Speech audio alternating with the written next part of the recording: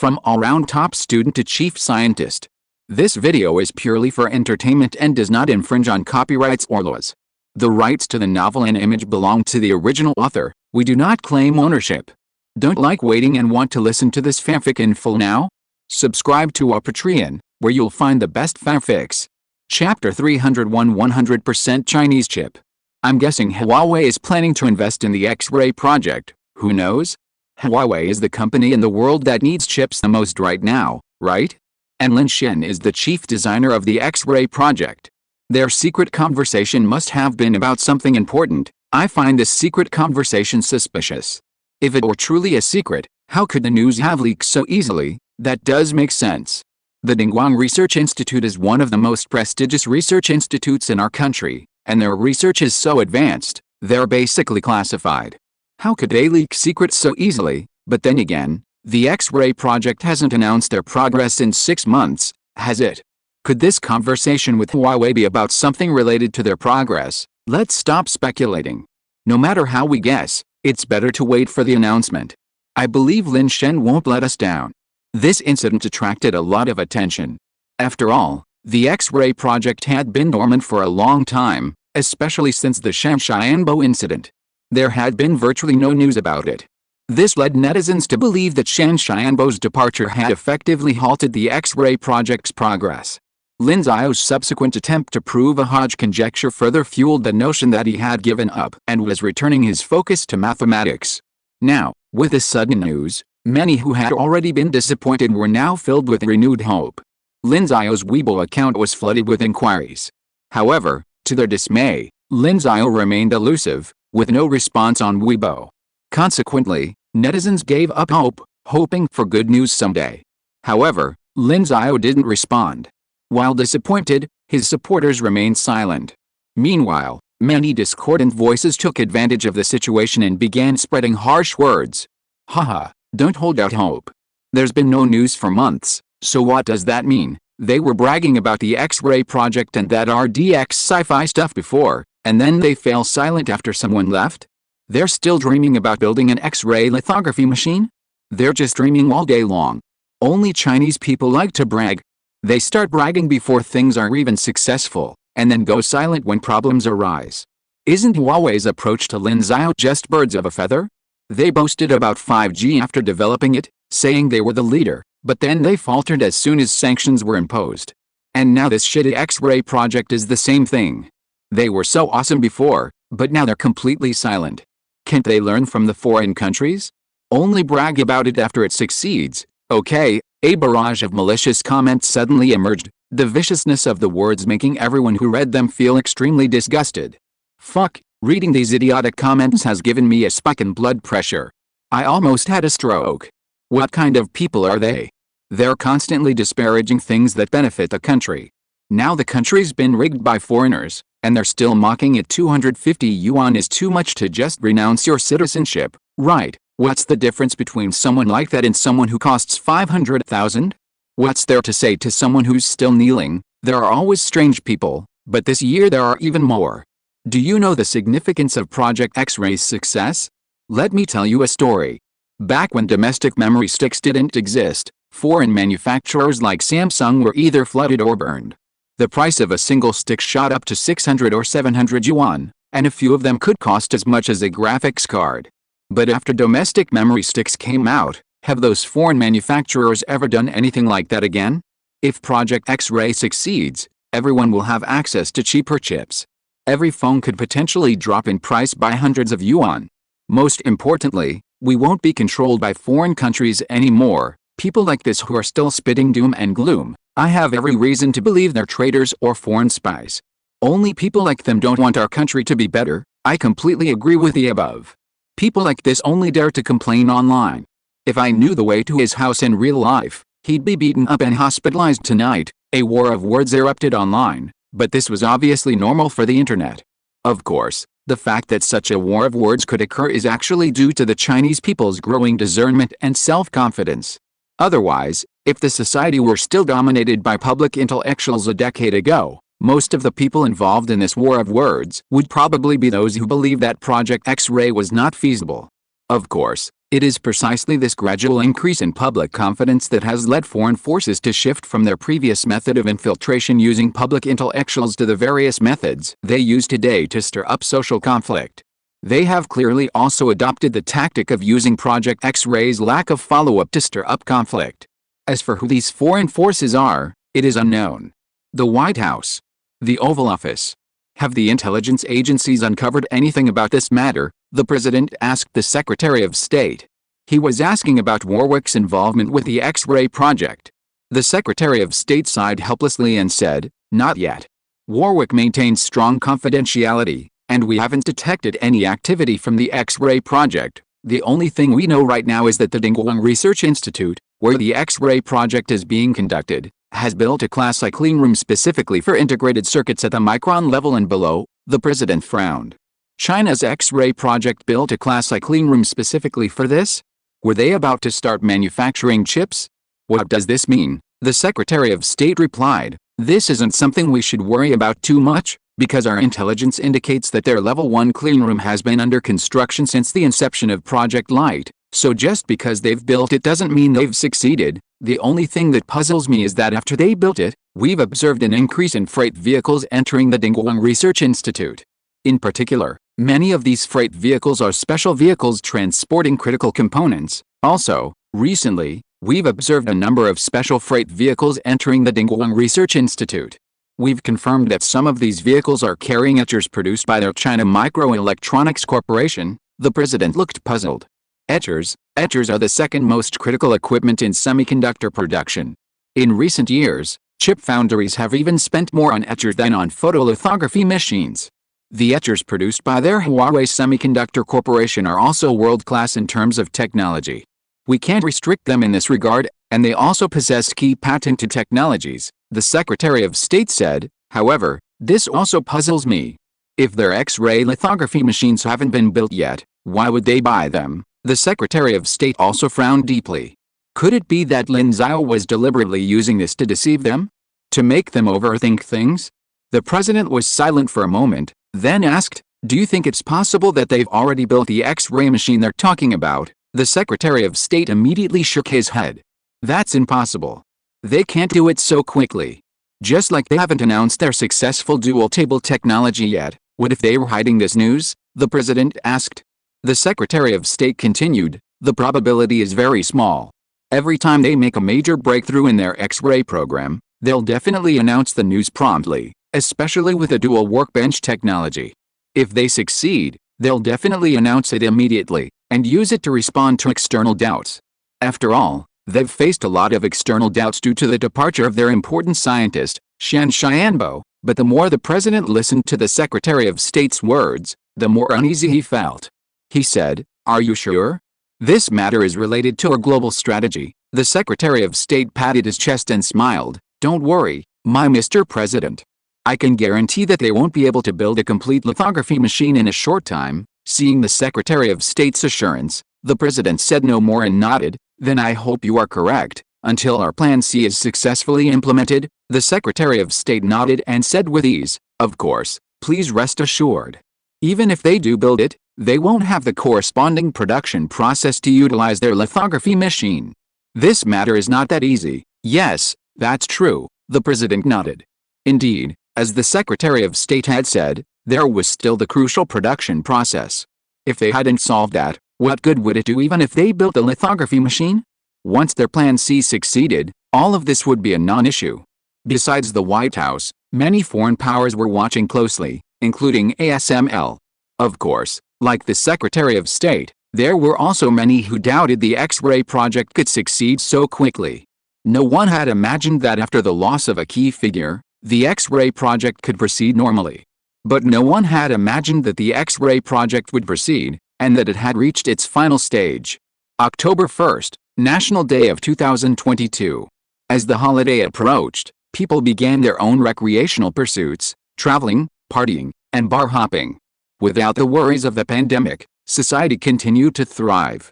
Meanwhile, at the Dingguang Research Institute, in the Class 1 cleanroom, unlike the empty workshop a month and a half ago, this time, the newly added furniture practically filled the room. These new furniture were, of course, the essential machines Lin Xiao had originally purchased for chip production. Etching machines, particle dosing machines, oxidation furnaces, deposition equipment, and so on, gave the entire workshop a much more upscale look. Meanwhile, in a relatively empty area of the workshop, Lin Xiao stood at the front, facing everyone involved in the X-ray project.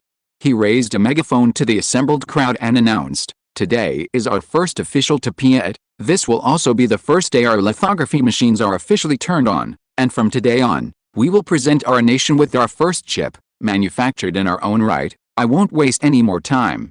Everyone, return to your posts and begin your first work." Everyone present responded excitedly, "Yes." Then, they quickly dispersed, heading to their respective stations, ready to begin their first TPET. TPET is a crucial step in chip production. Simply put, it's the trial production of a chip. Of course, TPETs are generally for chip design companies. Whether the designed chip can achieve the expected performance is crucial for chip design companies. A failed TPET means they need to redesign the chip. However, Lin Xiao and his team were clearly not designing chips right now. After all, the Kirin 9000, the chip they were about to produce, was already a highly successful one. Their TPET was to verify whether their production process could produce the chip. Naturally, Lin Xiao was extremely confident. Everyone quickly took up their posts, awaiting the command to power on the equipment. Lin Xiao was already standing next to the main power switch. Nearby, Yang Caping, Chen Yuanjun, Kong Huan, and others all looked at him, waiting for him to flip the crucial switch. Lin Xiao closed his eyes, and after a moment's wait, he flipped the switch. All equipment in the workshop powered on. Then, the staff at their respective posts began their work. A silicon wafer, evenly coated with photoresist, was placed into their X-ray lithography machine. A robotic arm carried it to a workbench, where it was scanned and the lithography process began. Invisible and colorless X-rays, carrying immense energy, passed through the RDX pure silicon crystal lens and shone onto the photoresist. Those beams of X-rays, like 3.56 nm knives, carved a nanoscale city from the seemingly plain silicon wafer. A forest of nanoscale skyscrapers was excavated. From the perspective of an atom, it might have resembled a cyberpunk city. From a human perspective, however, a technological artifact representing the culmination of all human wisdom was born. And this was also a 100% domestically produced chip. Chapter 302 X-ray is the best in the world. It was 7:28. Ma Gaolian was sitting at the table at home, eating with his family, the TV on, watching. Naturally, he was watching the news. As someone within the system, working at the Science and Technology Bureau, he was deeply concerned with domestic news. However, today was National Day, so naturally, most of the news was related to the holiday, such as the number of tourists and meetings. There wasn't much going on. However, the time indicated that the news had reached its final 2 minutes. Ma Gaolian assumed that the news was almost over, and it would soon be the turn of the two anchors to gather their scripts. He lowered his head and ate a few more mouthfuls of food. A moment later, he heard the anchor say, "That's all for today's news." However, before she could even utter the last two so far, her voice paused. Ma Gaolian was startled, thinking the female anchor was about to take out another loan to go back to work. But when he looked up, he was stunned. Because a hand appeared on the screen, seemingly handing the female anchor a note. Seeing this, Ma Gaolian's heart skipped a beat. Could there be some urgent news? Of course, this scene would only appear if it was urgent news. After all, it was almost 7:30. CCTV1 was very strict with its program schedules, so it was basically impossible for them to be delayed. Thinking of this, Ma Gaolian immediately put down his bowl and stared at the female anchor on the screen, eagerly waiting for the news she would reveal. At this point, the female anchor, though surprised, quickly took the note and glanced down. A look of immense delight suddenly appeared on her face. She then raised her head, facing the camera, and announced, "Breaking news. Just now, my country's X-ray project has officially produced its first 5nm chip. Reportedly, this chip is the Kirin 9000, manufactured by Huawei Haze, a Chinese company. It's now being reproduced using an independently developed X-ray lithography machine." At this, the anchor's face shifted from her usual professional smile to a genuine, excited one. "Please salute every scientist in the X-ray project. With this, we can declare that my country's semiconductor industry has once again risen." Meanwhile, Margalian, watching from the TV, was stunned. What?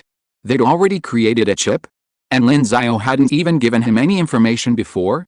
Next to him, his wife was watching the news and exclaimed in amazement, "Wow, they really built it? This X-ray project is quite impressive. Wasn't everyone online saying it couldn't be built?" She turned to her husband and asked, "Hey, old ma, haven't you been following the X-ray project? Did you know anything about it?" "I don't know anything," Margalian replied, then stood up, took out his phone, and called Lin Xiao. The call was connected shortly. Without waiting for Lin Xiao to speak first, Margalian couldn't wait to say, "Chief Engineer Lin, why didn't you tell me that you succeeded?" Lin Xiao's laughing voice came from the other side. "I was planning to give you a surprise," Margalian said helplessly. "Your surprise is really sudden, but then again, how did you know so quickly?" "I was watching the news. It was almost over. I thought it was over, but they suddenly interrupted with an urgent news and mentioned your case." Lin Xiao suddenly realized. "I said, we only notified CCTV 10 minutes ago. I didn't expect them to react so quickly." 10 minutes ago. Margalian was stunned and asked, "You mean you succeeded 10 minutes ago?" Lin Xiao on the other end of the phone smiled. "Strictly speaking, we produced 12,412 chips 3 hours ago, and then tested all these chip circles. It was not until more than 10 minutes ago that we got the test results, a 95% yield rate." 95% yield rate? What level is that? TSMC's 5nm chip yield rate was about 80% 2 years ago, and it should be 90% this year. Ours is 95%, 5% higher than theirs. Lin Xiao's tone was calm, but Margalian could still hear the excitement hidden in it. Yes. Who wouldn't be excited? How much have they suffered because of the bottleneck in semiconductors? And now, they have finally broken the situation. As someone from the Science and Technology Bureau, Margalian knows how hard one this is. From the inside out, from head to toe, the excitement is almost overflowing from his heart, and it can be seen in his slightly trembling body, but his mind is blank at this moment. At this moment, he is almost speechless. After a while, Lin Xiao's voice came from the other end of the line. "Director Ma." Margalian finally regained his composure. He let out a long sigh and said, "Chief Engineer Lin, thank you. Please also convey my gratitude to everyone involved in the X-ray project." Lin Xiao smiled. "No need to thank me. As for asking me to convey it, that's certainly no problem." Margalian: "Okay, thank you then. Never mind. I'll just come over and thank them in person." "That's not necessary. I've already given them the day off, and they're almost ready to leave now." "Oh, so maybe next time," Margalian said regretfully. They said no more and hung up. After putting down the phone, Margalian returned to the sofa and sat down. After sitting there quietly for a long time, a smile suddenly broke out on his face. He hadn't smiled like that in a long time. His wife, who was cleaning up the dishes nearby, saw her husband like this and smiled too. Her husband, for many years, had been talking about these lithography machines and chips countless times, and hadn't slept well for countless times. He was probably the happiest person to hear this news today. Shaking her head, she continued to clear the dishes. Meanwhile, Lin Xiao hung up the phone. Similarly, he was sitting in his office outside the clean room. Leaning back on the sofa, a nostalgic expression crossed his face. Back when he was still in France, he'd already dreamed of building a lithography machine for China. And it's been so long since that initial idea became reality. Finally, their X-ray lithography machine had been successfully developed, and it had completely produced its first chip. Of course, strictly speaking, it wasn't the first, but rather one of the first batch. However, in a more precise sense, there was a first. He reached into his pocket and pulled out a small, square piece, approximately 100 square millimeters. Holding it to the light, its surface diffracted a rainbow of colors. This chip was the first to be carved by X-rays during the production process, and Lin Xiao had saved it for his own collection. Looking at it, a smile crossed Lin Xiao's face again. It was truly perfect. At that moment, a belated system voice echoed through his mind. "Congratulations, host. You led a weak team to complete the design, production, and assembly of an X-ray lithography machine from scratch, and successfully produced a chip. You have also demonstrated unparalleled leadership. Taking into account all your performance throughout this process, you are hereby rewarded with 1,500 mathematics experience points, 2,000 physics experience points, 1,500 chemistry experience points, 1,500 material science experience points, 100 truth points, and the engineering designer aura. Congratulations on reaching level 4 in chemistry. Your current level is 4, 1,200, 5,000, engineering designer aura. When the host takes on the engineering leadership of a major scientific and technological project again, your overall project design capabilities will be significantly enhanced. Hearing the system's voice, Lin Xiao's eyes lit up. Finally, the system spoke. He had been frustrated for a while when the system hadn't said anything after he built the lithography machine, but now, hearing such a generous reward, he was finally happy. That said, after all this time spent, if the system didn't offer any rewards, it would be quite unsystematic. 4 subjects, totaling 6,500 experience points, was a good deal. While it might seem small, he'd made considerable use of the system throughout the entire process, so gaining so much was quite impressive. He was also pleasantly surprised by the aura. While it might only be a small amount in the short term, it would definitely be helpful once he embarked on another major project. Reviewing all his gains, Lin Xiao nodded in satisfaction. Excellent. Of course, there was another point. Reaching level 4 in chemistry also increased his brain development by 0.5%, bringing his brain development to 9.35%, finally breaking through 9%. 10% was getting ever closer, and he was really looking forward to what it would be like to reach above 10%. Pursing his lips, he decided to wait until he reached a few more levels. Without further ado, Lin Xiao pulled out his phone and quickly saw several push notifications about news reports, including the development of a lithography machine and the use of it to create chips. Apparently, this incident had spread all over the internet. Thinking of this, Lin Xiao couldn't help but smile. Every Chinese person should be happy right now, right? Of course, he was happy too. Well, I'm so happy today, I should share it, so he went to Weibo, logged into his account, and after a long moment of thought, finally posted a status, X-rays are the best in the world. It was accompanied by a photo of the first chip in his hand. Chapter 303 Barbecue's Secretary of State. Every urgent news interruption garners nationwide attention. This one, especially as it happened right before the show was about to end, seemed even more significant. Within half an hour, a trending search titled Urgent News Interruption topped the trending search list. Of course, the urgent news interruption only discussed the incident, not the specific news interruption itself. Clearly, it was the news interruption that shocked netizens nationwide. The X-ray project had actually succeeded? And so suddenly, their X-ray lithography machine had already been built? Of course, that wasn't the main point. The most crucial thing was, what was the news interruption saying? They'd even built a chip? The Kirin 9000, for that matter? This string of news stories completely stunted every Chinese citizen who saw it. Wasn't the internet buzzing just a month ago about a key talent leaving and the entire project stalling? I remember the entire internet was abuzz with heated arguments about this matter.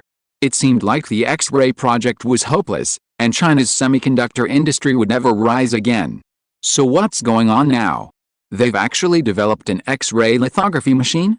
I wonder how many people have time traveled to the time when China was just developing one. Those familiar with semiconductors were even more shocked.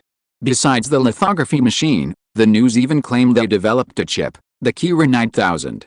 How is that even possible? Isn't it a bit too incredible, no matter how you look at it? Anyone who follows the mobile phone or semiconductor industry knows that Huawei's chip manufacturing was stopped by TSMC for well-known reasons, marking the end of Huawei's domestically produced chip. The only possibility for Huawei's revival is for China to independently develop and manufacture semiconductors, and to do so, it must be world-class manufacturing technology. The key to this chip is its 5nm process. Producing 5nm chips requires the world's most advanced lithography technology. Currently, only TSMC and Samsung possess this technology. Even if the latter's claim of a 5nm process is a ripoff, they've consistently ranked at least second in the world in terms of technology. So, how could producing a 5nm chip be so easy? Developing such a process certainly takes a long time, at least a year. Crucially, they have the technical expertise to achieve such a rapid breakthrough. So, what's going on with their X-ray project? They just built the lithography machine, and then they figured out the manufacturing process technology along the way? Even cheating isn't that outrageous. Unless they were already developing this process when the X-ray project was first launched, and that process was done without physical components, relying solely on theory and computer software to develop it. And now, on their first use, they've achieved immediate success. This would be realistic, but even if it were realistic, it was still a bit far-fetched. Could such a process really be developed using such an outrageous method? However, the news was right in front of them, and even if they didn't believe it, they had to believe it now. So, every netizen, in shock, took to the internet, tapping away on their keyboards and phones. On major domestic platforms, nearly all of the top 10 trending searches were about domestic lithography machines and domestic chips, and the popularity was skyrocketing. For example, a question on a certain website's trending search list: how do you comment on the urgent news broadcast about the success of the X-ray project and the production of the Kirin 9000, shot to the top of the trending list within an hour, reaching 30 million views, 5 million views, and nearly 2,000 responses. For a question that had only been posted for an hour, this level of popularity was undoubtedly astonishing. On Weibo, 4 trending searches ranked in the top 10, with the number 1 being urgent news interruption. Upon opening this trending search, the first one was from CCTV News, essentially a rehash of the previous female news anchor's remarks. It was short, but as the saying goes, few words mean a lot. The comments under this trending search have already exceeded 50,000 and are heading towards 100,000. Besides this number 1 trending search, the second one was X-ray Project Complete Success, which was almost as popular as the first, practically on par with the first. The remaining 2 trending searches ranked 4th and 6th, respectively.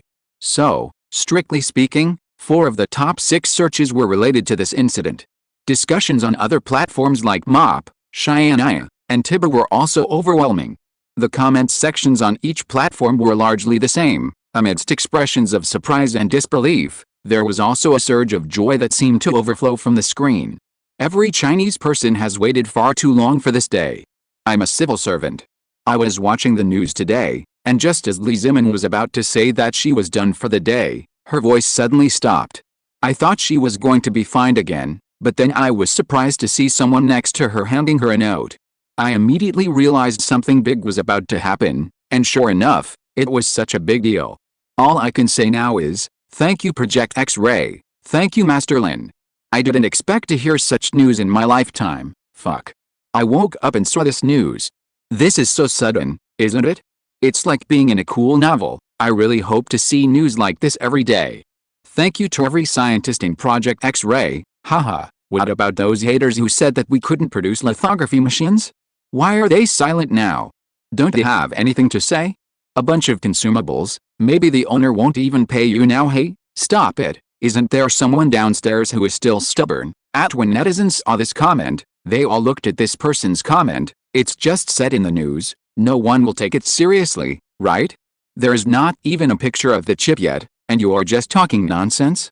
You don't even need to draft your bragging now, right? Look at a group of people who are all bragging about themselves. It's really funny, and even if they have it, so what?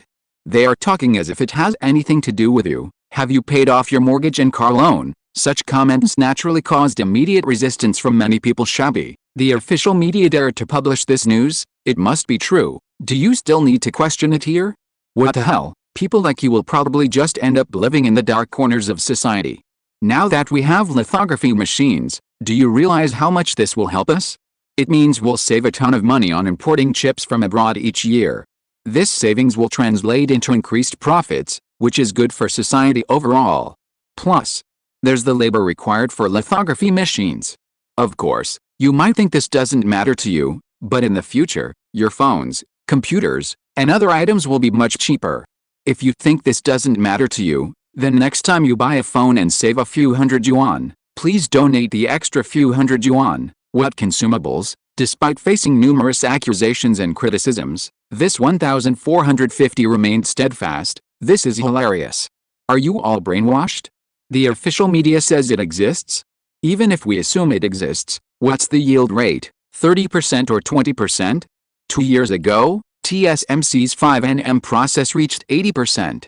Guess what it will be this year? This comment, 1450, further infuriated people. sparking a new war of words. Finally, one netizen posted, reply to @1450, go check out the new Weibo post by @Lin Xiao @Lin Xiao. See if it's there. Other netizens, watching the heated debate with high blood pressure, suddenly saw this news and became curious. Lin Xiao had also posted a Weibo post. Temporarily lowering their blood pressure, they visited Lin Xiao's Weibo account and, sure enough, saw a post. X-rays are the best in the world. Image. Seeing this post, netizens couldn't help but feel amused. X-rays are the best in the world? What was Lin Xiao hinting at? Was he implying that their technology had reached the top? Of course, compared to these insignificant details, the picture Lin Xiao had posted caught people's attention even more. In the picture, there was a small, multicolored square, about the size of a fingernail. It was immediately apparent that this tiny square was a chip. So, the chip in Lin Xiao's hand must be the Kirin 9000 they were producing? Netizens were instantly excited. Lin Xiao had even released a photo of the chip, proving beyond a shadow of a doubt that they not only had the lithography equipment but were also capable of producing it. At this point, any further doubts were now firmly refuted. So, one after another, these netizens excitedly returned to the commenter 1450, launching into a frenzy of mockery. In the end, 1450 continued to complain about the yield rate, but perhaps unable to withstand the growing barrage of criticism, he deleted his comment. Of course, there were many others like 1450, and similar derogatory comments could still be heard, but they were eventually drowned out by the growing number of comments from overjoyed netizens, making them difficult to detect. It was such a grand occasion, as if the entire Chinese internet community had joined in the celebration. It was probably 10 times more lively than when Zhou released a new song this year. However, such enthusiasm was perfectly natural. China finally had its own lithography machine, and the limitations it had once faced were now a thing of the past. How could everyone in China not be delighted? Thus, this National Day was made even more festive by this unexpected gift. However, compared to the nationwide celebration in China, the situation abroad was completely different. The White House. In the Oval Office. Fuck, crack, the furious president was furious in his office, throwing a large pile of objects on the floor. The others in the office were utterly silent upon seeing this scene. Of course, they all knew the reason for the president's anger. That X-ray project actually succeeded. Upon hearing the news, everyone's first reaction was disbelief. Hadn't all the previous intelligence and assessment stated that the X-ray project wouldn't succeed in the short term? How could it suddenly succeed now? However, upon learning that the news was coming from official media, the most serious of them all, they fell silent. Surely the other side's official media wouldn't just interrupt with an emergency announcement to announce fake news? Seeing the president's furious expression, they knew they were all going to get a beating today. Meanwhile, the president picked up a button-shaped ornament on the table and was about to throw it. But then, realizing it wasn't something he could throw, he quickly put it back down and turned to look at the people nearby, who were practically sweating from his gesture. To avoid embarrassment, he snorted coldly, "Why hasn't the Secretary of State arrived yet?" Just then, there was a knock at the door. The Secretary of State entered. His usual confidence vanished. With sweat dripping from his forehead, he approached the president and called out, "Mr. President, my Secretary of State, do you remember what you said?" The president exclaimed angrily. I remember." The Secretary of State hadn't forgotten at all. He had said that if the X-ray project could be successful in a short period of time, he would resign. Who would have thought that just 1 month later, his words would come true? Not only did they succeed, but they succeeded so quickly. The president snorted coldly, "So, are you going to write me a letter of resignation? Or do you want me to fire you?" The Secretary of State wiped his sweat. The president had great power and could fire him at any time, but it was obvious that he didn't want to leave his current position yet. He said, "Mr. President, please give me one more chance. Even if their X-ray project succeeds, we still don't know their yield rate. They can't even produce 10 nm chips right now. Even with their new lithography machine, their yield rate might not be up to par." After his outburst, the president had regained some composure. He didn't really want the Secretary of State to resign, so he asked coldly, "How can you prove it?" Seeing that the president seemed willing to give him a chance, the Secretary of State's face lit up, and he quickly said, "Don't worry this time. Their process is definitely substandard. According to the data we collected from chip foundries like TSMC and Samsung, even achieving a 60% yield rate is difficult. Unless they have rigorous technical training, they can't achieve a high yield rate the first time. Remember, they've never had a process 10 nm or below, but regardless, they may have actually produced that X-ray lithography machine. The Secretary of State still felt a little hesitant to say this. For him, this matter was not only beyond his control, but also beyond his understanding. He then continued helplessly, "So, Mr. President, we may actually have to open up sales of UV lithography machines. We might even have to resort to dumping. Furthermore, we need to relax restrictions on those foundries and allow them to produce. Otherwise, I can't guarantee that their manufacturing process will be able to achieve a breakthrough." The president's face darkened. Everything was fine before, he'd just refused to sell, irritating them to death. But now? They were actively selling. This turn of events was difficult for him to accept, but he had to accept it. His tone once again tinged with annoyance. "Then pray that your plan succeeds this time, or I won't give you another chance," the Secretary of State quickly said. "Yes, President, believe me, the production process is not likely to be top-notch." However, at this moment, there was another knock on the door, and a staff member entered, saying, "Mr. President, we just received intelligence that the X-ray project's yield rate may have reached 95%, at least above 90%. As he finished speaking, he noticed that the atmosphere in the office seemed to darken. Their president, however, cast an indifferent gaze at the Secretary of State beside him. As for the respected Secretary of State, a look of disbelief crossed his face at the news he had revealed. Meanwhile, a damp spot gradually appeared on the back of his white shirt, and the area became increasingly larger. Clearly, it was sweat. What was going on? The staff didn't understand, but the Secretary of State understood perfectly. It was over. Barbecue. If you're listening to this novel on a channel other than Fanfic World, it means they downloaded and uploaded it without effort. We cordially invite you to visit our channel, Mundo Fanfic Novelis. There you'll find the original version of this story, and you can explore many other novels of various genres. We're waiting for you to immerse yourself in a world of incredible novels. Chapter 304, Those who resigned resigned, those who were fired, and those who were arrested were arrested. ASML, Netherlands.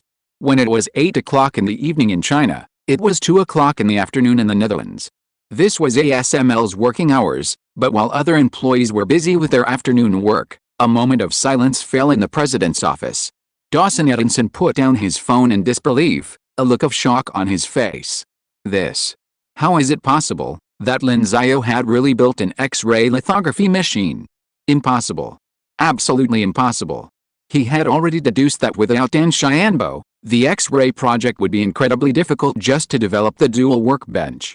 And they hadn't announced any progress in so long, so how could they suddenly succeed now? He found it completely unbelievable. However, he remembered that the person who had just called him was one of their major shareholders and also a prominent figure in the White House.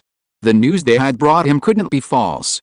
Moreover, they had said it, and even Chinese official media had reported on it, which made it absolutely certain that it was true. So, at that moment, Dawson Edinson felt as if the sky was falling, as if God had said they were done with him. He was probably more anxious about this than anyone else in the White House. While the White House's drastic reaction to the X-ray project's success was driven by political considerations, ASML, as the world's only company with UV lithography production technology, was arguably the only competitor to the X-ray project. Therefore, from a financial perspective, the X-ray project's success posed a significant threat to them. While politicians might be comfortable with nothing to worry about today and no worries about the aftermath, for a company like ASML, even a single dollar's loss could cause them anxiety, let alone a formidable competitor. This meant that ASML, once the world's dominant player, was suddenly no longer the sole monopoly. With a rival threatening their position, especially one with a powerful backer, their attempts to eliminate it through acquisition became impossible. How could ASML accept such a disparity? They couldn't even offer comfort in their manufacturing process, as they weren't a foundry, they simply produced lithography machines. They lacked the necessary manufacturing expertise to fall back on. In short, it was as if he could already predict the stock price would plummet tomorrow. The more he thought about it, the angrier and more anxious he became. He realized he needed someone to vent his anger, so he called his secretary over. It was this person who had arrogantly concluded that the X-ray project couldn't succeed in that meeting 6 months ago, leading to his miscalculation. Remembering how he'd seemed to be in control of the situation at that meeting, Dawson Edinson wanted to kick him in the ass and tell him to get out. And that's exactly what he did. When the secretary came over to him with fawning compliments, he coldly told her the news.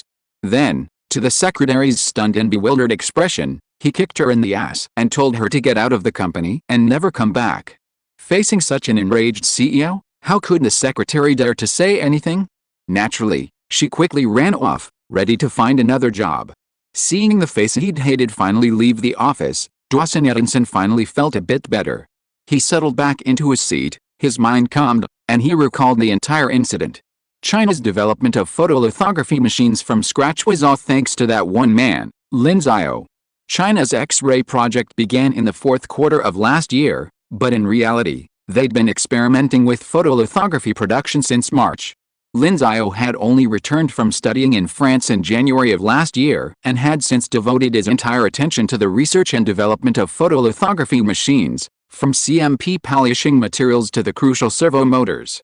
Today, thanks to Lin's encoders, China has successfully entered the ranks of high-end servo motors at a low cost. Later, this man continued to achieve breakthroughs, leading China to advance various technologies, even mastering the cutting-edge polishing technology mastered by Zeiss. He then proposed the X-ray lithography machine, a solution that, at the time, seemed completely impossible to almost everyone in the West. But clearly, they'd all been slapped in the face. X-ray machines. He leaned back in his chair, feeling somewhat dejected, feeling a deep sense of powerlessness. He'd previously believed that scientists were useless in the face of capital, like Shan Xianbo, whom he'd spent a fortune to recruit. Of course, besides Shan Xianbo, he'd also spent money to recruit numerous other scientists. He'd believed he'd long ago seen clearly that scientists couldn't compete with capital, let alone the power of a single scientist. But now, this sudden appearance of someone named Lin Xiao had finally made him realize that a scientist could truly compete with capital, even defeat it. He sighed deeply, not even thinking about how to respond. But at that moment, the office door suddenly opened. Dawson Edinson's brow furrowed. Who was so ignorant of the rules? Did they know to knock before entering the CEO's office? To his surprise, 3 people he knew entered. They were FBI agents. Hollenstein, the man in the middle, had come to investigate Lin Xiao's arrival at their lithography machine assembly plant. Mr. Edinson, we meet again, Hollenstein said with a smile. Agent Stein, what brings you here? Dawson Edinson frowned. What on earth would these scoundrels want from him now? Hollenstein raised an eyebrow and said, Oh? Mr. Edinson, have you forgotten something? Forgot what? Dawson Edinson asked, puzzled. You said in chapter 225 that if Lin Xiao helped China build a lithography machine, you would turn yourself in. Have you forgotten? Dawson Edinson was stunned, then his face darkened. Don't tell me you're here for this? I was just joking back then, haha, is it a joke? Let's talk about it after you get to our bureau, Hollenstein said with a smile, then his expression turned serious. We now suspect that when you invited Lin Xiao to your lithography machine assembly plant, you leaked technical principles prohibited by the Wassenaar Agreement. We'd like to invite you over for a few cups of coffee. Dawson Edinson's face darkened. Are you fucking crazy? They're making X-ray lithography machines, and I'm leaking X-ray machine secrets? Are you kidding? Hollenstein smiled. That's what I told you, let's talk about these things once you're inside. He gestured to the other 2 team members, who then stepped forward, restrained Dawson Edinson, and dragged him out, despite his struggles. The employees outside were shocked and, just as they were about to help, saw Hollenstein holding out his FBI ID. They stepped aside and allowed their CEO to be let out. Everyone looked at each other in bewilderment. Just now, the CEO's secretary had been fired by the CEO, and it seemed he'd even been kicked. And now, not long after, their CEO had fired himself? Of course, no matter what, even though they still didn't know what exactly had happened, it was clear that today's incident would definitely make the headlines tomorrow. So they all took out their phones, took pictures of their president being let out, and started rushing to post the headlines. Dingguang Research Institute, Lin Xiao's office. What? The U.S. Secretary of State resigned? And then ASML President Dawson Edinson was arrested by the FBI?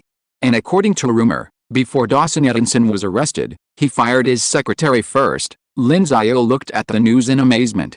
Could it be that these three people all got into trouble because of the lithography machine they created? That was interesting. Of course, the two who lost their jobs were fine, but why did Dawson Edinson end up in jail? Elsewhere, Kong Huan was also sitting in a chair, reading the news in his hand. He said, according to the news from Europe, Dawson Edinson leaked the lithography machine technology to us. He couldn't help but laugh. Is this guy being pushed out to take the blame? But Lin Xiao shook his head and said, that's one reason, but there's another. What's the reason? Kong Huan was stunned. Lin Xiao said, they want to use this incident to make others think that we didn't develop the technology completely independently, thereby reducing our role in the process. Kong Huan frowned. I see. These little tricks are really disgusting. Lin Xiao smiled and said, they've always been like this. Then he checked the time, stood up, and gave a slightly sarcastic look. Okay, let's get ready to divide the cake. Kong Huan was stunned, then nodded silently. Now that the X-ray project was complete, and even the process had been mastered, it was time to share the huge profits that would be brought. What do you plan to do? He asked. Lin Xiao said, let's see if the plan satisfies me. Yes, Kong Huan nodded. Then the two of them left the office and walked towards the conference room. Chapter 305 Angry Lin Xiao. Entering the conference room, quite a few people were already seated. They included government officials, people from companies like China Electronics Technology Group, Motor Microelectronics, and Huawei Semiconductor, and of course, many from research institutes. Since the meeting hadn't officially begun yet, everyone was busy talking. Ma Gaolian was also sitting there. He was the first to see Lin Xiao enter, so he immediately stood up and walked over to him, saying with a smile, Chief Engineer Lin, you're here, Director Ma. Lin Xiao nodded. The others in the conference room also stood up, smiling and greeting him. Hello, Chief Engineer Lin, finally meeting Chief Engineer in person. He's truly young. Chief Engineer Lin is young and promising. Our country is so lucky. Their words were filled with respect, mixed with flattery. One middle-aged man approached Lin Xiao and, reaching up to him, reached out to put his arm around his shoulder, saying, Chief Engineer Lin. However, Lin Xiao dodged his arm, avoiding the attempt. The man felt a momentary embarrassment, but quickly withdrew his hand, acting as if nothing had happened. He asked, Hello, Chief Engineer Lin. I'm Suze Hiking, General Manager of Magic City Microelectronics Equipment Company. I've always wanted to meet you, Chief Engineer Lin, but I didn't expect to see you until today. Lin Xiao looked puzzled. I don't recall hearing you wanted to meet me yesterday, but I declined. I've never heard you wanted to meet me before. Suze Hiking's face suddenly became even more embarrassed. Unexpectedly, Lin Xiao didn't offer to meet him. After a moment, he said, I was busy before. Lin Xiao shook his head and said, Forget it, General Manager Su, let's just take our seats. We'll talk later if there's anything. He then walked around and looked at the seats.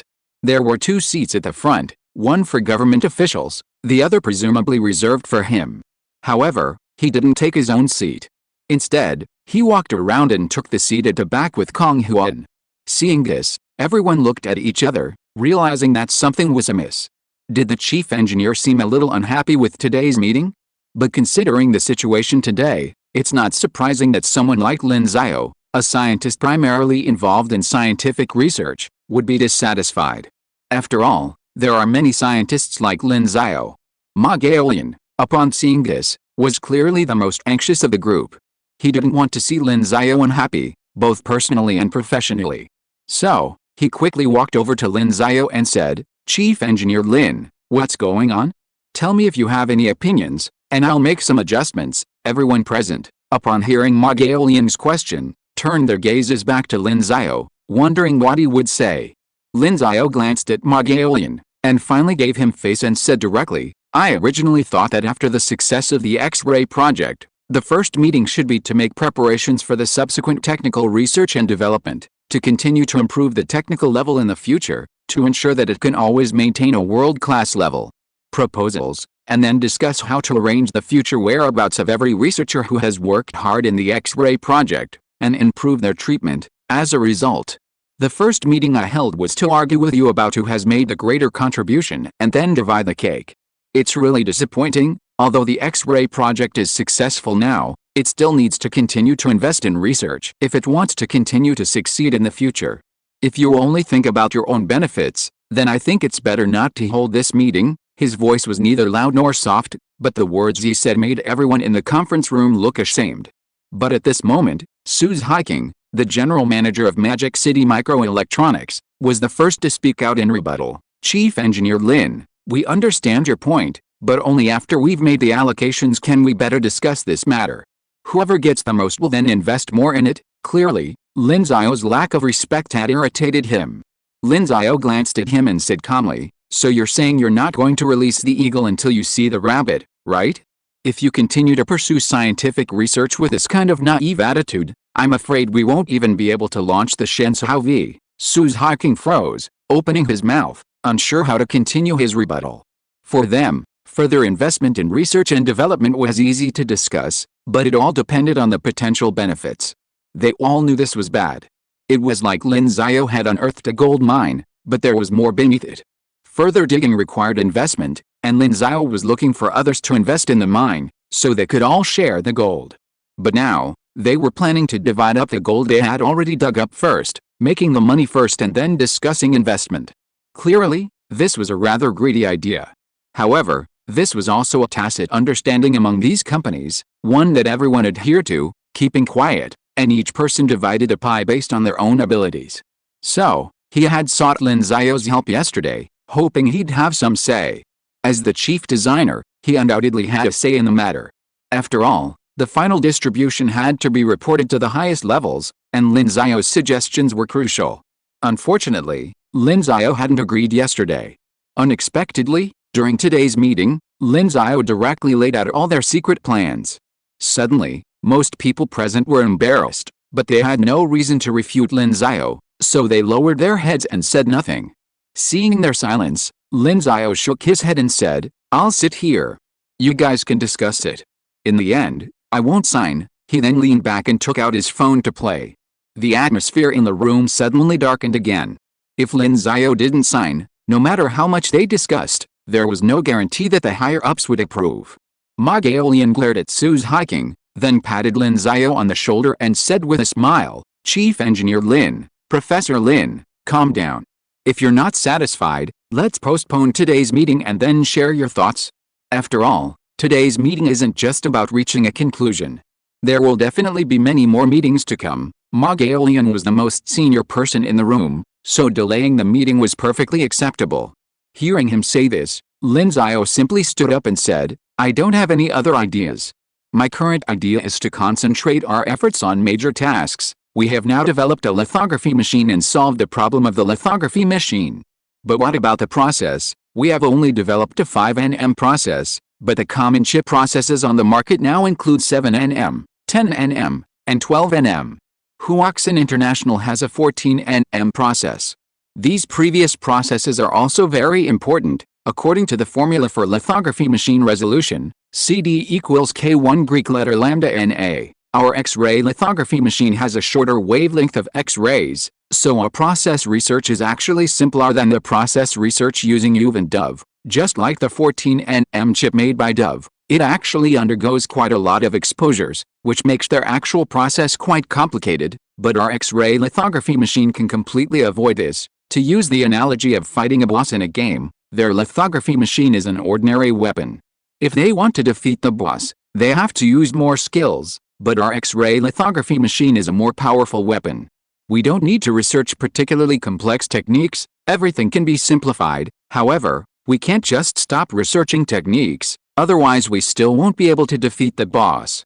So, my suggestion is that we set up a company similar to TSMC, which will specialize in researching X-ray lithography processes and take over the work of chip foundries. As for the company that produces X-ray lithography machines, we will also set up a separate one to continue researching technologies that can improve the performance of X-ray lithography machines. You want to share the profits? I've prepared 2 companies for you to divide up, but, said Lin Xiao, looking at the people present, I will strongly request that of the profits you earn, in addition to the necessary funds to maintain the company's operations and the bonuses used for scientific research talents. At least 50% of the remaining money needs to be used for R&D investment. I'm not worried that these two companies will not make money. Our X-ray lithography machine is definitely a better lithography machine than the UV lithography machine because we don't need a mask. We use a digital mask, which will save a lot of costs for those chip design companies, so they will definitely choose our X-ray lithography machine. In the future, X-ray lithography machines will not have to worry about sales. Secondly, our 5nm process will only be better than the 4nm process that TSMC is talking about now. This point will be emphasized in our upcoming press conference in a few days, so even if these two companies don't have leaders, I won't worry about not making money. So in the future, the leaders of these two companies must accept that at least half of the money their companies earn has nothing to do with them. The above is my requirement. Having said that, Lin Xiao looked at the people present. Sure enough, all the people present frowned tightly because of the conditions he mentioned. Obviously, they were very dissatisfied with this requirement.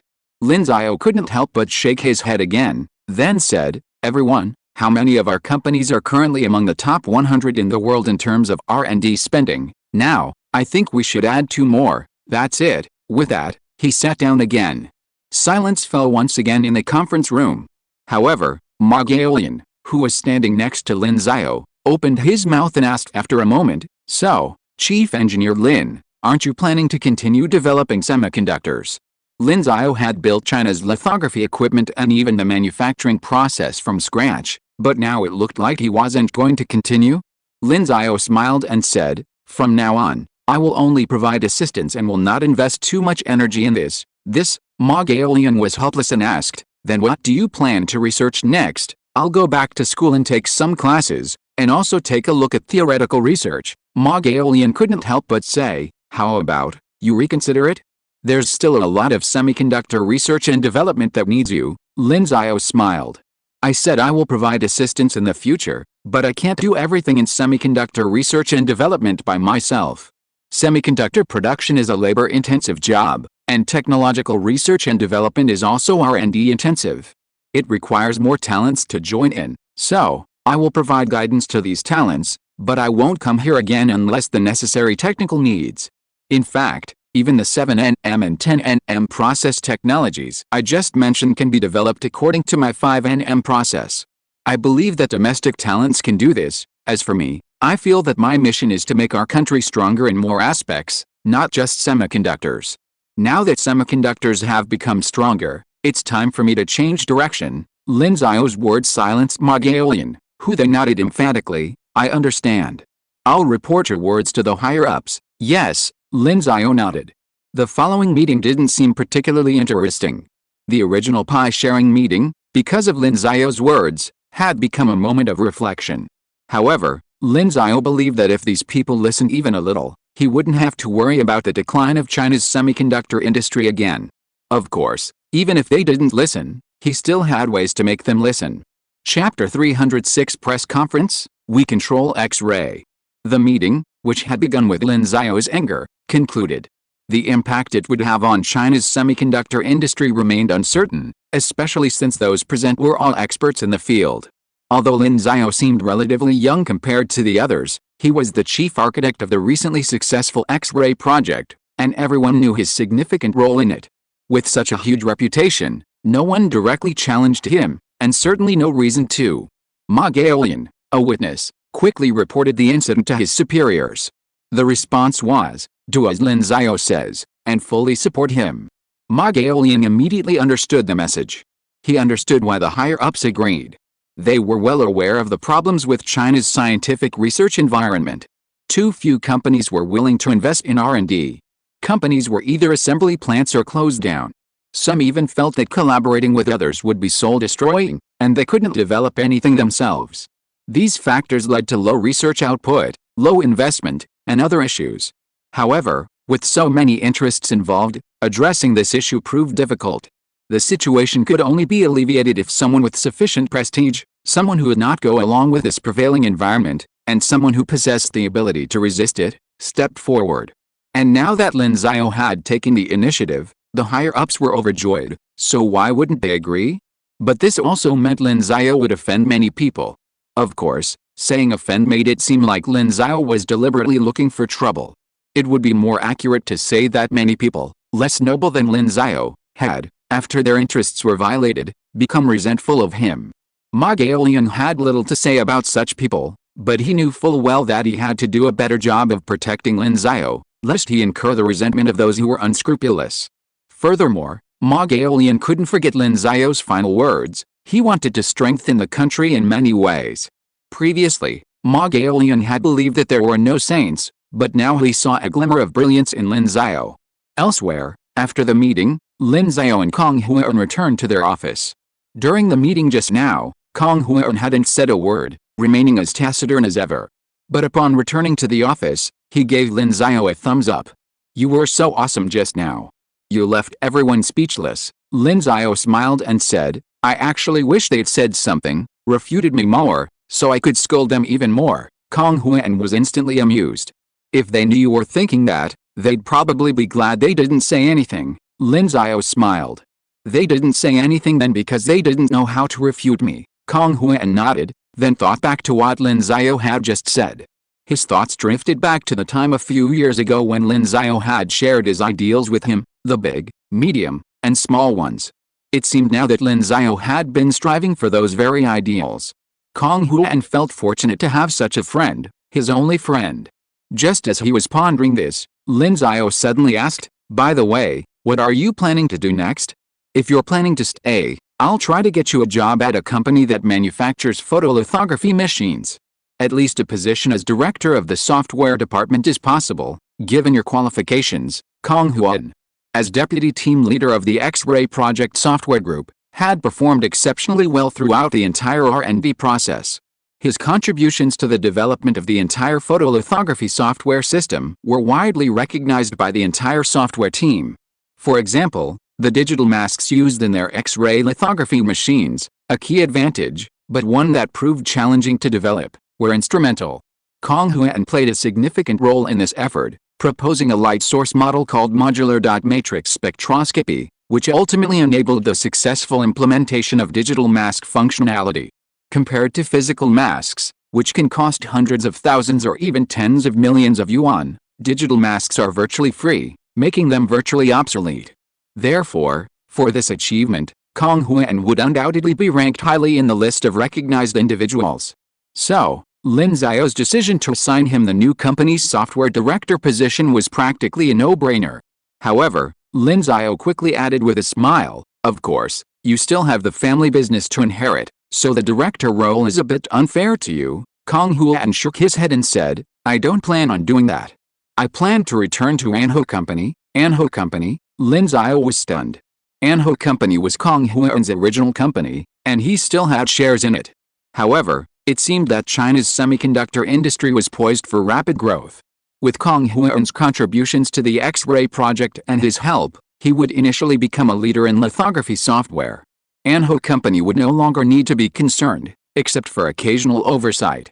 But what was Kong Huan doing now? Kong Huan said, "I plan to continue developing lithography software, starting with EDA software." EDA software? Lin Xiao was stunned. Kong Huan said, "You helped us build the hardware. I think it's time for me to play a role in the software. This time working on the X-ray project, I've seen that I have potential in this area." Lin Xiao was silent for a moment, then smiled, patted Kong Huan on the shoulder, and said, "Brother, since you're going to do this, then go for it. I'll support you." Kong Huan smiled and said, "Okay." Lin Xiao nodded, then checked the time and said, "Well, it's getting late. Let's go get dinner together." "Okay," Kong Huan agreed. But just as the two were about to leave, Lin Xiao's phone rang. He looked at the caller and was startled. It was Suda. Suda was the Chinese high-energy physicist he had met at CERN. Why was he calling at this time? After the call was connected, he said, "Suda, it's been a while. Why did you think of calling me?" Suda said, "Lin Xiao, maybe I should call you Chief Engineer Lin now." "Haha, I'm here to apologize." Lin Xiao was stunned. "Apologize?" Suda apologized. "When ASML approached you about collaborating, I felt you shouldn't have agreed.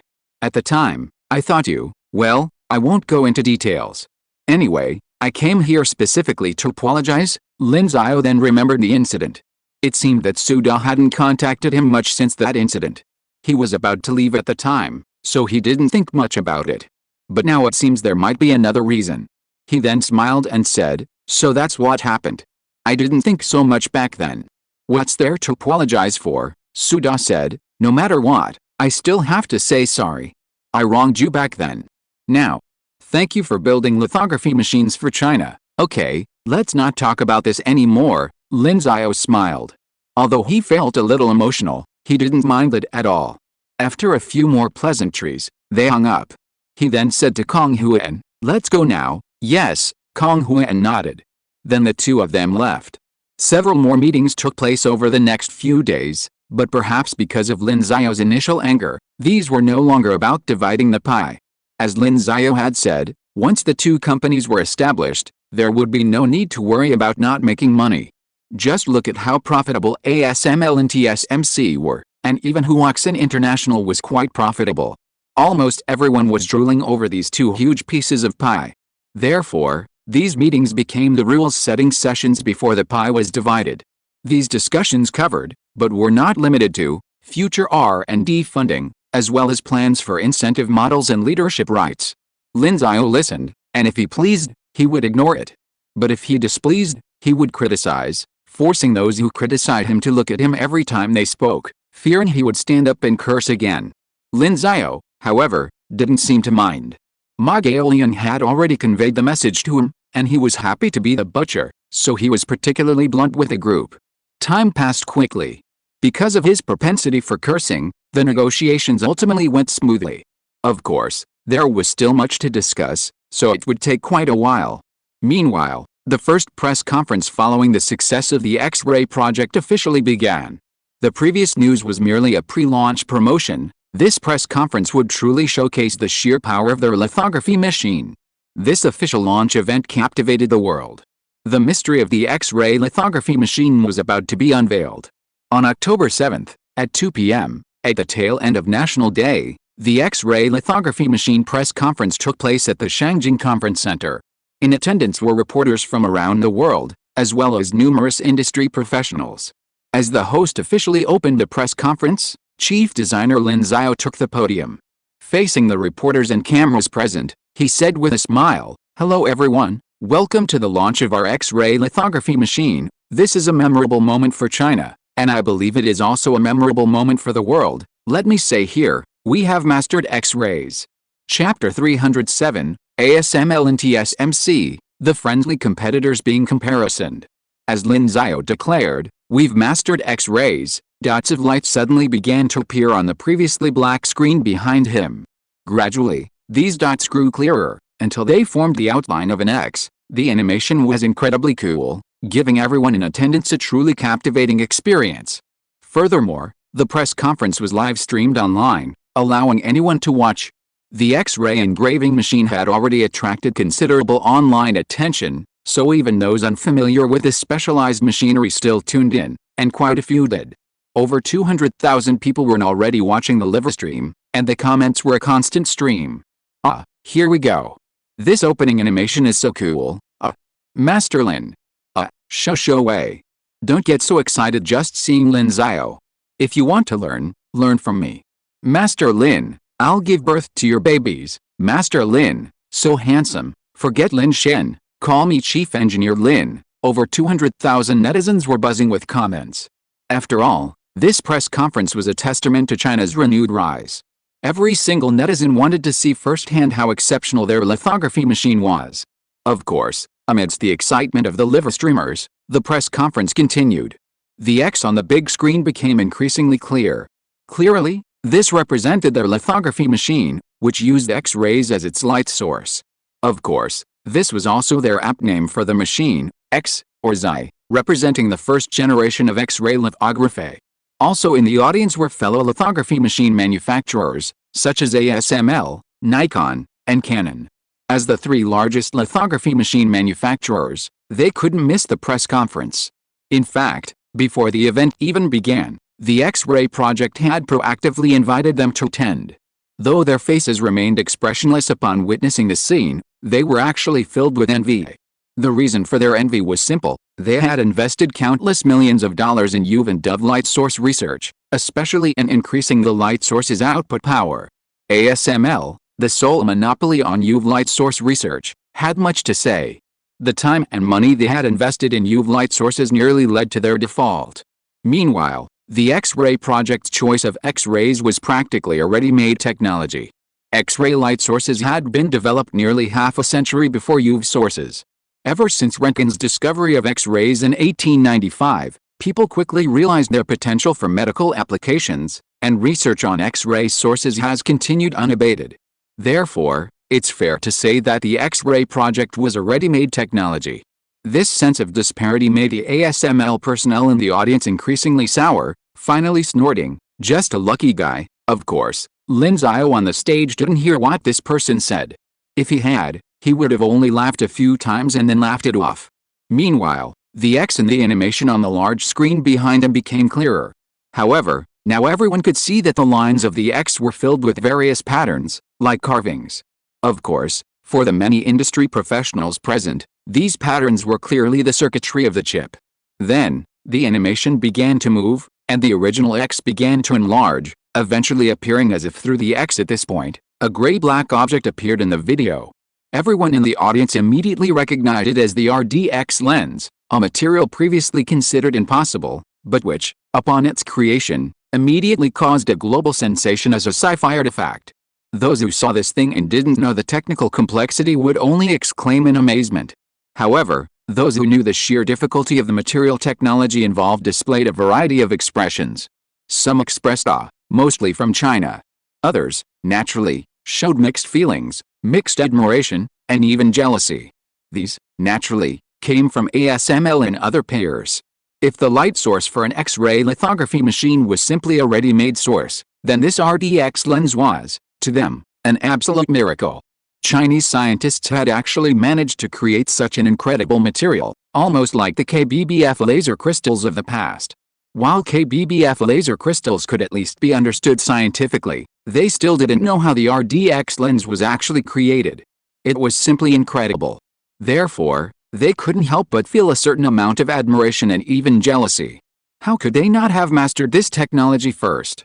The image on the stage zoomed in again, passing through the RDX lens and gradually zooming out, revealing the full view of the X-ray lithography machine before everyone.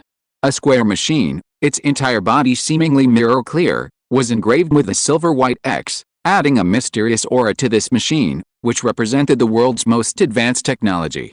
At this moment, Lin Xiao smiled and said, "Okay everyone, this is our X-ray lithography machine. It utilizes an X-ray lithography machine, employing a digital mask method, commonly known as maskless technology, and then passes the mask through an RDX lens to precisely carve the chip." Lin Xiao continued, "As for the performance of our X-ray lithography machine, I won't waste time on the data. First, in terms of production efficiency, our X-ray lithography machine can process an average of 285 12-inch silicon wafers per hour. Compared to ASML's latest UV lithography machine in the Netherlands, our production efficiency is over 40% higher." As soon as these figures were announced, everyone in the industry sat up, their faces filled with shock. X-ray lithography machine production efficiency was so high? While previous theories suggested that X-ray lithography machines should be more efficient than UV lithography machines, this was now a bit too far-fetched. Especially considering the 40% or more improvement over UV lithography. Naturally, Lin Xiao's comparison to a competitor, especially with a competitor present, drew many glances at the ASML representatives, eager to gauge their reaction. The ASML representative who had arrived was clearly scowling. But Lin Xiao didn't even glance. They invited ASML here, wasn't it just to give them a slap in the face? "You wouldn't sell to me before, but now I've made something better than yours, and you're not letting me show off?" Lin Xiao continued, "Secondly, the X-rays we use aren't easily absorbed by other objects like UV light sources. So, we can say that the power we give them is the same as the power it delivers when it reaches the silicon wafer. This means that our X-ray lithography machines are much more energy efficient than UV lithography machines. An UV lithography machine consumes around 30,000 kilowatts-hour of electricity in 24 hours. And according to existing data, TSMC, the world's #1 chip foundry, consumes a total of 20.3 billion kilowatts-hour, which is equivalent to paying tens of billions of yuan in electricity bills a year, and our X-ray lithography machine consumes only 3,000 kilowatts-hour in 24 hours. At this, Lin Xiao smiled slightly. Actually, this isn't hard to understand. The CT machines in hospitals that also use X-rays consume an average of 10 kilowatts-hour per hour, or only 240 kilowatts-hour per day. Our X-ray lithography machine has a higher output power, and coupled with the power consumption of other components, the daily power consumption is 3,000 kilowatts-hour. That's 1/10 of an UV lithography machine. As Lin Xiao spoke, the crowd gasped once again. 1/10 the power consumption. What a massive improvement. The eyes of the TSMC representatives in the room suddenly lit up, clearly enticed. Although Lin Xiao didn't mention that their total power generation included the combined power of UV and DUV lithography machines, the 3,000 kWh of power consumed by the X-ray lithography machines was still a critical need. With these machines, they could save hundreds of millions of dollars in electricity costs annually, which, when factored in, would be equivalent to their net profit. However, there were clearly other advantages beyond the two aforementioned. Besides the two aforementioned points, I believe you can easily guess the third advantage of the X-ray lithography machine. The X-ray wavelength it uses is only 3.56 nm. I believe that those of you who work in the chip foundry industry here are well aware of the benefits of this wavelength. The foundry staff nodded. A shorter wavelength means fewer steps are required to manufacture chips. For example, a 5 nm chip requires 2 UV lithography machines to form a production line. Because the UV light source is 13.5 nm, it can't produce a 5 nm chip in a single exposure, so 2 exposures are required. However, with an X-ray lithography machine's 3.56 nm X-ray source, producing a 5 nm chip only requires a single lithography machine. This also means that the production process for a single chip is shorter, which in turn reduces power consumption and reduces costs. The chip foundries present were tempted to request quotes and place orders. However, they held back for now, waiting until after the press conference. Of course, just like at the press conference, the live stream was already buzzing with excitement, with comments erupting in response to each benefit Lin Xiao mentioned about the X-ray lithography machine. In my lifetime, I'm thrilled to hear that we've surpassed foreigners in high-tech, even in a field like lithography machines, where we've always been restricted. I'm filled with excitement and emotion, my eyes are filled with tears. I'm really moved to tears. Seeing this scene makes me feel so good, and I want to cry. Why are you crying? Smile. Lin Xiao is really good at comparing his competitors. He's comparing them to those people selling mobile phones next door, right? This wave is absolutely overwhelming. Why did the director switch the screen? Who is this foreigner? He looks like a dead person. He looks like he's from ASML. I'm afraid what Lin Xiao said must have made him feel very uncomfortable. Ha, you used to ignore us, but today you're out of your league. I'm so happy. Where are you? You're ASML? Didn't you say we couldn't make lithography machines before? Are you mad now? The netizens in the live broadcast room were extremely excited. Seeing the ASML people like this, how could they not be excited? Back at the press conference, Lin Xiao on stage continued, the above are the advantages of our X-ray lithography machine. Now that we've finished introducing our lithography machine, it's time to introduce our next project, and that next project is our 5 nm process technology. We've named it the X5 process. At this point, Lin Xiao smiled slightly and continued, again, without further ado, let's directly discuss the improvement in chip performance achieved using our process. Currently, we only have the Kirin 9000 chip, which we collaborated with Huawei. In the past, Huawei's Kirin 9000 chips were manufactured by TSMC, so let's compare the Kirin 9000 chip using the X5 process with it using TSMC's N5 process. Let me state in advance that these chips are brand new. As Lin Xiao spoke, the expressions of the TSMC people in the audience suddenly changed. How could they have just squeezed ASML, and now it was their turn? Could it be that their X5 process could actually be compared with theirs? Everyone in the room was wondering. Could Project X-Ray's 5 nm process be even better than TSMC's? Just as everyone was in a state of shock, performance comparison data appeared on the large screen behind Lin Xiao. Then, everyone in the room gasped, stunned.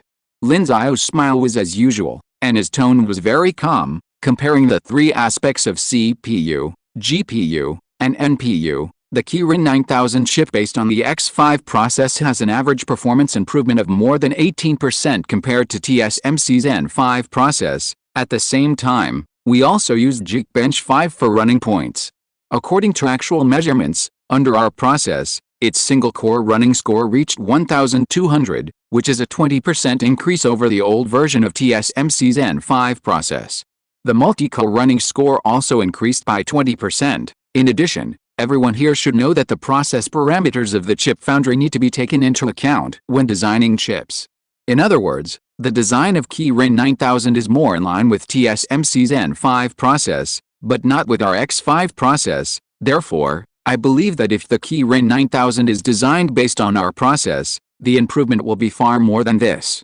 I believe it will be 60%, or even 70%, or more. Therefore, let me say here that in the future we will welcome any other chip design company in the world to entrust your chips to us for production, because only the chips created here are the best, Lin Xiao declared with immense confidence, arms wide open.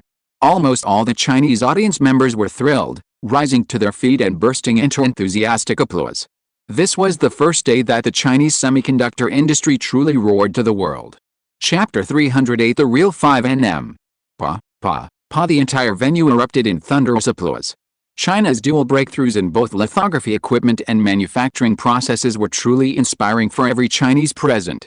Lin Xiao's final statement, in particular, that only chips produced here are truly the best, instilled a sense of pride in them. In the past, when had they ever dared to make such a claim?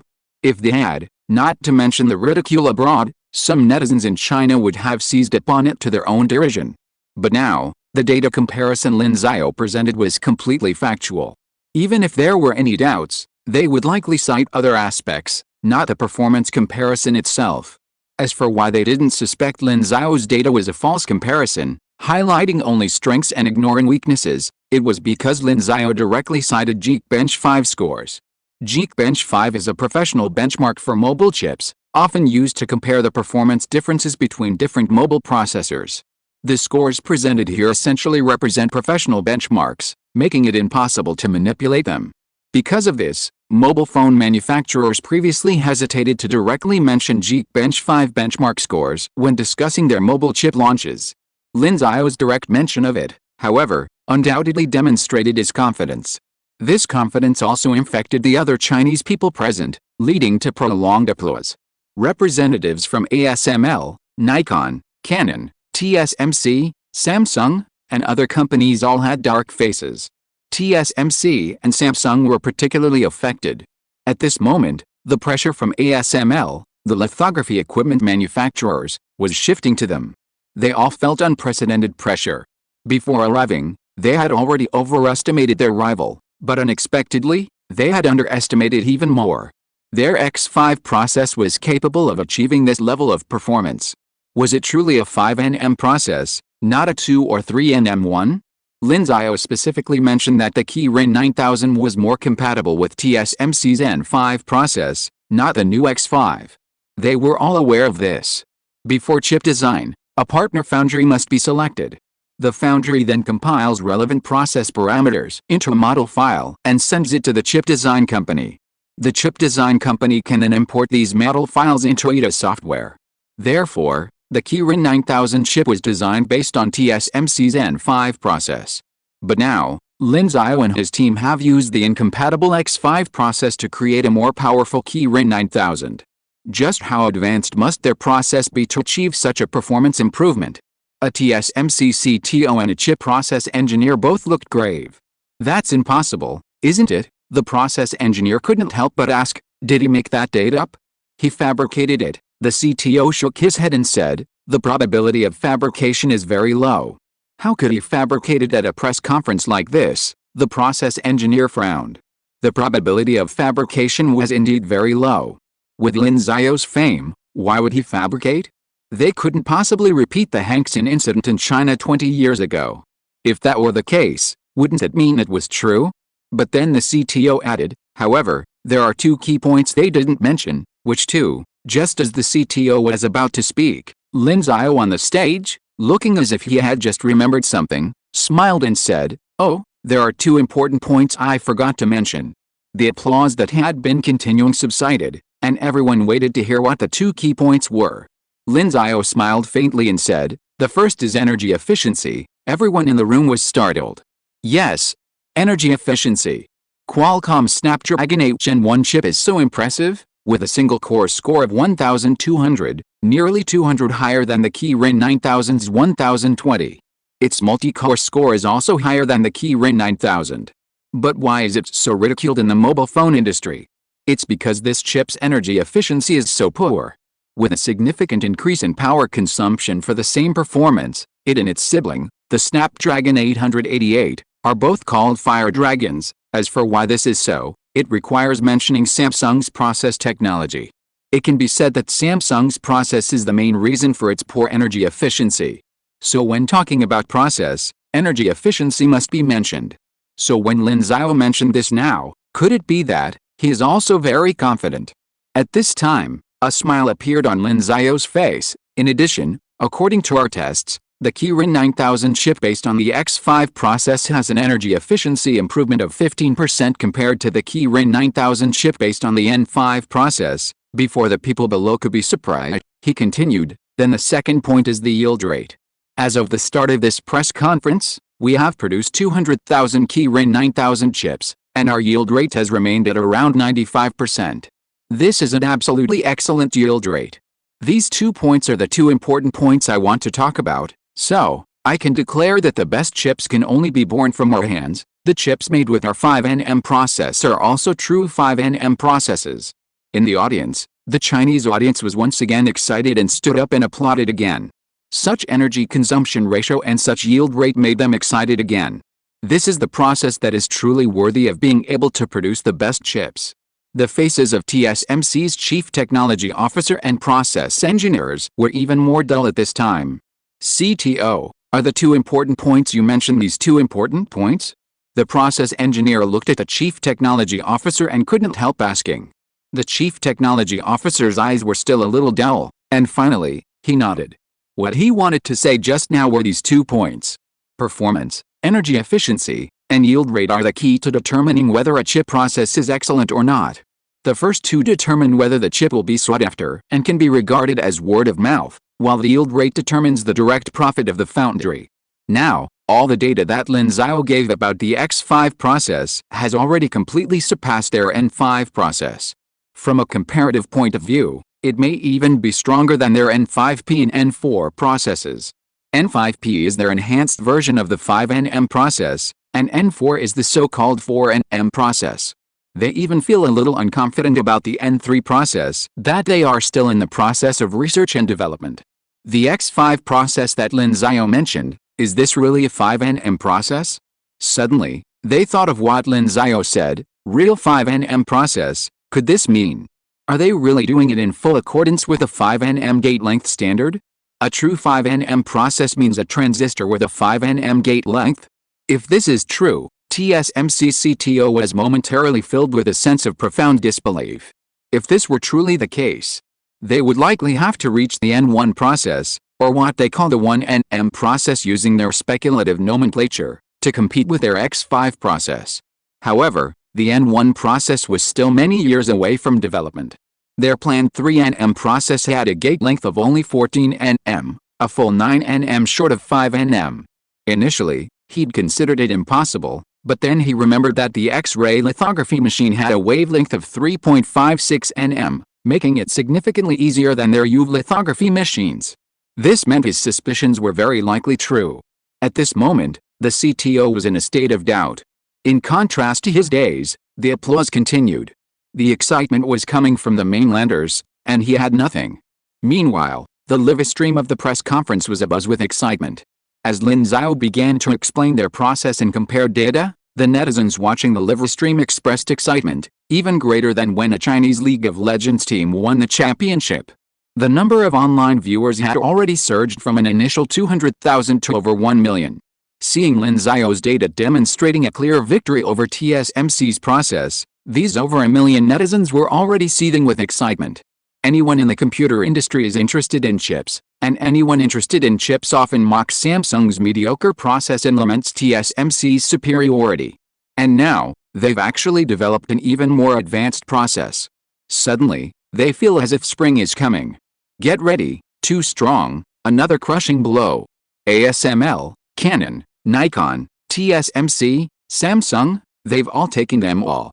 Pentakill, how dare little TSMC show off the prowess. We've taken them all, we're number one. Lin Xiao, there is no one who can beat me. Fuck, how many Kirin 9000s have been produced? Are these all considered Kirin 9000s? When will Huawei start selling mobile phones? Awesome 666, Lin Xiao is too strong. I only respect Lin Xiao in this life, who dares not to respect Lin Xiao? Get him, the barrage seemed to fill the entire screen. Every netizen vented all the frustrations of being inferior to outsiders in the barrage. This day will be remembered forever by every netizen. I really hope it can happen in reality. Cap. Chapter 309, Genius Among Geniuses. At the press conference, the excitement of the Chinese people contrasted sharply with the silence of ASML and other company representatives. On stage, Lin Xiao observed the reactions of the audience. A calm smile plastered across his face, yet his heart brimmed with joy. All the frustrations of the past were now a thing of the past. He let out a long sigh, then smiled and said, "All right, everyone, that concludes today's presentation on the two important achievements of our X-ray project. Next, it's time for questions. If you have any, please feel free to ask now." Lin Xiao stood on the stage, gazing at everyone in the audience, waiting for someone to raise their hand. However, everyone in the audience was stunned. Lin Xiao, the chief designer, answering questions personally? And it seemed he intended to answer them alone. Wasn't he afraid of malicious questions? Of course, Lin Xiao's courage to stand on the stage clearly indicated he wasn't worried about such things. Suddenly, many in the audience became interested, and so did the many reporters present, who already had many questions. Consequently, many hands were raised in the audience. Among them was TSMC CTO Lin Xiao, on the stage, glanced at those who had raised their hands, then pointed to the CTO and said with a smile, "You go ahead." The CTO stood up and, in a distinct Kojima accent, asked, "Mr. Lin, I'm TSMC CTO, Wang Wei. I have two questions for you." Everyone in the room was startled by the questioner's introduction. TSMC CTO? So the competitor Lin Xiao had mentioned was also present, and even the CTO. This was intriguing. What questions would he ask? Lin Xiao smiled and said, "Go ahead." Wang Wei nodded, then said, "First, I'd like to know the release date and price of your X-ray lithography machines. When can we foundries start placing orders?" Wang Wei's words made the Chinese present laugh. It was clear they were envious. While their X-ray lithography machines didn't need to seek recognition from those in certain regions or foreigners, witnessing the scene was still a refreshing experience. Wang Wei had nothing to say about this. Making money wasn't bad, after all. If all their UV lithography machines were replaced with X-ray lithography machines, their annual profits would increase by tens of digits, in US dollars. Regarding this question, Lin Xiao smiled and said, "We haven't made a decision yet. However, in the future, we will separate these two technologies into two separate companies, one to produce X-ray lithography machines, and the other to manufacture chips. So, considering this, our X-ray lithography machines will primarily be supplied to our chip foundry companies. As for other details, it's best to ask for the information you're looking for after these two companies are established." Wang Wei's face was immediately filled with disappointment. If the X-ray lithography machines were to be supplied to the Chinese foundries first, who knows how much they would cost? They might even refuse to sell them to them. This was quite possible. The 3.56 nm wavelength of the X-ray lithography machine, coupled with the advantage of not requiring a mask and their chip manufacturing process advantages, made him imagine the scene of TSMC's profits suffering a huge loss. Initially, he had thought that the advent of the X-ray lithography machine would be a boon for them. Thinking of this, his worry grew, and he asked a second question. "Thank you for your answer, Mr. Lin. Now, my second question is, when you just mentioned the true 5 nm process, did you mean the gate length?" As soon as he asked this question, he stared intently at Lin Xiao, wanting to confirm his previous speculation. Of course, it wasn't just TSMC's people. Other companies like Samsung, ASML, and even the Intel representative from the United States were staring at Lin Xiao. Intel has its own chip fab, but they've always only produced their own chips. Technically, Their current 12th-generation CPUs utilize a 10nm process, which, in terms of performance, surpasses TSMC's 7nm process. This makes Intel a top-tier chipmaker, though they don't do foundry work. Previously, Intel has consistently disdained the processes of foundries like TSMC and Samsung, believing they inflate their process technology and completely ignore business ethics. They've urged everyone to adhere to Moore's law and proceed step by step, as Moore, the inventor of Moore's law, was one of Intel's founders. However, Lin Xiao's announcement of the X5 process is beyond their expectations. Even though they've always used their own fabs to produce their own chips, what if the massage parlor guys eventually turn to this Chinese company for foundry work? As a bitter rival, Intel, facing a tight squeeze in 2022, certainly doesn't want to hear the AMD yes cry again in the market. Under the scrutiny of so many manufacturers, Lin Xiao smiled faintly and announced, "Yes, our X5 process is a true 5nm process, with a gate length of 5nm. After all, this was the technology he'd originally exchanged for 45 truth points. If it couldn't reach this cutting-edge level, it would be a complete loss." As for directly announcing it, there was no problem at all. Once they took the chips out for testing, anyone could easily verify their authenticity. So, there was no need to hide it now. Following his announcement, representatives from TSMC, Intel, and other companies all expressed disbelief. This was actually true. Wang Wei's suspicions were confirmed, and he felt a wave of shock. He opened his mouth and muttered, "This doesn't make sense." He suddenly raised his head and asked, "How did you solve the leakage problem? Did you use gate-all-around transistors?" Lin Xiao smiled. "There's no need to explain this to you all. It's useless. So, Mr. Wang, please take a seat. I need to answer the next question. Explanations are useless?" Wang Wei was puzzled, but Lin Xiao now asked him to sit down. Although somewhat reluctant, he finally did. Then, Lin Xiao directly asked the ASML representative to stand. He had directed the first two questions directly to his two largest competitors, which made everyone present admire Lin Xiao's confidence and, of course, marvel at it. This is the advantage of having technology. With technology, there is confidence, and naturally there is no need to worry about any questions from competitors. However, the representative of ASML obviously showed some ill intentions. He asked, "Mr. Lin, I am the Chief Technology Officer of ASML. When you introduced your X-ray lithography machine just now, you didn't introduce the stability of your lithography machine. How long can they support operation? What is their lifespan? Can they work continuously for a month?" "Please don't avoid this question," Lin Xiao smiled. "Our lithography machine has only been inspected once since it was turned on, and it has been running continuously since then without any shutdown problems. In addition, our X-ray light source does not have to worry about the presence of impurities in the air. The wavelength of X-rays is enough to ignore any ordinary impurities, unless you say that there is a 1.5 mm thick lead plate floating in the air. Therefore, if it is not for contaminating the wafer surface and ensuring stability, we don't even plan to keep the inside of the lithography machine in a vacuum state. So, I believe that in terms of stability, it should be better than the UV lithography machine." Everyone present couldn't help laughing. The ASML representative's face darkened, then turned playful. "So, how do you respond to the fact that our former president leaked our UV lithography machine secrets to you? As far as I know, your official media reports claimed you single-handedly solved all the major technical challenges of X-ray lithography. But it seems that's not actually the case. And after all, it's impossible for even a genius to solve so many diverse problems by one person. In fact, ASML has been developing X-ray lithography machines for years, and many of the technologies used in your machines are ours. Isn't it shameless for you to brazenly steal them?" The moment this question was posed, the entire audience erupted in outrage. The Chinese audience erupted in curses.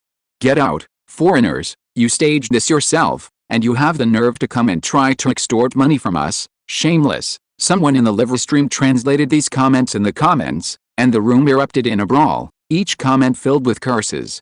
"How dare you flatter yourself? That's all ASML has to offer, poor skills, but commendable courage, shameless." The crowd was abuzz with excitement, and everyone was eagerly anticipating Lin Xiao's response. Whether in the live stream or in person. In the front row of the audience, Ma Gaolian's brows furrowed. They had previously thought a Q&A session was unnecessary, and even if one were arranged, other professionals could answer.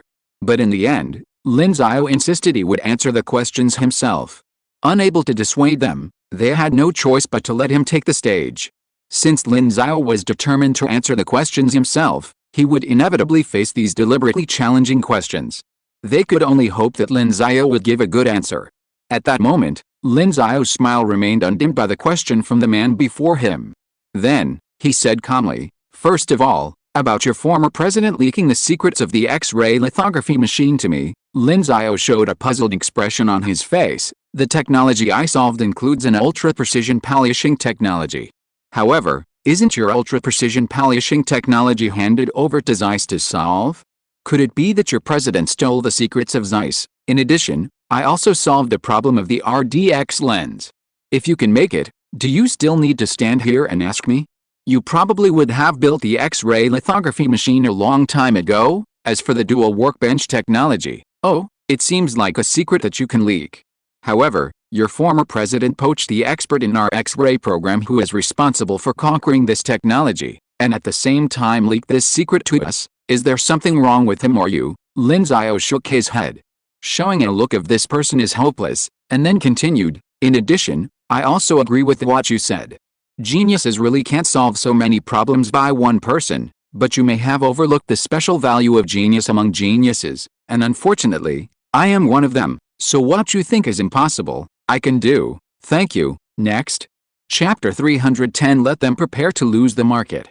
When Lin Xiao finished his initial response, the entire room erupted in laughter, casting mocking glances at the ASML CTO. Exactly. If Lin Xiao relied on the leak from the former ASML president to solve the X-ray lithography machine problem, then you haven't solved the problem yourself, so how can you be so confident in calling them thieves? It's truly shameless. Lin Xiao's response, and the way he delivered it, delighted everyone present. This resolute response was exactly what they had hoped for. Of course, if the initial response was a rebuttal to his unkind question, then Lin Xiao's subsequent reply was a defiant one. And this defiance invigorated everyone present. A genius among geniuses. Such an answer filled everyone with a sense of relief. While the statement wasn't at all modest, it was also, in everyone's view, not an exaggeration. In their eyes, Lin Xiao was a genius among geniuses. And in the world today, only Lin Xiao had the credentials to call himself a genius among geniuses. In the past, foreigners mocked China for its inability to produce a true genius like Einstein or Newton. But now, they've finally produced one, and this one's more than that. Not only is he Einstein, but he's also Oppenheimer. As for those renowned Western geniuses, have they ever achieved what Lin Xiao has? From theory to application, from mathematics to physics, chemistry, materials science, and so many other disciplines. Ma Gaolian excitedly stood up, applauded, and shouted, "Well said." He had initially been a little worried, thinking Lin Xiao had no experience in handling such questions, but he hadn't expected Lin Xiao to give such a perfect answer. Not only did he refute the other party's doubts with reasoned arguments, but he also responded with a superior attitude. This is their genius. A genius among geniuses. Who dares to question it? Seeing someone leading the applause, the people around him also stood up and applauded, showing their support for Lin Xiao.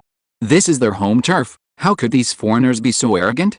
The netizens in the live broadcast room were frantically commenting. Domineering, domineering, this foreigner has been completely speechless. Judging from his expression, he must be feeling a pang of regret. You, Lin Shen, are still you, Lin Shen, just because your people can't solve so many problems, you think others can't do it either?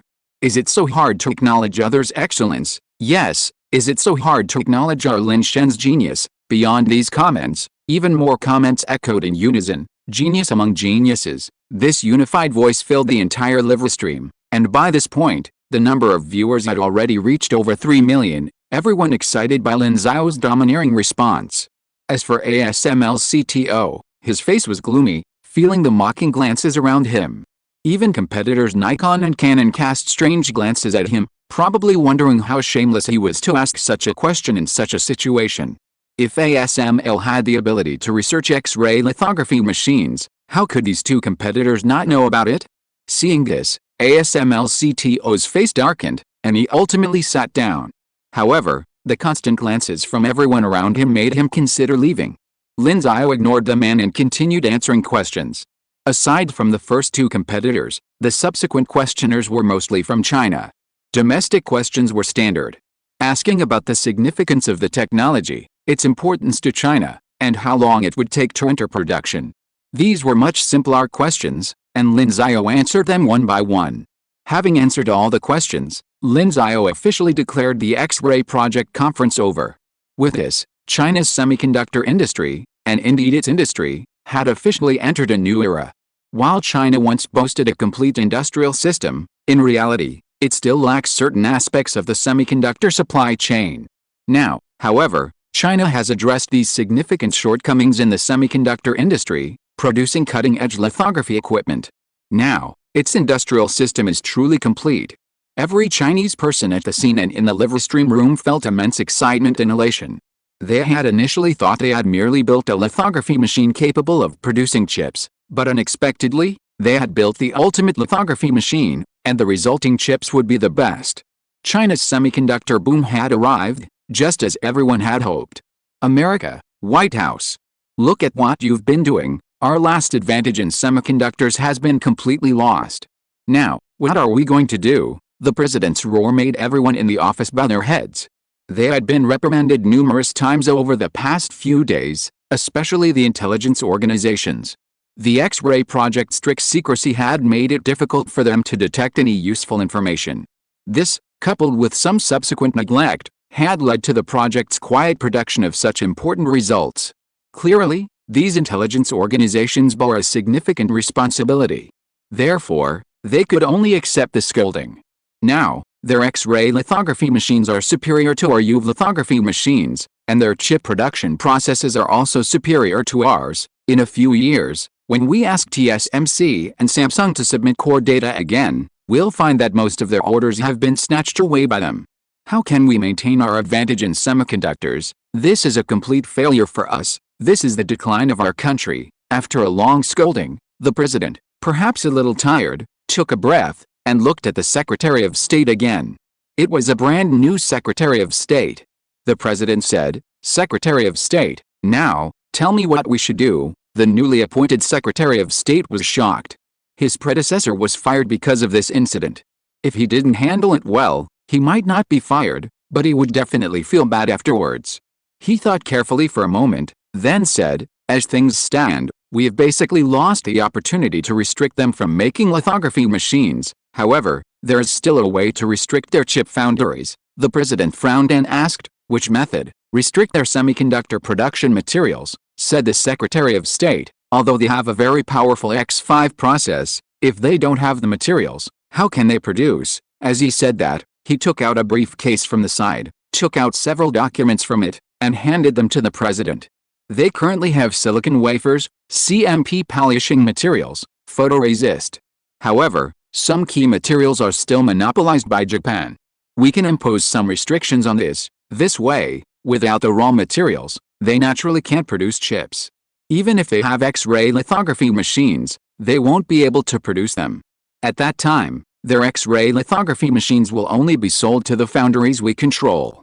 In a few years, we'll still be able to obtain their data, and perhaps even more than last year. After all, they all say their X-ray lithography machines are so excellent. The president flipped through the documents in his hands while listening to the Secretary of State's answer, and his eyes suddenly lit up. "So, it's feasible. Then prepare a plan.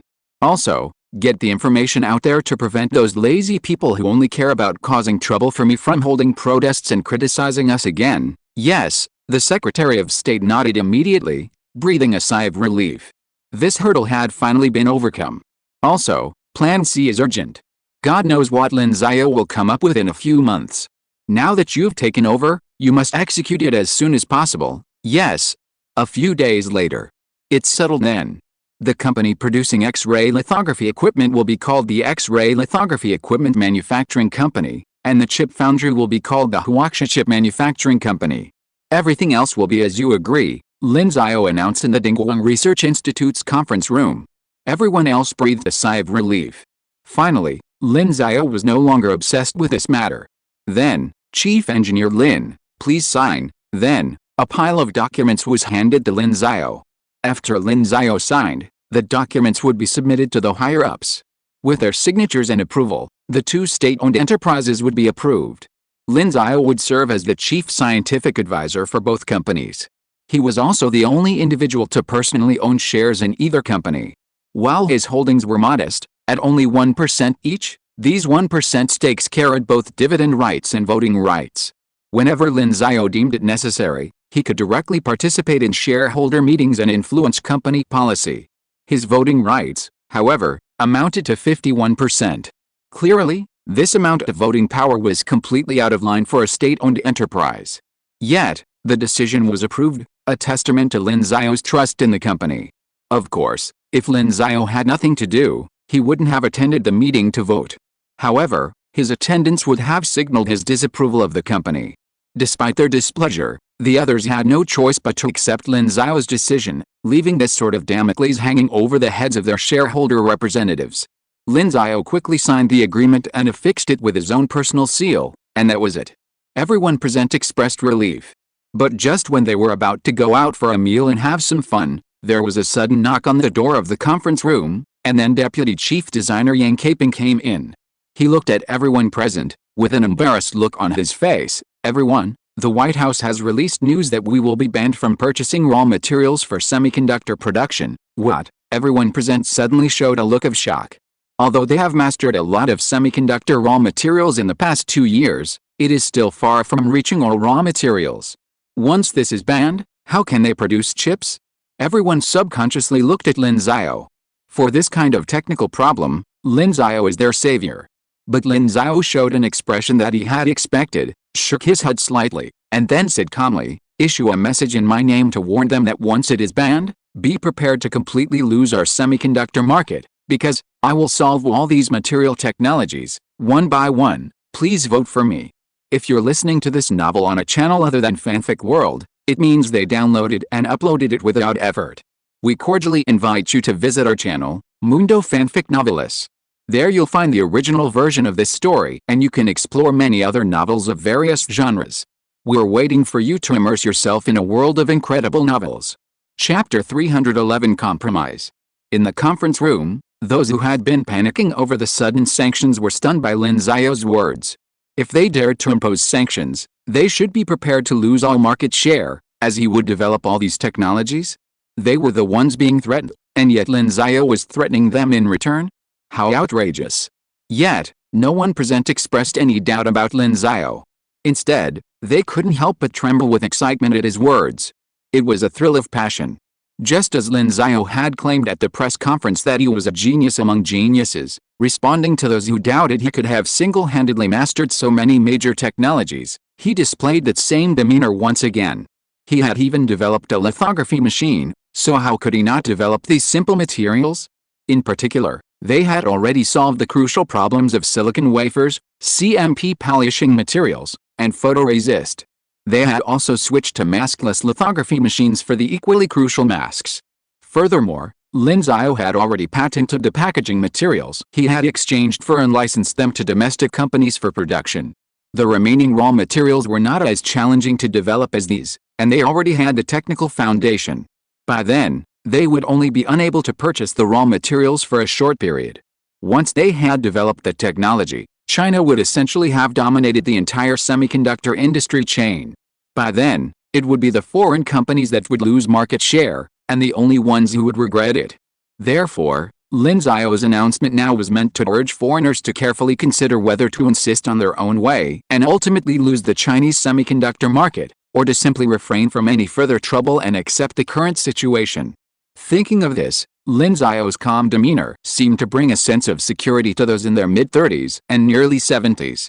Those who had previously resented Lin Xiao for taking away much of their profits and holding voting rights that could easily constrain their power suddenly felt fortunate they hadn't fallen out with him before.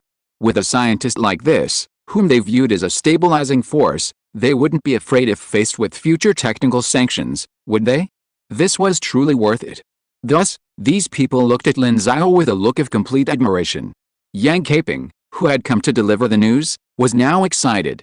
He nodded and said, "Okay, I'll make the announcement." He turned and left again. Lin Xiao glanced back at the group and said, "All right, that's all for today. After the company is established, I hope you'll do as I say and don't let me appear at your meetings anytime soon." "Don't worry, Chief Engineer Lin, we understand," they responded immediately, their attitude much more respectful than in previous meetings. Lin Xiao was aware of the change in their attitude, but he said nothing and also turned and left. When the meeting ended, social media platforms were abuzz with the latest White House announcement, and everyone was instantly engulfed in righteous indignation. Their X-ray project, after painstaking efforts, had finally emerged from its cocoon and nurtured two world-leading technologies, only to be oppressed again. However, faced with this situation, everyone felt a genuine sense of powerlessness. How would they resolve this situation? No one knew. Yet, someone still shouted, "We have got Lin." This voice seemed to awaken memories among all netizens. Lin Xiao had already led them out of a situation without cutting-edge lithography equipment and processes. Now, they were merely being restricted by the enemy's cunning schemes. Lin Xiao was fully capable of leading them through this crisis once again. Suddenly, netizens erupted in excitement. "Yes, we have got Lin. God Lin will definitely solve this problem." At Lin Xiao, "God Lin, come quickly." Just as everyone was anticipating Lin Xiao's response, the Dingguang Research Institute quietly posted a notice on its official website. The message was simple: Dingguang Research Institute Director Lin Xiao, if we are prohibited from purchasing raw materials for semiconductor production, then foreign companies should prepare to completely lose the Chinese market.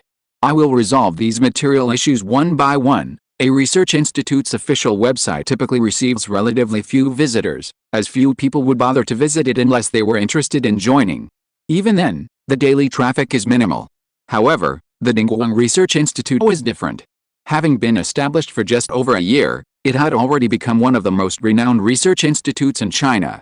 Furthermore, with Lin Xiao's reputation, good compensation, and Lin Xiao's rule that no connections were needed, the number of people interested in joining the Dingguang Research Institute increased. Consequently, the website saw hundreds, if not thousands, of visitors daily. Furthermore, with Lin Xiao's recent title as chief designer of the X-ray project, the traffic was even higher. Soon after this announcement was released, it was spotted by many netizens. Those who had been anticipating a response from Lin Xiao were instantly thrilled. Lin Xiao actually responded. And with such a resolute response. This was truly the Lin God they revered. Of course, amidst their excitement, these netizens took to posting screenshots of the message to their social networks, such as QQ groups, Tiba forums, and other forums. The internet unleashed its terrifying power of communication. Within less than 10 minutes, these screenshots had spread almost everywhere, reaching at least tens of millions of netizens. Then, various social media platforms began to scramble to spread the news, and the number of people who saw it soared from tens of millions to hundreds of millions.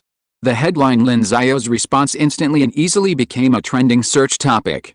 Lin God is invincible. This is the confidence of a genius among geniuses. You can always trust Lin God. Oh my Lin God, you are my God. Lin God is mine. My Lin Shen is awesome. How did it become yours again? You're not a man? Shou Wei, seeing this kind of response, I'm really excited. Who else would dare threaten America in this way? Only our Lin Shen can. Ban us from buying it? Lin Shen will just build it for you. Let's see whether you'll honestly comply with the globalization, or completely lose our market. I suggest that Lin Shen let them ban it. When the time comes, we'll research it and make a fortune in silence. Hey, Lin Shen's move is like withdrawing the cart.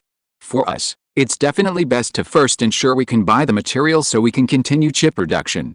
Then, we can slowly research and develop these materials later.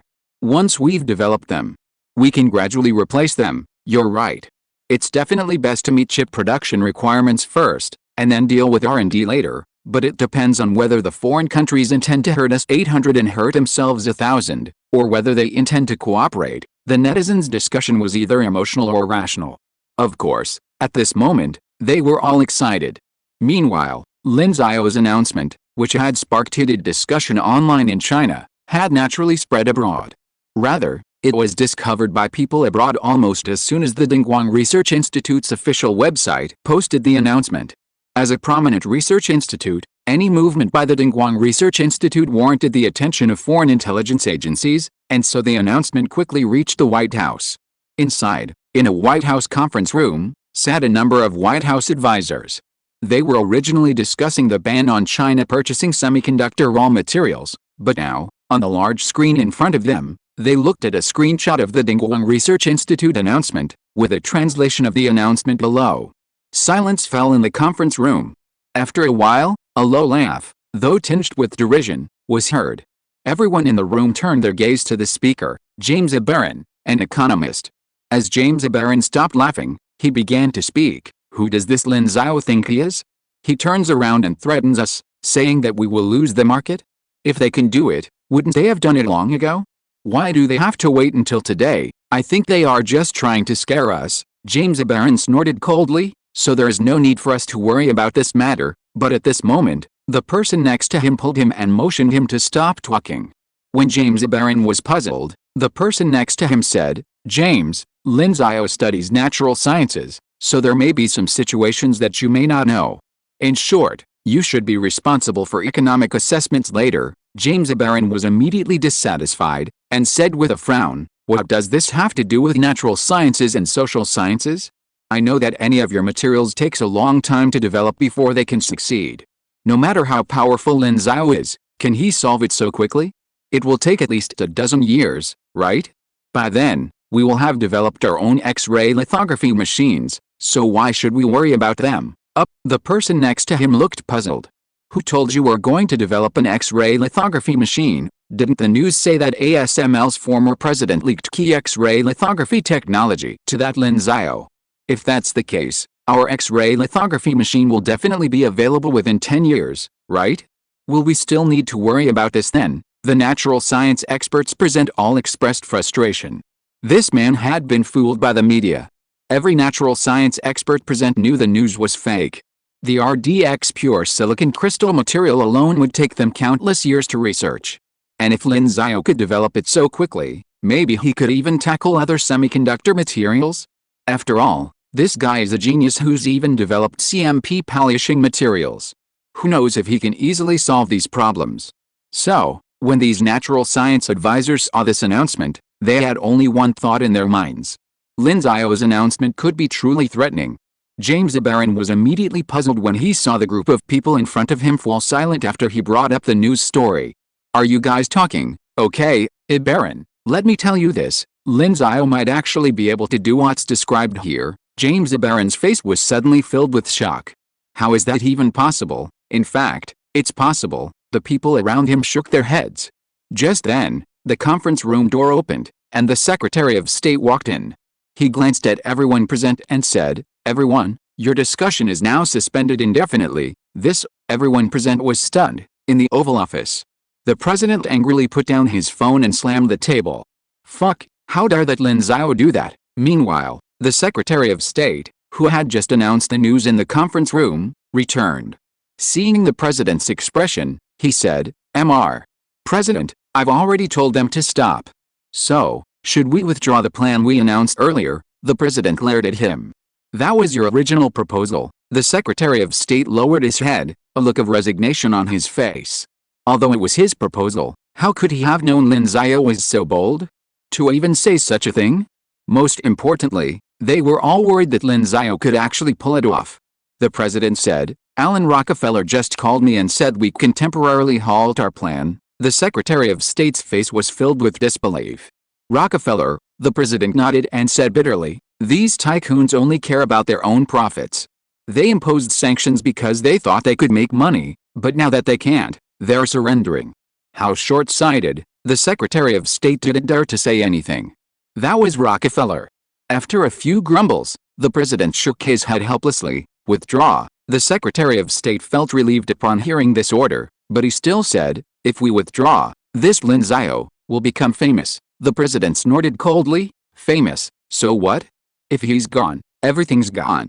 I can even go to pay my respects to him then. The Secretary of State was silent for a moment, then nodded. However, thinking back on the whole thing, he was still shocked.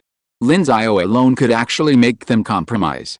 How could such a person not be one of theirs? Chapter 312 Temporary Leisure. News of the White House's cancellation quickly spread around the world. A plan, barely announced, was abruptly rescinded based on a single person's response. especially coming from the White House. Suddenly, the news gripped the world. This time, every country was paying attention, and countless eyes were fixed on Lin Xiao. Could this scientist truly possess such intimidating power? In China, the situation was abuzz. This was a truly remarkable outcome. America had actually compromised. Previously, this would have seemed impossible, yet now it had actually happened. Hundreds of millions of netizens were incredibly excited, discussing the matter passionately on forums. Even more flocked to Lin Xiao's account, sparking another wave of deification. This wave of enthusiasm even affected two neighboring countries. Netizens in South Korea and Japan were scathing. Why was Lin Xiao from China? Why didn't they have such a brilliant scientist? Netizens in both countries were filled with jealousy, commenting on the news on external platforms like Twitter and YouTube, sparking a heated debate among netizens in China. Of course, it wasn't just Japan and South Korea. People from every country in the world envied China for having a scientist like Lin Xiao. For example, the netizens on the 5 permanent members of the YouTube group Wu Chang were enthusiastically commenting online. The online traffic effect was probably greater than J-Joe's new song release, but only slightly less than the open heart incident. However, compared to this widespread online hype, Lin Xiao, the protagonist, remained relatively unmoved. He was in his office at Peking University when he learned the news. It was his graduate students who shared the news, 1 PhD and 2 masters. The PhD student was Chen Mingke, while the 2 master's students were Zhao Guodong and Li Minimum. All 3 gazed at Lin Xiao with admiration. Chen Mingke, Professor, my admiration for you is unstoppable. Zhao Guodong and Li Min, me too. Chen Mingke, that old bideng withdrew his previous plan just because of your words. You are my master. Li Min and Zhao Guodong, me too. Chen Mingke, alright, stop talking. Lin Xiao, speechless, waved his hand, pausing them. He wasn't proud of this matter, but simply puzzled. Had the other party given in so easily? Without even a quibble? He had expected at least some negotiation, perhaps demanding they stop researching those semiconductor materials before canceling the plan, or perhaps demanding that they purchase a certain percentage of semiconductor raw materials from foreign companies if they wanted to produce chips. Instead, without even any further wrangling, they had simply capitulated. Something was wrong, and this fueled a wave of suspicion and worry. Finally, he shook his head, not dwelling on it any further. He glanced back at the 3 students still huddled around him and said unhappily, alright, stop crowding around me. Have you finished reading today's papers? And Chen Mingke, you can choose your doctoral thesis topic sooner rather than later, but for your math doctoral thesis, you really need to decide on a direction early on. Don't wait until you've finished your first year. And as my students, I have high standards for your graduation theses. They must be at least worthy of publication in Zone 2. Upon hearing Lin Xiao's words, the 3 of them immediately wore helpless expressions. While becoming Lin Xiao's graduate student was proof of their excellence, considering the man's past achievements, it seemed as if he had completely toyed with every mathematical conjecture. So, who knew how high their beloved Professor Lin's expectations for their graduation theses would be? If they were asked to attempt to prove those famous mathematical conjectures, they'd better wait until graduation was extended. Unless Professor Lin personally guided them through the proofs, they would have to wait. Seeing the 3 guys' expressions, Lin Xiao guessed what they were thinking and said, don't worry. I won't ask you to work on a too difficult topic, but it has to be at least 1 level above your level. I've read your previous papers and know your abilities, so I won't ask you to take on anything too difficult. The 3 of them immediately breathed a sigh of relief. 1 level above? That's fine. Even 2 levels above would be acceptable. As long as it wasn't too high, it would be fine. Also, today's a rare opportunity for me to come by, so if you have any questions, please feel free to ask me. Of course, I'll be mostly busy for a while. Barring any unexpected events, I'll be here every day. However, if I have other things to do later, it might be difficult for you to see me. Hearing this, the 3 of them immediately took action. The 3 of them started school in September. Since then, Lin Xiao has been working on the final issues of the X-ray project, so apart from meeting them once at the beginning of the semester for a meal, they haven't seen each other much since then. So Lin Xiao simply entrusted them to Suji, asking him to help teach them when he was not at school. When Lin Xiao approached Suji, he even jokingly scolded him, "Do you think I'm your little boss? Graduate supervisors are known as big and small bosses. The big boss is the supervisor, but if the big boss is busy, he will hand the students over to the little boss for help. Of course, despite saying this, Suji naturally did not refuse, treating it as a mentoring job. As an academician, it was naturally no problem for him to teach these three people. Of course, Chen Mingke and the other two would definitely prefer Lin Xiao to teach them personally. After all, they applied to Lin Xiao's graduate program precisely for him. So when Lin Xiao told them to ask any questions they had, they immediately found all kinds of questions they hadn't memorized and asked Lin Xiao. First up was Chen Mingke. Chen Mingke holds a PhD and his research focuses on algebraic geometry. He'd chosen this field with considerable confidence, considering it one of the most challenging areas of mathematics. To dare to pursue it and achieve such success meant he was undoubtedly gifted, and his question was undoubtedly a complex one. He asked, "Professor, why is a single variable on a domain A determined by its root set x?" Lin Xiao glanced at the paper he'd brought over, glancing casually at the part he'd mentioned. It was indeed a challenge, but that was for Chen Mingke. Without giving it much thought, he offered a straightforward answer: the root set x is the geometric object of the internal system. In other words, from the perspective of universal logic, this fundamental correspondence lies in the fact that, based on the correlation of the zero-point theorem, algebra is introduced to, well, capture the geometric objects of clusters. And the problem itself must be discussed within the context of geometry. He then found a piece of paper and began writing. Let's define it this way: for the complex field A, D, n-dimensional complex projective space, which is the set of all complex lines passing through the origin in C, n+1, each point above can be represented by the homogeneous coordinates, x0, x1, xn, and then, x0, x1, xn, k, k0, so we can consider them to be the same point. Back to your question, well, I've explained it all so far, you should understand, right? Chen Mingke nodded repeatedly. Lin Xiao had explained it so thoroughly.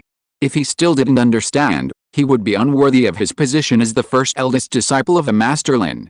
I understand. Well, that's good. I just gave the simplest case. Try to describe it using mathematical logic and give an example. Lin Xiao immediately tested his student. Chen Mingke also knew that this was the first time that his great mentor had tested him, so he touched his chin and began to think. After a while, his eyes lit up and he replied, the set G composed of the 0 points of homogeneous polynomials about x0 xn is our research object. The mapping between these objects characterized by a family of polynomials is the morphism.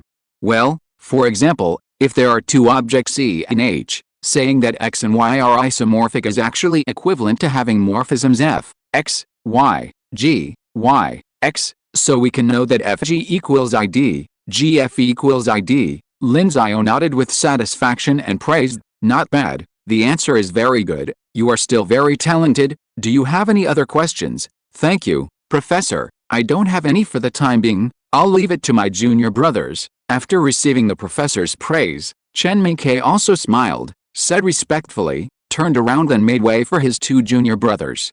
As a doctoral student, he naturally had many questions.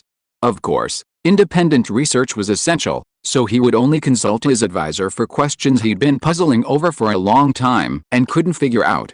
Otherwise, he had to rely entirely on himself.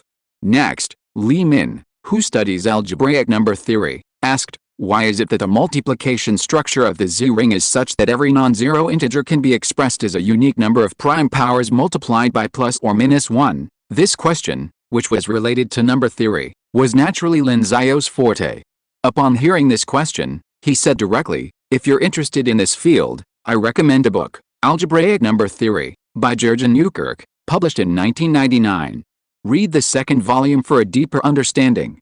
I also recommend you read it. Li Min was stunned. He hadn't expected Lin Xiao to just name a book. Admiring Lin Xiao's breadth of knowledge, he asked his next question. Throughout this process, Lin Xiao naturally displayed the demeanor of a so-called Lin god. He answered almost every question, and almost all of their questions were answered without even thinking. In this way, the three students received a thorough explanation, and they all returned to their seats to begin their research. As for Lin Xiao, he picked up his phone and saw a message. Zheng Ronger's parents, Zheng Cheng and Su Yan, had successfully transferred back to the Shanghai National Laboratory for Condensed Matter Physics because of the paper published in Science. To thank him, they wanted to treat him to dinner this afternoon. Lin Xiao naturally sent a congratulatory message, then realized that he had nothing else to do and said he would go on time. Then, he sat in his office, enjoying the leisurely time with nothing to do. Chapter 313 Researching Superconductivity? That afternoon, Lin Xiao arrived at the restaurant and had a meal with Zhang Ronger's parents. Zheng Cheng and Su Yan were filled with gratitude towards Lin Xiao. If Lin Xiao hadn't promptly informed them that the proof of Lin's conjecture had been posted on arXiv, they might not have been able to secure the paper on superconductors. This paper itself was a promising discovery from a previous project, and Zheng Cheng, upon discovering it, had concluded that proving Lin's conjecture would result in a paper worthy of publication in Nature Science. However, at the time, he hadn't anticipated the rapid success of the conjecture, so he shared the news. Since everyone else working on the project knew about it, if they hadn't known about Lin Xiao's proof and publication, someone else might have snatched it up. In that case, they wouldn't have been able to return to Shanghai as they had hoped, let alone work at the National Laboratory for Condensed Matter Physics. Professor Lin, thank you so much. We're not big drinkers, so Su Yan and I will offer you tea instead. Zheng Cheng and Su Yan raised their teacups to express their gratitude to Lin Xiao. Lin Xiao smiled and waved, clinking his cup with theirs. After taking a sip, he smiled and said, "No need. I told you it wasn't necessary. A few words of thanks will suffice." Well, it definitely was necessary. No need to elaborate. Zheng Cheng smiled, put down his teacup, and poured Lin Xiao another. This restaurant was quite upscale, and the tea was not cheap at all. The two chatted for a while, and Zheng Cheng couldn't help but congratulate Lin Xiao on leading China to successfully develop a lithography machine. He also expressed his admiration for how Lin Xiao's words had recently persuaded the United States to abandon its original plan. "If you ask me, you'll be elected an academician of both the Chinese Academy of Sciences and the Chinese Academy of Engineering next year, straight to both." Lin Xiao shook his head and smiled. "That's not necessarily true. To be an academician, you need to be well connected." After his time at the Dingguang Research Institute, he encountered considerable envy. After all, his institute could apply for as much funding as 10 other research institutes combined. With a limited annual budget, if any institute was short on funds, it would likely go to his institute. Furthermore, research institutes could collaborate with one another, so many academicians had approached him before. The terms of the collaboration were, of course, that the Dingguang Research Institute would provide the funding and share in the results. However, the final results would ultimately belong to the state, and the project leader would be someone else's, and naturally, the final title would also go to them. How could Lin Xiao possibly agree to such a thing? Those funds would be better used by the researchers at his institute.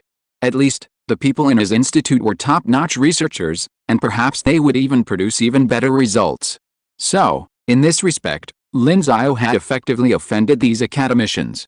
Furthermore, not to mention the numerous people he had rejected who sought to use connections to join the Dingguang Research Institute. He had offended so many people, and those people had complex connections within the academic community.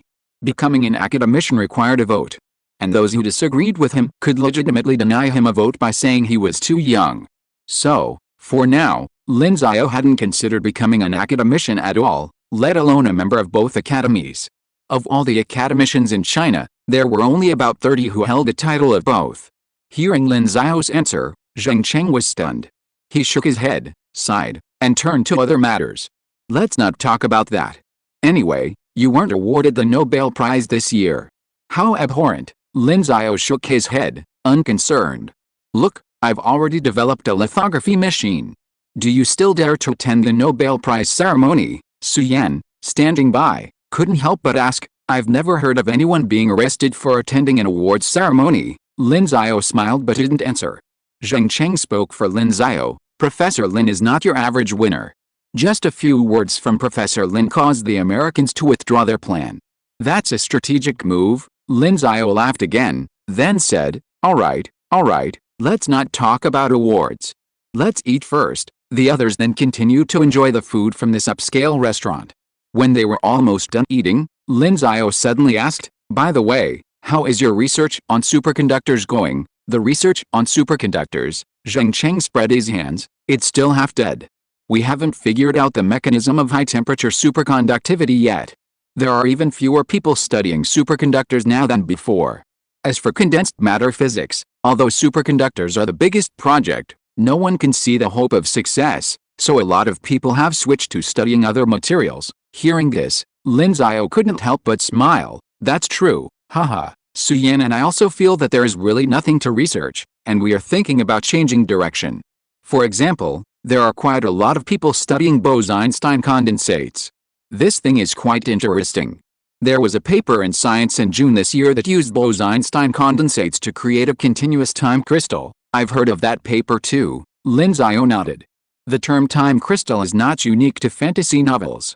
It also exists in physics. In short, this thing, Poincaré recurrence, and closed-type curves are all regarded as the end and beginning of the universe.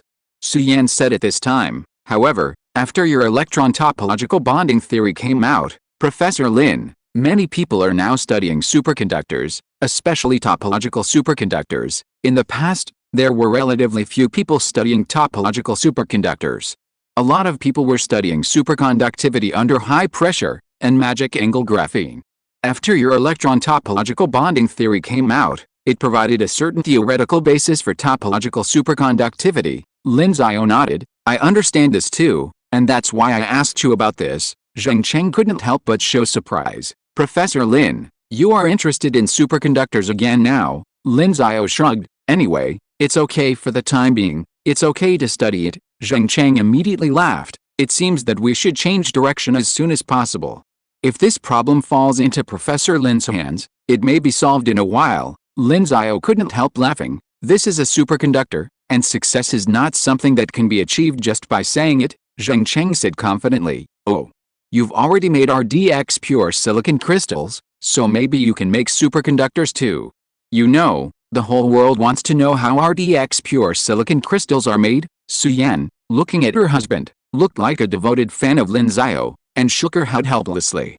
Lin Xiao smiled and waved his hand. They're not the same thing. We can't discuss them together, of course. In his mind, RDX pure silicon crystals and superconductors should be equally difficult to research. After all, RDX pure silicon crystals require a system of wave-coherent superposition equations to work.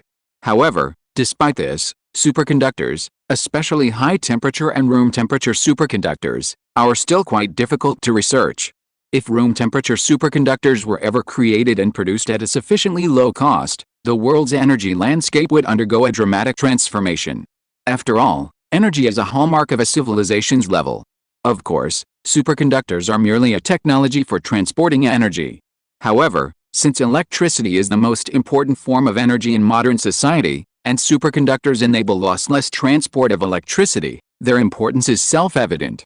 Thinking about this, Lin Xiao raised his eyebrows and mentally asked, System, how many truth points are needed to obtain affordable room-temperature superconductor materials and preparation methods? The system replied, based on the host's current situation, 500 truth points are needed to exchange for affordable room-temperature superconductor materials and preparation methods. 500 truth points. Lin Xiao's spirit suddenly brightened. He could definitely afford it. And room-temperature superconductors, even. What are room-temperature superconductors? They could literally propel China to new heights. China's power transmission system is arguably the most complex in the world. After all, it's delivering electricity to the homes of 1.4 billion people nationwide. And with such a large population, only 4 million people lack access to electricity.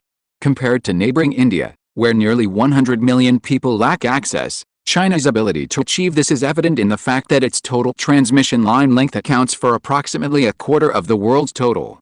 Electrical wires are primarily made of copper, with aluminum also used in some cases.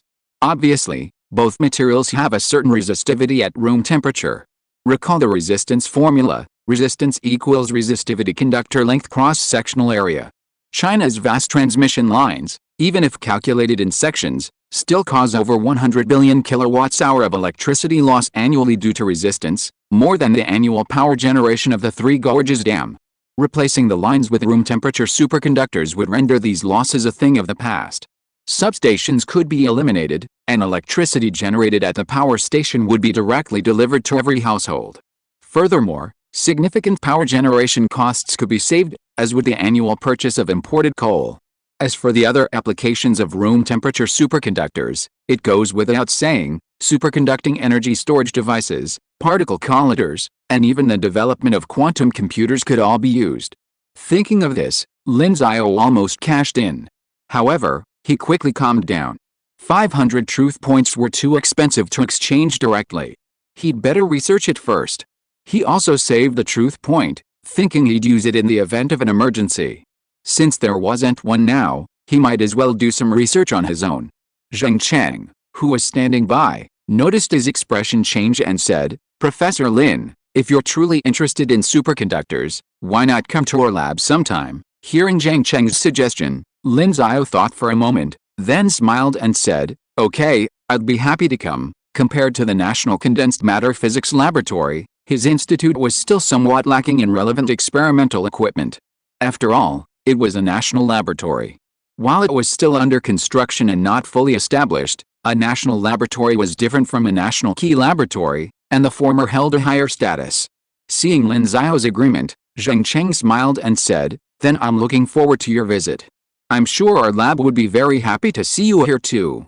Would you like to come and give a presentation or something?" "That's a good suggestion," Lin Xiao said, smiling, "so they won't accuse me of using your experimental equipment for free." They both laughed. By this time, their meal was almost finished, so they left the restaurant together. Since Lin Xiao had said he wanted to visit their condensed matter physics laboratory, he didn't waste any time. After returning, he directly contacted the laboratory's director, Fang Zhuang. Fang Zhuang is an academician of the Chinese Academy of Sciences and the director of the Institute of Physics at the Chinese Academy of Sciences. Since the condensed matter physics laboratory is also part of the institute, he also serves as the director of the condensed matter physics laboratory. When he learned that Lin Xiao would be visiting for a discussion and planned to give a lecture, he was pleasantly surprised. He was even more surprised to learn that Lin Xiao's lecture was on electron topological bonding theory. After all, Lin Xiao had not given a lecture on this topic since he proposed it, so this was his first time. The Institute of Physics began to make intensive arrangements and prepare for Lin Xiao's arrival. Time passed quickly, and the day of Lin Xiao's visit arrived. Chapter 314 Visiting the Institute of Physics. We all know that atoms are composed of an outer layer of electrons and an atomic nucleus, and the atoms we draw on paper, although they are all round and look like solid spheres, actually, they don't have an outer shell. Just like our solar system, the planets are electrons, and the sun is the atomic nucleus, each with its own orbit. Of course, there are slight differences between the two. After all, multiple electrons can coexist in the same orbit, but our planets obviously can't. However, the biggest difference is that atoms can connect to each other. Our sun is different. It won't connect to other stars. Of course, this is not absolute. When the Milky Way and Andromeda collide billions of years from now, perhaps our sun will connect to other stars. Of course, this matter is still too far away from us. Back to the overall situation, when atoms connect to each other, the electrons between them form a connection point. Do you know the James train hook? It is used to connect train cars. When electrons connect together, it is like this train hook connecting together, except that the train hook is stronger than the chemical bond between electrons. As for the atoms on either side of the electron, there's obviously more than just one connection. Even the simplest hydrogen is connected by two electrons, and with so many connections, our atoms appear to be one thing, not. As for why I use the word kink to describe them, let's get back to knot theory. In the lecture hall of the Institute of Physics at the Huazhong University of Science and Technology, Lin Xiao stood on the stage, delivering a presentation on electron topological bonding theory. The room was already packed, even the aisles were occupied. Among them were top physicists in the country, some less so, as well as a large number of graduate students from the Institute of Physics and people who had come from other places to hear his talk. This was Lin Xiao's first presentation on electron topological bonding theory, and no one wanted to miss it. As Lin Xiao began his presentation and gradually got into the details, the graduate students, interns, assistant researchers, and others all looked moved. Master's students A, I'm so touched. I actually heard Professor Lin's presentation. Master's student B, I was so ready to go back and watch the video. I didn't expect Professor Lin to describe it so vividly. Doctoral student, Professor Lin is so kind to us. Intern researcher, I can brag about understanding Professor Lin's presentation later. However, just as they were feeling overwhelmed, Lin Xiao on the stage suddenly said, "Well, here, we'll need some topology knowledge. I'll explain it briefly from a mathematical perspective." He then picked up a pen and began writing the equation on the blackboard. SH2Z/2ZXTT, the graduate students and ordinary researchers, feeling their heads were utterly exhausted, looked up again and were stunned. Master's students A, what? You called it simple. Master's student B, I take that back. Everyone else, after all, electronic topological bonding theory is explained using mathematics. If you don't use mathematics in your presentation, it won't work. Of course, Lin Xiao didn't just continue his presentation with mathematics. After briefly demonstrating a point with mathematics, he resumed his presentation in a more accessible manner. However, just when the graduate students thought their magic moment was over, Lin Xiao suddenly launched into another mathematical explanation of a key point, leaving them bewildered and lost for another magic moment. And so, with Lin Xiao occasionally using complex mathematics to explain a point, the lecture concluded after about an hour. Enthusiastic applause erupted, but while the top physicists managed to understand and follow along, the less advanced physicists and the rest of the group could only clap with a hint of confusion. Then, several senior members of the Institute of Physics approached and took a photo with Lin Xiao. After the group photo, Director Feng Zhuang smiled and said, "Professor Lin is truly amazing.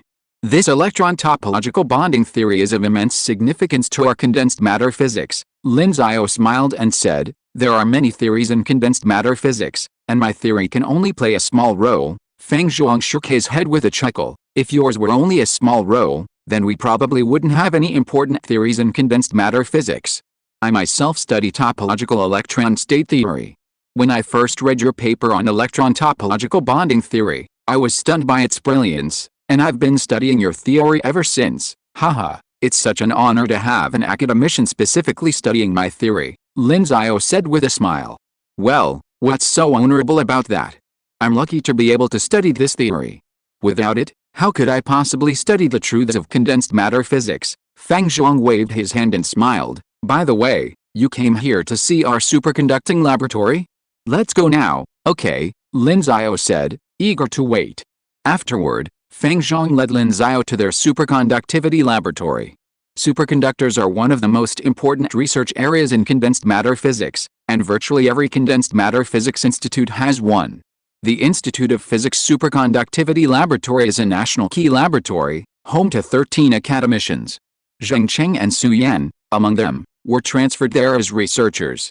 After Feng Zhuang and Lin Xiao arrived at the laboratory's director, academician Zhao Xian, personally came to greet Lin Xiao. Zhao Xian has been engaged in superconductivity research for many years and has won the Matthias Prize, a prestigious award in superconductivity physics. He has made numerous contributions to the field. After a brief acquaintance, Zhao Xian took Lin Xiao on a tour. "Professor Lin, after studying lithography machines, you're suddenly interested in superconductors." "Haha, I believe there's no physicist who wouldn't be interested in superconductors. It's just a matter of priorities," Lin Xiao replied with a smile. "That's true," Zhao Xian said, smiling. "The underlying physics of the superconducting state holds a profound allure for every physicist. For example, the three physicists who proposed the BCS theory, explaining the principle of low-temperature superconductivity, all received the Nobel Prize in Physics. If anyone can uncover the principle of high-temperature superconductivity, they too will undoubtedly receive the Nobel Prize. Therefore, every physicist is eager to pursue this research. But unfortunately, the number of people willing to study superconductivity is decreasing," Zhao Xian sighed, shaking his head. "Our lab used to have quite a few young people coming in every year, but now the number is decreasing." Lin Xiao paused in front of a laboratory, the High-Temperature Superconductivity Laboratory. As a national key laboratory, the Superconductivity Laboratory is clearly not a single laboratory, but rather comprises multiple distinct labs, one of which is the High-Temperature Superconductivity Laboratory. The so-called high-temperature superconductors and room-temperature superconductors are related. The high temperature of the former refers to low-temperature superconductors below the Kelvin temperature of 77 K. As long as the temperature required to maintain the superconducting state is above 77 K, it can be called a high-temperature superconductor. As for room-temperature superconductors, they can achieve superconductivity at room temperature, which is obviously much higher than 77 K, as room temperature requires 273.15 K, which is above 0 degrees Celsius. Let's go in and take a look, Zhao Xian said. Yes, Lin Xiao nodded, and then he and Zhao Xian walked in. Once inside, the ambient temperature seemed to drop slightly. The space inside was large, but also somewhat cluttered. The reason for the clutter was mainly due to the numerous wires and the large instrument in the center.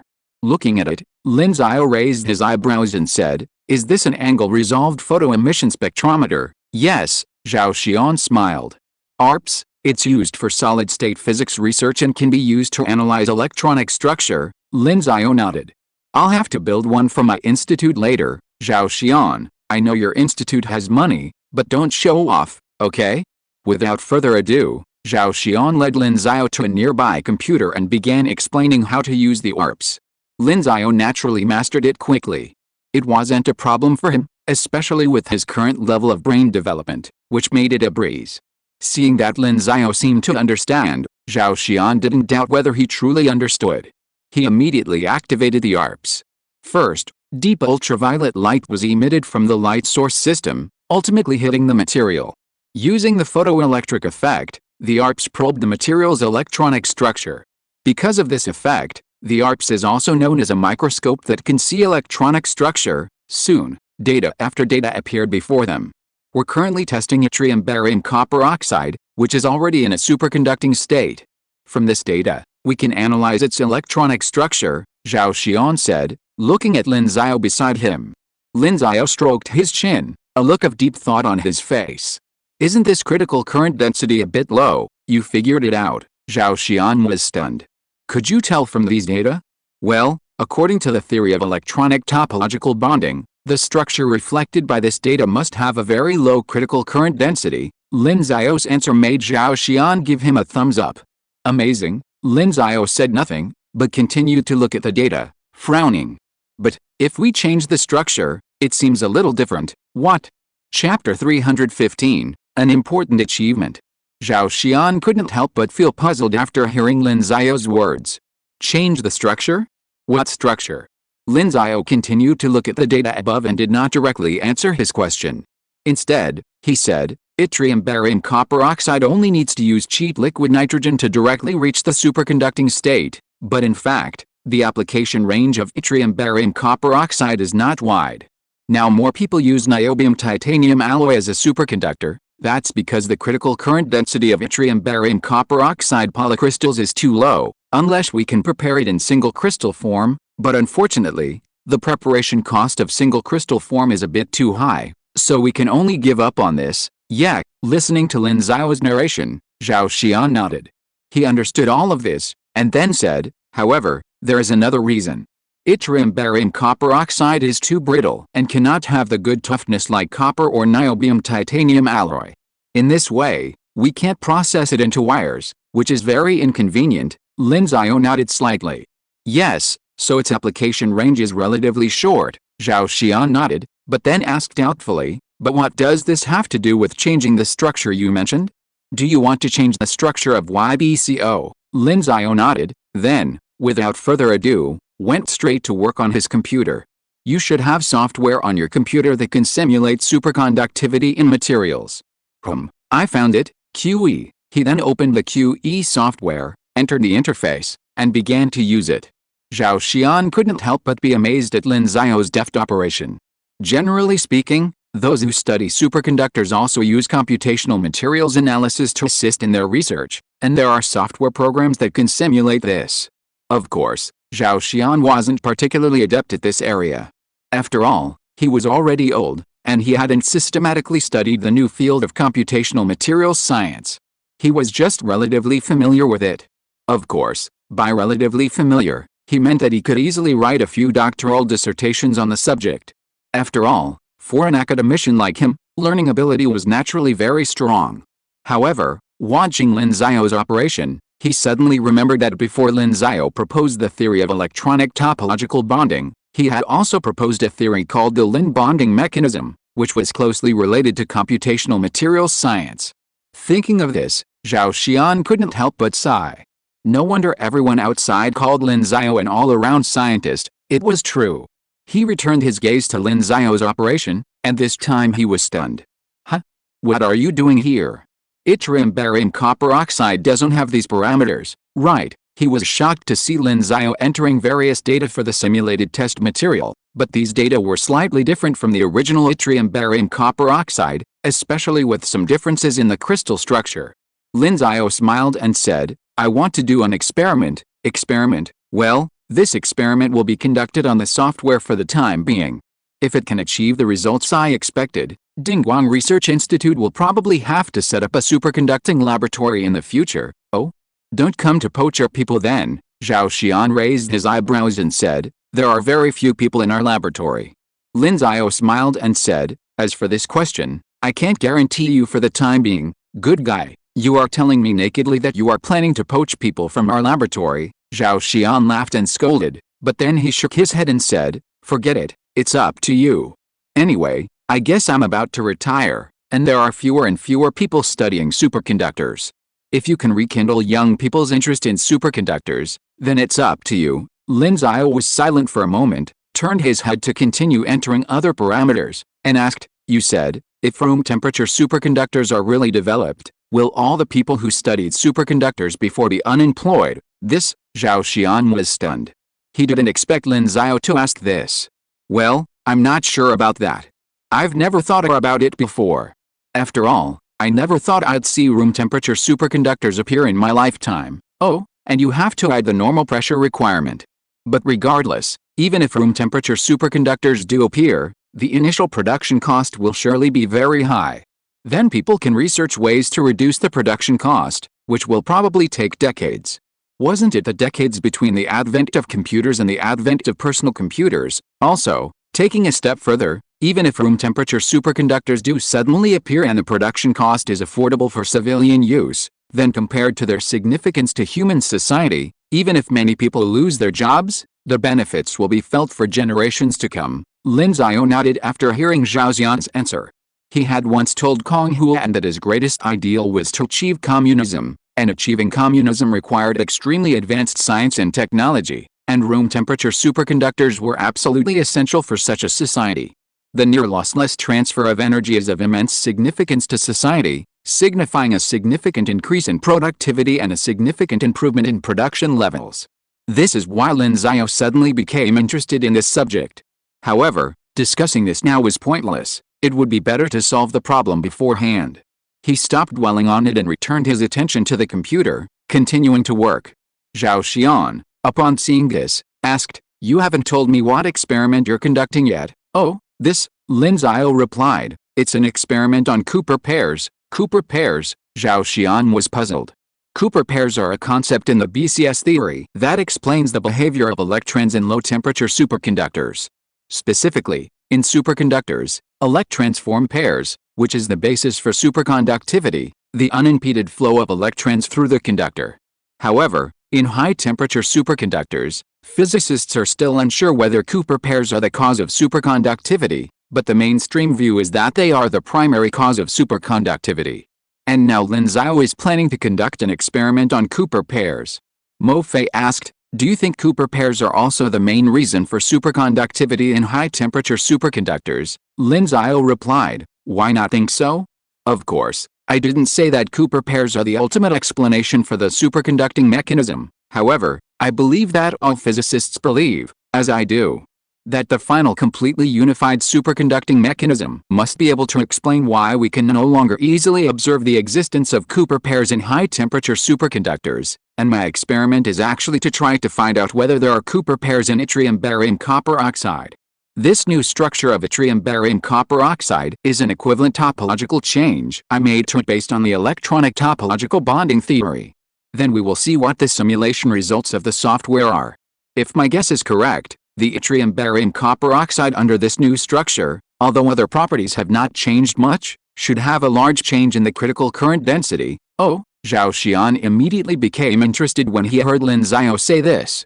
Lin Xiao actually used the electronic topological bonding theory to study. He even directly converted the original yttrium barium copper oxide crystal structure into an equivalent topology. Electronic topological bonding theory has this function. It can easily calculate an equivalent structure for a crystal structure. Two structures may be different, but they can be considered completely equivalent. However, Zhao Xian was a little puzzled. I didn't see you do the calculation. How can you be sure the data you entered is correct? In response, Lin Xiao said nonchalantly, it's just mental arithmetic. This calculation isn't that complicated. Mental arithmetic will do. Zhao Xian looked at the 20 or so data points Lin Xiao had already entered, seemingly without even pausing. He thought to himself, I'd be surprised if I believed it. Is this something normal mental arithmetic can do? 20 or so data points isn't complicated? And Lin Xiao seemed to have entered it without even thinking. Zhao Xian knew he couldn't do it. As for others, they probably couldn't do it either. Perhaps only this youngest Fields medalist could do it. And so far, he'd only entered a little over 20 pieces of data. Judging from what was going to happen, he'd need to enter at least dozens more. After all, the chemical formula for yttrium barium copper oxide contained 13 atoms, and with all the other data, a few dozen was still a small number. So he quietly watched Lin Xiao input, hoping he'd pause for thought. Zhao Xian even made a bet with himself that he'd have an extra bowl of soy milk for breakfast tomorrow. Sadly, Lin Xiao entered all the data without even a moment's thought, as if he'd calculated the next value as he entered the previous one. It looked like he'd have to drink an extra bowl of soy milk tomorrow morning, tears streaming down his face. A sad smile crossed Zhao Xian's face. Done, Lin Xiao nodded. Done. Then, he pressed enter, and the software immediately began calculating the data, a progress bar appearing. Both of them watched the bar eagerly, waiting for it to reach 100%. Time flew by, and finally, the progress bar reached 100%. Then, the interface popped up, revealing the results. Zhao Xian was stunned by the result. The critical current density has actually increased. Why? According to electronic topological bonding theory, isn't this an equivalent topological transformation? Why does this happen? Lin Xiao said nothing. He simply grabbed a pen and notebook and began calculating. Add 2 electrons to the surface of the Fermi sea of an n-electron system. These 2 electrons don't interact with the electrons in the Fermi sea. But there's a mutual attraction between them. They obey the Schrödinger equation, H, 2m, 1 plus 2, Greek letter psi. Finally, we can find Greek letter epsilon equals 2 1 e2/vz minus 2 dec minus 2/vz. Having written this, Lin Xiao said, now, I can believe that the cause of this situation must be the presence of a large number of electron pairs. I can even make the bold inference that these electron pairs are closely related to Cooper pairs, or even that they are Cooper pairs. Zhao Xian looked down at Lin Xiao's proof, a look of shock on his face. He had never expected that Lin Xiao could come up with such a shocking conclusion with just a few random attempts. Once this was announced, the entire superconducting community would be astonished. This proof confirmed that Cooper pairs still play a crucial role in the high-temperature superconductor YBCO. In other words, he brought an important result to the high-temperature superconductivity mechanism that the superconducting community has been pursuing. Chapter 316 Lin Xiao is going to study superconductivity. This is really scary, Zhao Xian couldn't help but say. Lin Xiao smiled. What's so scary about that? You haven't been researching superconductors for long, have you? And you've come up with something like this? Isn't that scary? Zhao Xian said. It seems that what I said just now about all of us superconductors being out of work was completely correct. He flashed a look of sudden realization and said, no wonder you suddenly asked me if everyone in the world studying superconductivity would be doomed if room temperature superconductors appeared. It seems you're prepared for that. Lin Xiao, don't talk nonsense. I'm not. I'm suing you for defamation. You're slandering me, but the person who said that must not have been slandered. Lin Xiao had really thought so. If he really did develop a room temperature superconductor, wouldn't it be a devastating blow to so many superconductor researchers? Of course, there was no need to worry so much.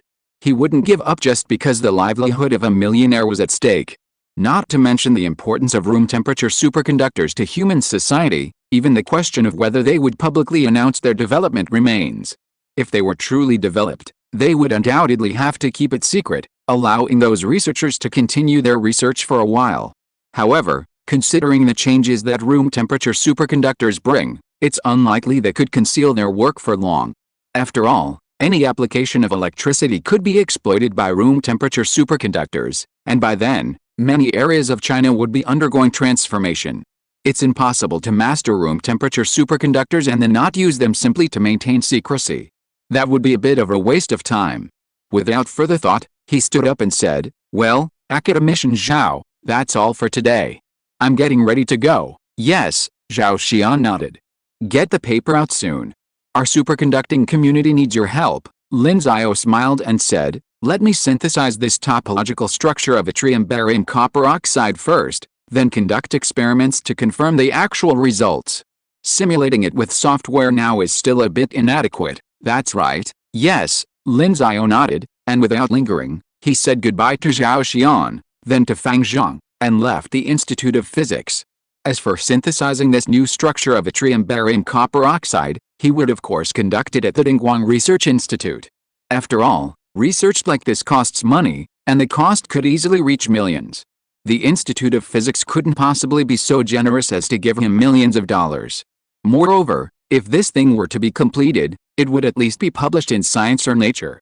Even if Lin Xiao separated the content into 2 articles, with one describing the increased critical current density of yttrium barium copper oxide after topological transformation, and another describing his mathematical proof that this topologically transformed yttrium barium copper oxide contained a higher number of electron pairs, which resembled Cooper pairs, then that would amount to 1 Science, 1 Nature, and 1 Physical Review letters. Such an achievement would surely be best left to the Dingguang Research Institute. So, he quickly returned to his own institute and, first, arranged for the construction of a superconducting laboratory. However, after he made the arrangements, he found it somewhat puzzling that his design requirements for this superconducting laboratory also included research on the application of practical high-temperature and room-temperature superconductors. This was puzzling. Where could such practical high-temperature superconductors exist today? Let alone room-temperature superconductors. Currently, niobium-titanium alloys, low-temperature superconductors, account for an impressive 80% of the global superconducting materials market. However, as the director, Lin Xiao made this decision, and naturally, his subordinates wouldn't say anything, they just had to obey. As for funding, they could simply apply directly to the government. When the government heard Lin Xiao wanted to research superconductors, they readily agreed. For scientists like Lin Xiao, the government wasn't afraid of him asking for money, they were afraid he wouldn't accept it and then give up. After all, every brain cell Lin Xiao lost was a brain cell for the nation. Funding for the superconductivity laboratory arrived soon after, and land was found near the current Dingguang Research Institute. Construction began, and orders for various experimental equipment began to flow in. For example, the ARPs that Lin Xiao had seen in the Institute of Physics Superconductivity Lab, along with other cryogenic pipes, were used to hold liquid nitrogen and helium, the materials needed to maintain the superconducting state. The main reason superconductor research is expensive is that maintaining these conductors in this state is expensive. Large quantities of liquid nitrogen and helium are used, making it impossible to avoid such costs. Think of CT machines. This is a major reason why CT scans are so expensive. Of course, while it's expensive, it's also for scientific research. Looking at all human investments, the one with the highest return is investment in scientific research. If it weren't for this, how could modern people enjoy a life more comfortable than that of ancient emperors? Later, while waiting for the construction of the superconducting laboratory, Lin Xiao began researching a synthesis method for a new structure of yttrium barium copper oxide. Although this new structure of yttrium barium copper oxide shares essentially the same properties as the original chemical formula, molar mass, density, melting point, solubility, and so on, the structural difference meant that the original synthesis method couldn't produce a compound with a different structure. Research was also quite challenging, requiring considerable time. So, time slipped by. October passed, and November arrived. The news that Lin Xiao had begun researching superconductors spread, though it didn't spread far, merely spreading slightly within the academic community. This sparked discussion within the academic community. For example, they wondered if Lin Xiao could actually come up with something, or even create a significant superconducting material. But obviously, most people were skeptical. He has already developed a photolithography machine, and an X-ray lithography machine at that. Now he wants to develop a superconductor? Do you believe it? I don't believe it anyway, I don't believe it either. People have their limits, unless they stop being human. He has already developed a photolithography machine, so he should take a break, right? At most, I believe that he can come up with some theories. It is impossible for him to directly solve the problem of superconductors. That would be too crazy. Photolithography machines and the like, there are already cases. Although he developed an X-ray lithography machine, it is only the light source that is different from the UV lithography machine. Who doesn't know how difficult superconductors are? He can't possibly solve the superconducting mechanism right away, right? Hey, even if he solved the superconducting mechanism, you might not know it. This kind of thing is definitely impossible to tell you. It can be regarded as a state secret. I heard others speculate that the RDX pure silicon crystal material that Lin Xiao developed must be because he developed a key theory, but he just didn't publish this theory. Holy crap, is this true? Is this a theory that can be used to calculate the unit cell structure of RDX pure silicon crystals? I don't understand why this RDX pure silicon crystal has this one thing going on. How can they be sure that this RDX crystal can regularly diffract X-rays and even be magnified and scaled? What exactly is its molecular structure like? It can't be just luck, right? Just a guess. It's indeed very strange, but don't you think that if Lin Xiao can figure this out, why can't he figure out the mechanism of superconductivity? Crap, stop talking. The more I talk, the more I think Lin Xiao is going to put me, someone who has been researching superconductors for 10 years, out of a job. Clearly, people are now deeply skeptical about RDX pure silicon crystals and feel a sense of pressure from Lin Xiao to start researching superconductors. The current endpoint of superconductor research is the creation of a civilian room temperature superconductor. If room temperature superconductors emerge, research on superconductivity will likely shift to thermal and color superconductivity, but that's a completely different field. Therefore, superconductivity research is a winner-takes-all situation. Whoever develops a superconductor that can be used at room temperature and pressure, at low cost and on a large scale, will ultimately dominate the field of electrical superconductivity. Lin Xiao's arrival puts immense pressure on them. However, they can't stop Lin Xiao from pursuing his research, so they can only strive to focus on their own research. Beyond the superconductivity field, China's semiconductor industry is also experiencing rapid development. The X-ray lithography equipment manufacturing company responsible for producing X-ray lithography machines has established a production line and begun ramping up production. Naturally, all orders go to Huaxia Chip Manufacturing. The 5 X-ray lithography machines built under the X-ray project have also been assigned to Huaxia Chip Manufacturing, including the workshops where they are located. Of course, the land where the workshops are located still belongs to the Dingguang Research Institute, and Huaxia Chip Manufacturing is currently renting the land from the Dingguang Research Institute and is responsible for paying for it.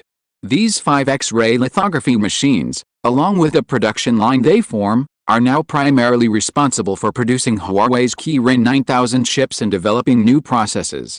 Based on the 5nm process outlined by Lin Xiao, R&D personnel are currently developing a corresponding 7nm process.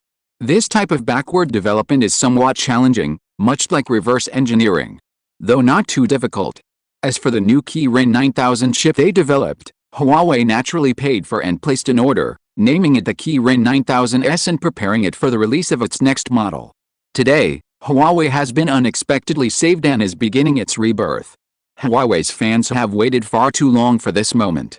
Chapter 317 Its critical current density has increased. Besides Huawei, there are rumors that foreign mobile stock chip design companies have begun contacting Chinese chip manufacturers. Of course, there aren't many companies capable of designing mobile stocks right now. Besides Huawei, only Qualcomm, Apple, and MediaTek have approached Chinese chip manufacturers. Samsung, naturally, manufactures its own chips for itself, so its own chips don't have a strong presence in the mobile phone market. However, these companies are only in contact for now, waiting for Huawei's new phone to be released before they can actually test its performance. Lin Xiao boasted impressively at the press conference, but the ultimate performance will have to wait for actual results. The data presented at press conferences or on product detail pages is often just lab data. Obviously, lab data shouldn't be taken seriously. If actual consumer experience completely matched these figures, some mobile phone manufacturers would likely go bankrupt, as their lab data would clearly be disappointing. However, with Huawei's new phone still some time away from release, It will take some time to verify this news. Of course, it wasn't just these mobile phone chip designers who wanted Chinese chip manufacturers. Besides them, computer processor and graphics card manufacturers were also interested. For example, AMD contacted them early on, asking if they could make processor and graphics card cores, hoping to reach a partnership soon. For massage parlors, while they competed not only with Intel and CPUs but also with NVIDIA and graphics cards, seemingly squaring off with these two companies, their actual technology had always been surpassed by those two, which is why they were often called agricultural enterprises. Now that Chinese chip manufacturers possessed the world's best 5nm process technology, massage parlors certainly wouldn't miss this opportunity. Both Intel and NVIDIA were well aware of the massage parlor's intentions, but Intel had its own chip production lines and didn't have the time to invest in such efforts. Meanwhile, NVIDIA's bosses were still figuring out how to leverage the recently launched 40 series graphics cards to boost their plummeting stock price. Therefore, they had no interest in exploring the possibility of having Chinese chip manufacturers produce their graphics cards. So, they could only watch as massage parlors took advantage of the situation. In short, not only in the mobile phone industry, but also in the PC industry, there's a sense of turmoil. These companies are among the most prominent and profitable in the entire semiconductor industry. Their movements have made Huaxia chip manufacturing a frequent target of media attention, with the world closely watching what this Chinese company will do next. However, Huaxia chip manufacturing is clearly not in a rush. After all, the production capacity provided by the 5 X-ray lithography machines is still relatively limited, and they must wait until several more production lines are established. Furthermore, the emergence of Huaxia chip manufacturing is clearly good news for China's supercomputing industry. While powerful, China's supercomputing capabilities have historically been limited, making it difficult to maintain the top spot for individual machines. For example, the Sunway Tehu Lite uses the domestically produced Shenhua E26010 processor, which utilizes 28nm process technology. The Sunway Tehu Lite boasts 40,960 processors, each with 260 cores, for a total of over 10.64 million cores. Supercomputers ranked above the Sunway Tehu Lite, such as the Summit supercomputer in the United States, utilize a 14nm process and boast just over 2 million cores, yet boast approximately 1.7 times the computing power of the Sunway Tehu Lite. This is due to its superior process technology. Previously, China faced this situation with limited resources. Despite possessing world-class supercomputer construction capabilities, it lacked the ability to produce advanced chips. Intel was even banned from supplying processors to Chinese supercomputers. But now, with its own cutting-edge chip production capabilities, China is well positioned to begin designing these cutting-edge chips. It is reported that Chinese supercomputer scientists are already considering this initiative. However, if they truly wanted to build it, funding would obviously be a major issue. After all, the production cost of 5nm chips is inherently much higher than that of 28nm chips. Therefore, this matter is still under planning and discussion, and there are no plans for construction yet. However, regardless, starting to discuss this matter is far better than not discussing it at all before. Before, even if you had the money, you couldn't get it. Now, it's just a matter of money. As a result, people are even more confident in their daily conversations, and they have more confidence when confronting those who hate Guo online. Even foreigners can't make an X-ray lithography machine, but China has, and they're producing it independently. How could they not be confident? The complete success of the X-ray project has undoubtedly begun to subtly change people's mindsets. Time slowly passed, and it was already early December. December in Shenzhen was naturally quite cold. Of course, this chill didn't dampen Lin Xiao's excitement at the Dingguang Research Institute. Finally done, he picked up a long, black solid on the table in front of him and examined it carefully. It was yttrium barium copper oxide, the world's first discovered high-temperature superconductor. However, unlike the commonly prepared yttrium barium copper oxide, the yttrium barium copper oxide in his hands had a different molecular structure. "This is the thing that took you over a month," a man approached and asked with a puzzled look. This man was Chen Sun, a leading figure in superconductor research in China whom Lin Xiao had successfully recruited from the Institute of Physics Superconductivity Laboratory. Of course, strictly speaking, Chen Sun was not fully affiliated with the Institute of Physics, he only worked there. He was still a professor at the School of Physics at Shengjing University. Because the Institute of Physics Superconductivity Laboratory was currently the largest superconductivity laboratory in China, researchers from other institutions were able to join as researchers and share the laboratory. Of course, this current situation would soon become a thing of the past, as the Dingguang Institute's soon-to-be completed superconductivity laboratory would replace it.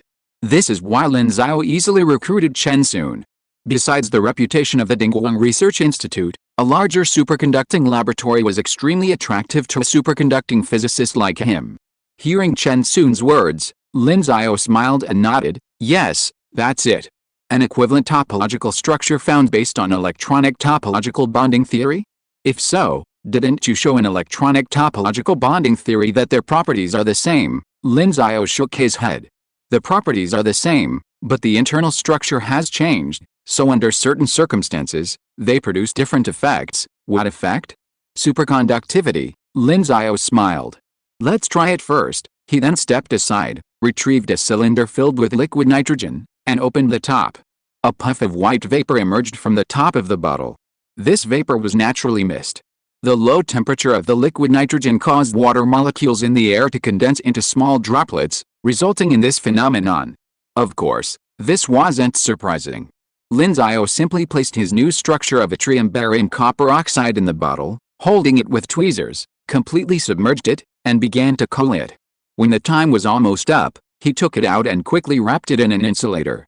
He then placed it on a shelf on the lab bench and grabbed alligator clips, clamping them on either side.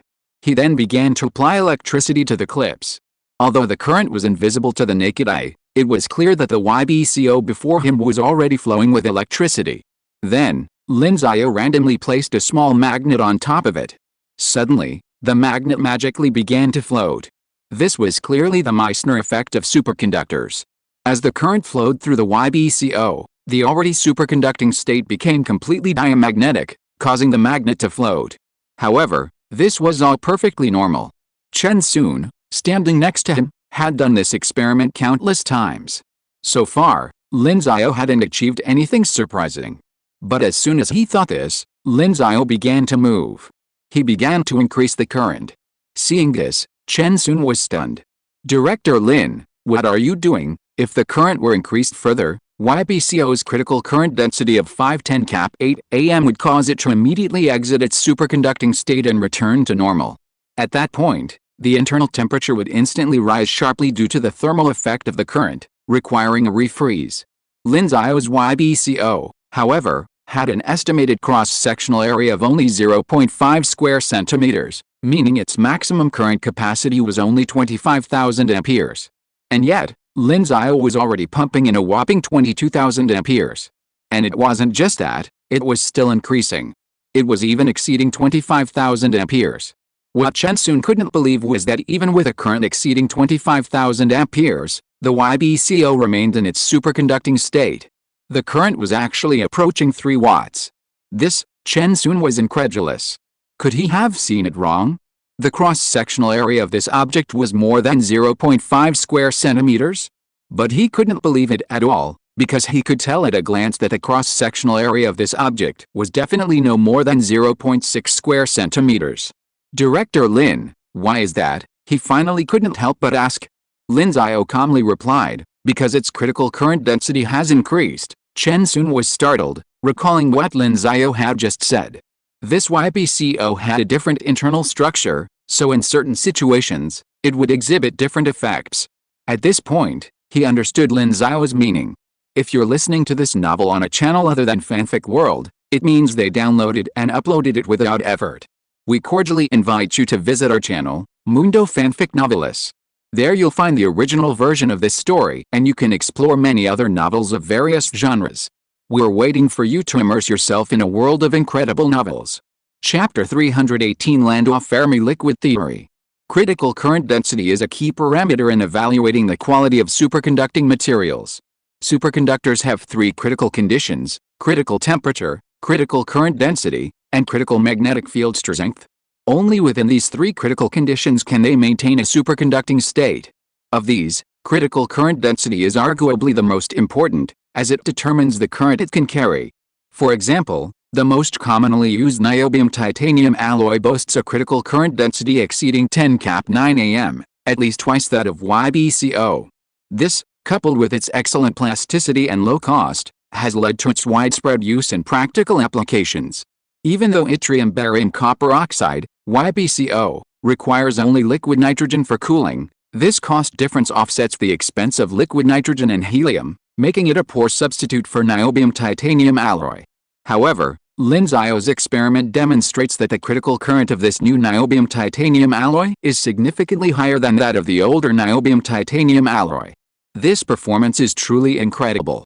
Who would have thought that materials with the same chemical formula, molar mass, and density, essentially identical in appearance, could experience such a phenomenon while entering a superconducting state? Chen soon asked in astonishment, "Director Lin, why is that? Could it be that the structures transformed after equivalent topological transformations, according to electronic topological bonding theory, aren't actually completely equivalent? Or does it specifically enhance the critical current density of this material?" Lin Xiao shook his head. "That's not necessarily true. Electronic topological bonding theory reveals that a single compound can have multiple equivalent topological forms, so, for different structures, the current density may increase or decrease. After all, superconductivity is the unimpeded movement of electrons within a material. An internal structure has a significant impact on whether electrons can move freely." Chen soon nodded after listening to Lin Xiao's explanation, but soon a question arose. "Then how do you know that your YbCO structure reduces the resistance to electron movement? Electronic topological bonding theory can't calculate this, right? If this could be calculated, everyone studying superconductivity would probably call Lin Xiao dad, because if he could calculate this, Lin Xiao would have provided a huge treasure to the global superconductivity community. By then, hundreds, if not thousands, of papers would have been published." But it was clear that even after all Chen soon's research, he didn't believe that electronic topological bonding theory could calculate something like this. Hearing Chen soon's question, Lin Xiao was silent for a moment, then said, Feel it, feel it." Chen soon was stunned. "Well, I feel that this equivalent topological structure will offer very little resistance to electrons." "Chen soon, can you even feel that? I'm a physics professor at Peking University, and I'm not well educated, so don't lie to me. How can you tell if the critical current density of a superconductor has increased or decreased? That's ridiculous." Lin Xiao shrugged and said, "Construct a microstructure of YbCO in your mind, simulate its electrons, and then simulate the effects of electron flow under pressure, and you'll be able to feel it." Chen soon, he silently tried it in his mind. But a YbCO unit cell contained over a dozen molecules, and to make a conductor, you'd need at least several units. That would increase the amount of computational work the brain has to do. So, in the end, Chen soon gave up, grumbling, "My brain is a human brain, not a computer." Lin Xiao couldn't help but shake his head and laugh. It was obvious that Chen soon was complaining that his brain was like a computer. But perhaps it was true. At least, Lin Xiao now felt that his brain was like a computer, a multi-core, multi-threaded one, because he could already do 5 things at once. He even felt that with more training, he might be able to do 10 things at once. Of course, the problem he was thinking about couldn't be too complex, but something like directly building a molecular structure model in his mind and simulating electron flow was certainly possible. However, he didn't dwell on the issue, and then said, "Well, actually, that's not the key point." "The key point?" Chen soon looked puzzled. "What determines the critical current density, the maximum carrier flux?" "Well, BCS theory tells us that the carriers in low-temperature superconductors are Cooper pairs." "What about high-temperature superconductors?" Chen soon shook his head. "I can't say for sure. After all, this is a point of debate in academia." Lin Xiao smiled mysteriously and didn't explain. Instead, he said, "Apply for a patent for this new type of yttrium barium copper oxide." I need to write my paper during this time, although still a little puzzled, since Lin Xiao said so. Chen soon nodded and said, "I'll apply for it right away." This superconducting material with an improved critical current density would definitely require a patent. Chen soon glanced at the current levels Lin Xiao had already tested, which had reached 50,000 amperes. This current level was comparable to that of niobium titanium alloys. If this were patented, there would definitely be some money to be made in the future. Although it couldn't be made into flexible wires, it would definitely be useful. As for Lin Xiao's paper, It was likely about the properties of this new structure of yttrium barium copper oxide, so Chen soon didn't ask any further questions and left the lab. Lin Xiao continued to gaze at the yttrium barium copper oxide alloy before him, a thought brewing in his mind.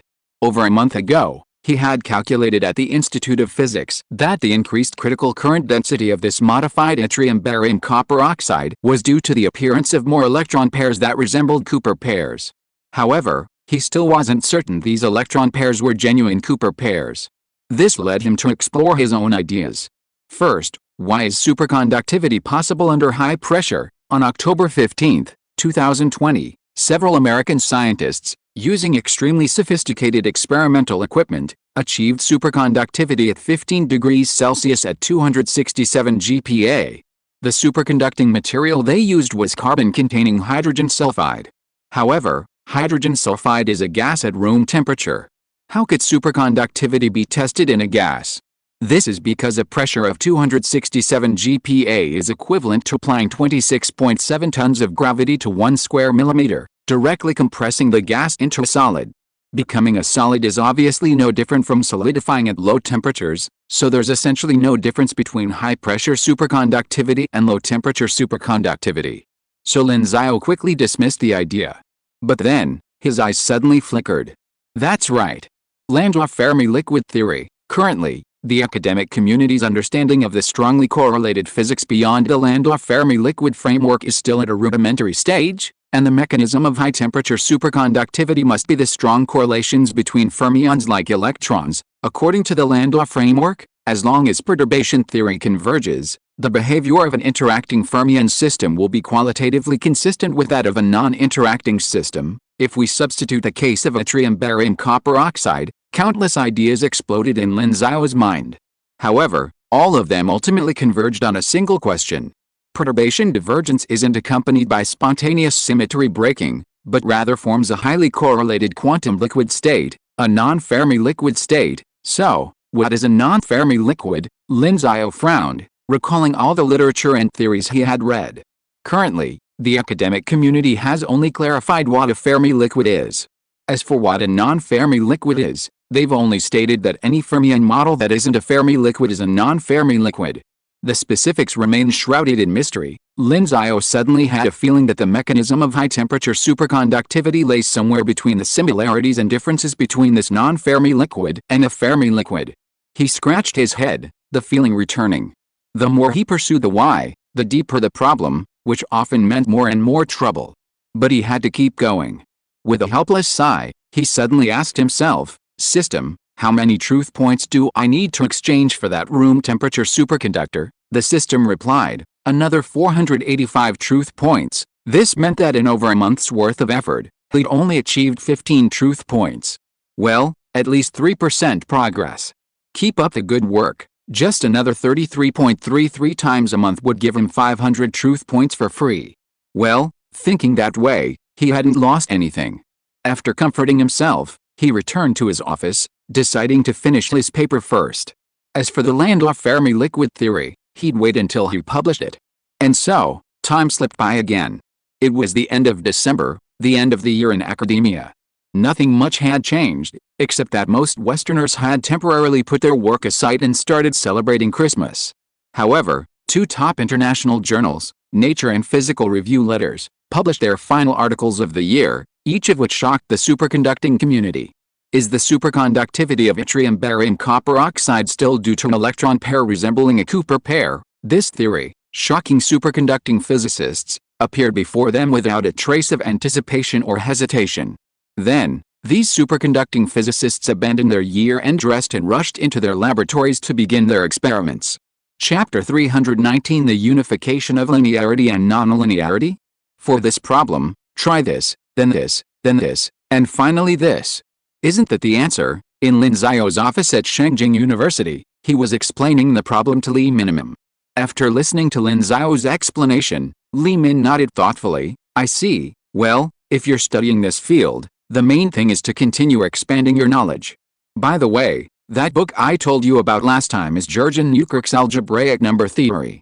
Have you read it? Well, I have, but it's a bit difficult. Li Min's face showed a helpless expression. Lin Xiao smiled and said, It's normal to find difficulty in studying mathematics. Whenever you encounter a problem, you should try to solve it from that perspective. You can look up literature, but I hope you're looking to verify your answer, not just for the sake of finding an answer, unless you really can't find a solution. I see, Li Min nodded, indicating that she understood. However, he asked curiously, Professor, what if you encountered a problem you truly can solve?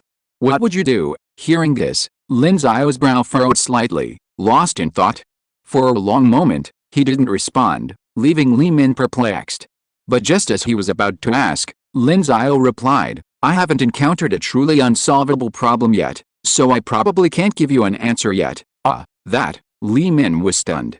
Perhaps feeling a bit too discouraged, Lin Xiao smiled and waved his hand, explaining, of course, if I were to try to solve problems like the Riemann Hypothesis, P equals NP, or the existence and smoothness of solutions to the Navier-Stokes equations, I probably wouldn't be able to solve them. Li Min, thank you for your reassurance. According to Lin Xiao, wouldn't it be only world-class mathematical problems like these that could stump him? Even that wasn't necessarily the case, considering Lin Xiao had previously solved the Hodge conjecture. What if Lin Xiao actually started working on it and solved it?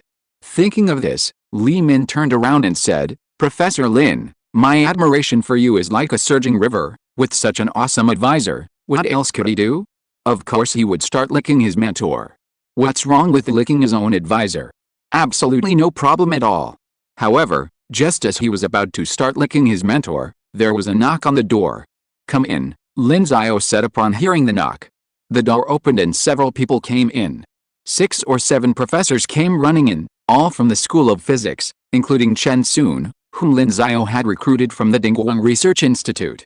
The professors rushed in and surrounded Lin Xiao, then hurriedly said, High-temperature superconductivity, is it also due to electron pairs? Or Cooper pairs? Li Min saw the professors, and quickly made way, then looked confused. What did these professors want to see Professor Lin about? What high-temperature superconductivity? Seeing so many people suddenly rush in, Lin Xiao was stunned. What are you all talking about? That article you published in Physical Review Letters, Chen Sun said bluntly. When I first talked to you about your new yttrium barium copper oxide, I was confused as to why it had changed so much. I didn't expect that just this short time later, you'd figured it out. Lin Xiao smiled and said, didn't you say back then that an increase in critical current density means an increase in the number of carriers? What are the carriers in the material? They must be electrons. Doesn't that make sense? This, Chen Sun was stunned, then grumbled, but who knew it could be electron pairs? Or even Cooper pairs? I didn't say they were Cooper pairs. They're still electron pairs, but mathematically, they look a bit like Cooper pairs, Lin Xiao said. The superconducting physicists who had come over looked at each other, each listening to Lin Xiao's words with such intensity. Another professor nearby asked, then, Professor Lin, if it's not Cooper pairs, what do you think it is? A completely new type of electron pair, Lin Xiao shook his head. That's not certain, he then continued, in low-temperature superconductors, Cooper pairs form because the arbitrarily small attraction between electrons causes electrons with energies below the Fermi energy to pair up, but obviously, the Fermi energy is very low, and at just a small temperature, the thermal energy of the electrons is enough to push their energies above the Fermi energy, and our yttrium barium copper oxide can maintain a superconducting state at temperatures as high as 90 K. In fact, I would rather believe that it is a completely new type of electron pair, and that Cooper pairs are just a special case of this new type of electron pair. Several professors were stunned. Another professor asked, why? Why can't they be two different types? Cooper pairs at low temperatures, and this new type of electron pair at high temperatures. They were all puzzled by Lin Xiao's point. Why did they have to think of the two types as the same? Could they discuss them separately? Quantum mechanics says the world is discontinuous. It's perfectly normal to discuss high and low temperatures separately. Lin Xiao replied, probably just a gut feeling, intuition. Yeah, Lin Xiao nodded. I think the world should be unified. Whether it's superconductivity in high-temperature superconductors or superconductivity in low-temperature superconductors, since their ultimate explanation is the unimpeded flow of electrons, I believe they can ultimately be explained by a single theory. Besides, whether it's high or low temperatures, they're just human definitions, so I don't think it's necessary to worry about it. Hearing Lin Xiao's words, The professors were once again stunned. Is the world unified? Others shared this idea, such as Chen Sun, who immediately agreed, if you put it that way, I think it's possible too. If the world is unified, then the principles of superconductivity are naturally the same. Lin Xiao's idea convinced Chen Sun. However, some people expressed their opposition. Professor Lin, whether the world is unified or not is still to be answered by future generations hundreds or thousands of years from now, but I think that in mathematics there are both linear and non-linear concepts. Can these two things be unified? This question made them silent for a moment, but soon someone said, Professor Hu, I don't think your question is necessary. Nonlinearity and linearity are just two different ways of expression, just like superconductivity and non-superconductivity. We can't unify superconductivity and non-superconductivity, right? Professor Hu shook his head and said, superconductivity and non-superconductivity are two physical phenomena. Of course they can be different, but linearity and nonlinearity are mathematical tools. Since mathematics also pursues the Langlands program and unifies other mathematical tools, why can't linearity and nonlinearity be tried to unify? Then you are making a far-fetched argument. Linearity is manifested as a straight line, and nonlinearity is manifested as something that is not a straight line, such as a curve. This is also an actual phenomenon. That's far-fetched argument. Inadvertently, the two physics professors started arguing over a mathematical problem. Seeing this, Lin Xiao was a little amused. He immediately intervened. Come on, guys. It's just one question. There's no need to argue about it. After some persuasion, the two professors finally calmed down. Seeing them stop, Lin Xiao breathed a sigh of relief, but then added, but, Professor Hu, I actually think that nonlinearity and linearity might be unified. I can even provide you with proof right now. Professor Hu glared.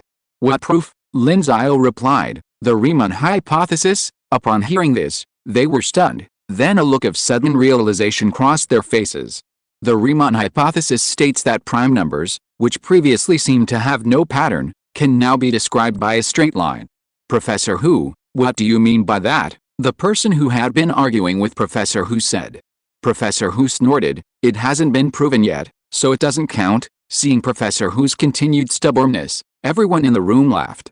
Professor Hu, his face swollen with laughter, added, even if it's proven, it's only a special case.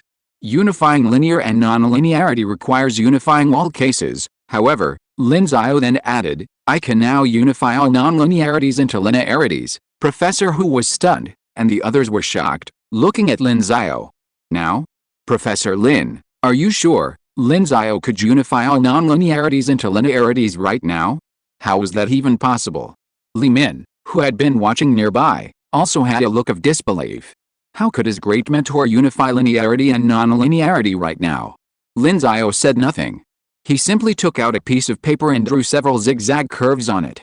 He then held it up, showing it to the group and asking, look, is this line nonlinear? Everyone nodded, wondering what Lin Xiao had to do to turn this curve into a straight line. At this moment, Lin Xiao smiled faintly and slowly turned the paper over, facing the ceiling in parallel to their line of sight. He then said, everyone, look now. Does the curve I drew here appear to you as a straight line? Everyone in the office was stunned, both by Lin Xiao's words and by the paper itself. Yes, the nonlinear curve had now become a straight line in their eyes. Although their line of sight was completely parallel to the paper, they couldn't see the line on the surface.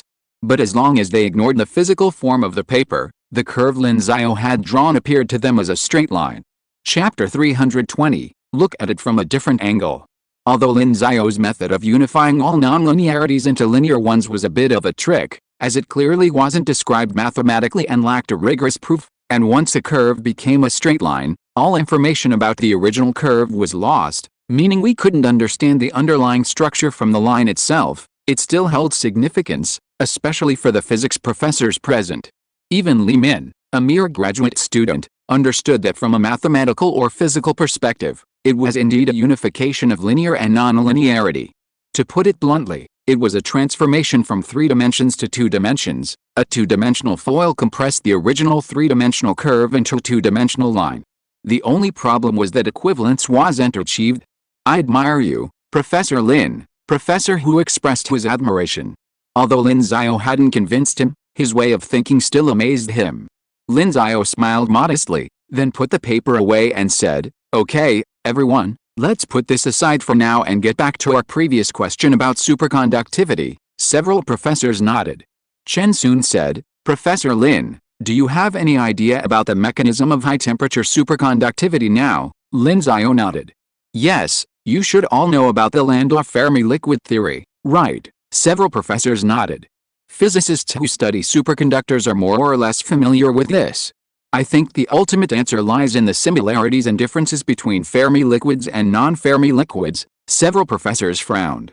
Non-Fermi liquids. Understanding non-Fermi liquids is a crucial issue in condensed matter physics. Explaining Fermi liquids would greatly aid condensed matter physicists in understanding the behavior of fermions, and in particular, the behavior of electrons. But as they all said, this remains a crucial problem in condensed matter physics, one that many physicists around the world haven't yet solved. Furthermore, strictly speaking, it's not simply a matter of physics, but rather mathematical physics. So, the professors present didn't think they could solve it. One professor asked, "Professor Lin, what are your thoughts?" While it felt a bit rude to keep asking Lin Xiao, there was no alternative. They also wanted to achieve something. They weren't aiming to create a superconducting material that would superconduct in a refrigerator in their lifetime, but if they could bring some significant insights into the mechanisms of high-temperature superconductivity, it would be meaningful to them. Perhaps they could even become academician Zhao Xian. The academician Zhao Xian that Lin Xiao had met was a leading figure in China's superconductivity community. The two Nobel Prize winners of 1987 were largely due to the contributions of academician Zhao Xian's team to high-temperature superconductivity, which led to their theories being confirmed and subsequently awarded the Nobel Prize in Physics. Therefore, for these professors studying superconductivity, it was too late to change careers. Therefore, becoming the next academician Zhao Xian became their dream. As for why they pinned their hopes on Lin Xiao, it was naturally because they believed that Lin Xiao's position in physics might offer some insights. Lin Xiao didn't hold back, saying, "For now, I think we should approach this from the perspective of perturbation theory. The Fermi liquid model is a quantum system. According to the Pauli exclusion concept, as groups of fermions begin to interact, the spin, charge, and momentum of the fermions corresponding to occupied states remain unchanged. Well, some aspects require further mathematical explanation." With that, Lin Xiao picked up a pen and began to write, G, P, Z, Greek letter omega plus Greek letter mu Greek letter epsilon, P. Just like that, Lin Xiao began sharing his research on this topic over the past month or so. Of course, his current research was still superficial, and he still had a long way to go before truly solving the problem. Finally, there's an interesting argument in academia regarding the mechanism of high-temperature superconductivity, the spin fluctuation mechanism.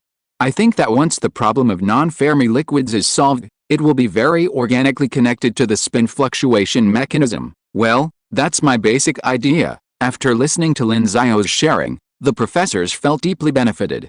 Although condensed matter physics itself does not require very high mathematical requirements, if you want to excel, the mathematical requirements are very high.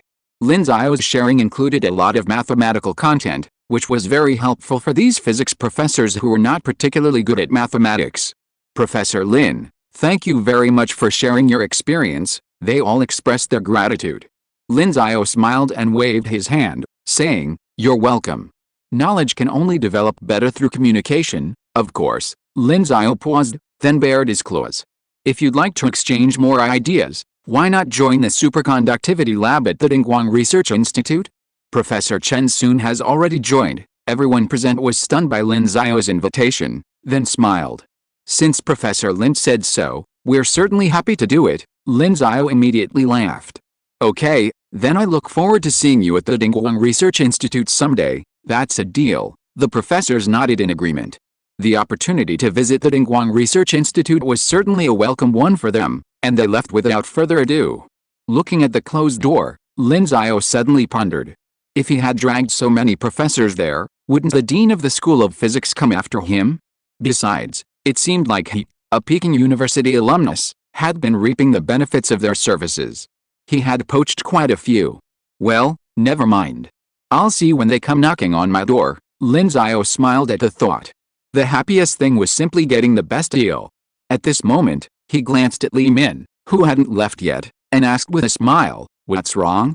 You want to join Dingguang Research Institute too? Li Min's eyes lit up. Can I? Lin Xiao smiled. No, Li Min, if you want to join Dingguang Research Institute, it depends on your performance. As long as you're good enough, Dingguang Research Institute will definitely open its doors to you, Lin Xiao said. Even if Li Min was his student, he wouldn't give her a back door. If he couldn't even abide by his own rules, it would be difficult to show selflessness to others. Li Min nodded, indicating that he understood. However, he then remembered the debate among the professors and asked, by the way, Professor Lin, do you really think linear and non-linear concepts can be unified? Lin Xiao smiled and asked, why not? But I always find it a little unbelievable, Li Min said. If nonlinearity could be unified into linearity, what would that mean? It would be another P equals NP situation, even more terrifying than P equals NP. The world is nonlinear, and nonlinear systems are always more complex than linear systems, a prime example being chaotic systems. When solving many problems, people often try to transform nonlinear problems into local linear ones. After all, who doesn't like solving math problems like y equals x plus b? Problems like y equals x plus b x plus c are clearly something people detest. Once nonlinearity can be unified into linearity, it means that all nonlinear problems in the world can be infinitely simplified. Just like the special case Lin Xiao mentioned earlier, the Riemann hypothesis and the distribution of prime numbers. The distribution of prime numbers is nonlinear. However, once the Riemann hypothesis was proven, the nonlinear distribution of prime numbers became a linear problem involving the Riemann zeta function, a line in the complex plane with res equals 1/2. Lin Xiao smiled slightly. There are many incredible things in the world. For example, if you lived in the 18th or early 19th centuries, when the world was still dominated by Euclidean geometry, would you also find it incredible if you heard about Lobachevsky's geometry? Would you also join others in spurning Lobachevsky? Back then, you probably thought it was absurd to say that on a plane, there are at least two lines that do not intersect a given line passing through a point outside that line, but now it seems that Lobachevsky's geometry is clearly an achievement worthy of 10 Fields medals. In fact, any of us can do this, as long as we are near a black hole. We can easily find at least two lines parallel to a given line passing through a point outside that line. Listening to Lin Xiao's words, Li Min nodded thoughtfully. Lobachevsky's geometry is a mathematical theory that has influenced the development of philosophy. Thinking about its significance can easily lead to insights. However, Li Min quickly recovered, recalling Lin Xiao's proof of the unification of nonlinearity and linearity, and said with heartfelt admiration, but, Professor Lin, your method of unifying nonlinearity and linearity from a different perspective is truly amazing. I have to show off to Zhao Guodong and Shin Mingke later. Lin Xiao couldn't help but smile, waved his hand, and said, go ahead. Yeah, Li Min nodded and immediately ran off, clearly eager to show off. Lin Xiao, on the other hand, lowered his head and looked back at the piece of paper he had drawn a curved line on. Changing the angle, silently repeating Li Min's words, Lin Xiao's eyes suddenly flickered. Changing the angle, Fermi liquid, non-Fermi liquid. Suddenly, an idea flashed through his mind. Everyone describes this clustered particle behavior as a liquid, so why not look at it from the perspective of a fluid? The idea grew brighter and brighter in his mind, until finally, a smile appeared on his face. I have to thank Li Minimum. Well, I'll give him some special training from now on. Then, he picked up his pen and began a very complex mathematical deduction, dt equals P plus. Chapter 321, Request from the Director of the Supercomputing Center. As Lin Xiao had said, Fermi liquids are already called liquids, so why not study them as if they were real liquids? This shift in perspective is essential to scientific research. Of course, truly shifting perspective isn't easy. The first equation Lin Xiao wrote down was actually a form of the Navier-Stokes equations. The Navier-Stokes equations can describe a wide range of fluids. Computer modeling software, for example, requires the help of Navier-Stokes equations to perfectly simulate fluids, such as the flow of water in movies. But the Navier-Stokes equations clearly can't describe a liquid like a Fermi liquid. A Fermi liquid is simply a description of a large number of fermions, such as electrons. So, the Navier-Stokes equations require a significant modification, but their basic form can still be used as a reference. Lin Xiao stroked his chin. After a moment of contemplation, he began to work on this magnificent equation, revered as the fundamental law of fluid mechanics. First, we must consider the properties of fermions, particles with half-integer spin. We also need to consider Pauli exclusion, and Lin Xiao continued to try to construct the Navier-Stokes equations that could describe Fermi liquids. However, because they involved quantum mechanics and entered the microscopic realm, there were more things to consider. It was obviously not as easy as the Navier-Stokes equations, which adhered to classical mechanics. But if he could construct them, Lin Xiao believed they would become the Navier-Stokes equations of quantum mechanics. So, this was crucial. Of course, this wasn't something that could be accomplished overnight. Time slipped by, 2022 passed, and it was 2023. January 8th. In his room, Lin Xiao suddenly looked up, looking at a complex partial differential equation on the draft paper in his hand, and his expression relaxed slightly. Well, it's basically done, but the details are still hard to say. We still need to run simulations, and these simulations were extremely computationally intensive. Looks like I'll have to use a supercomputer. Of course, the best supercomputer would be the Sunway Tehu Lite. Its processor chips are all made in China, ensuring excellent security and confidentiality. However, looking at the calendar, Spring Festival is less than 2 weeks away. If he wants to apply for the Sunway Tehu Lite, he'll have to wait in line again, and he'll definitely have to go home by then. While he could jump the queue, that's usually reserved for more important projects. While his current research is incredibly valuable, it's certainly not considered important in the eyes of others. Forget it, I'll ask first. If that doesn't work out, I'll wait until after the new year. With that thought in mind, he logged onto the Sunway Tehu Lite official website, the National Supercomputing Center in Xi'an, and began applying. The application required filling out relevant information, such as the project name and scope of application. Lin Xiao quickly completed it and confirmed his application. He then had to wait for a feedback, which would likely take several days. However, Lin Xiao didn't need to bother. He simply pulled out his phone and made inquiries. After a few calls, he quickly received a response. A 2-week wait? Wouldn't it be Chinese New Year by then? Lin Xiao was surprised. The person on the other end of the line was a professor at the School of Computer Science at Beijing University. In response to Lin Xiao's question, he said, "It seems to be all materials researchers. There have been so many this year, especially since March. The lines were waiting for months. It's ridiculous, and I heard that their materials science and condensed matter physics departments have come up with some important theory that's very helpful for their research. It's called electronic topology theory or something. Professor Lin, I heard you also study physics and materials, so you should know about it, right?" Lin Xiao was stunned. "Oh, this electronic topology theory? I'm afraid it should be electronic topology bonding theory?" Good God, he didn't expect that he would be the one to dig his own grave. Ahem, well, that might not be the case. Anyway, thank you, Professor Zhang. I understand. Okay, Professor Zhang from the School of Computer Science said. Oh, by the way, Wang Wenguang, the director of the Xi City Supercomputing Center, said he wanted to call you later. I just contacted him and he told me. Lin Xiao was puzzled. Director of the Supercomputing Center, yes, but I don't know what he wants to talk to you about. Okay, thank you, okay. After hanging up, Lin Xiao stroked his chin, thinking. What could have brought the director of the Supercomputing Center to visit him personally? He hadn't even done any research in computers. After pondering for a while, his phone rang. It was Xi City calling. Apparently, it was the director of the Xi City Supercomputing Center. After the call was connected, a voice came from the other end. Is this Professor Lin?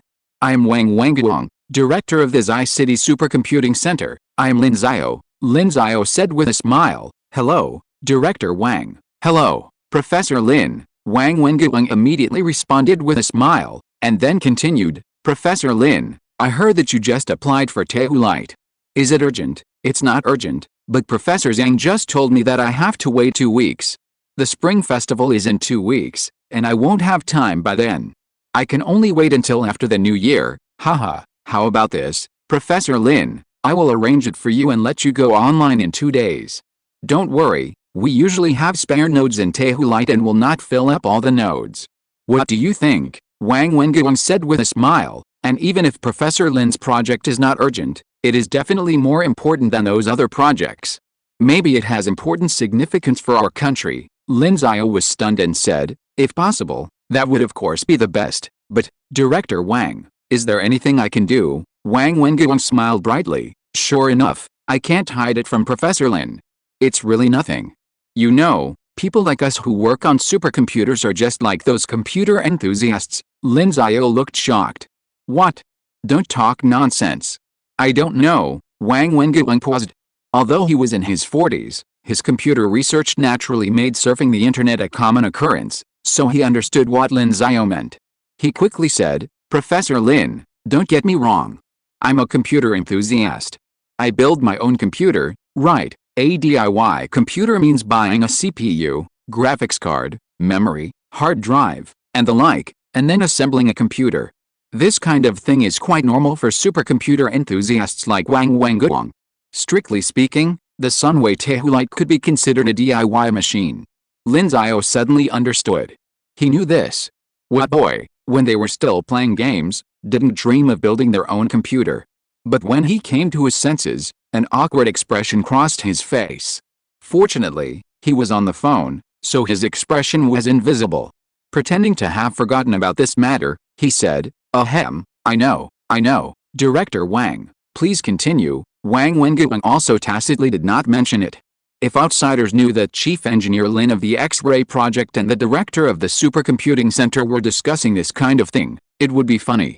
Ahem, in short, we who work on supercomputers, just like those who assemble computers, all hope to use better components for the computers. Professor Lin should also know that the most critical factor in a supercomputer is the processor performance, and our current Sunway Tehulite processor is no longer the best in the world, so people like us want to build a better supercomputer, and it just so happens that we now have X-ray lithography machines and can make 5nm chips, so we thought about building another supercomputer and using a 5nm processor, directly maxing it out.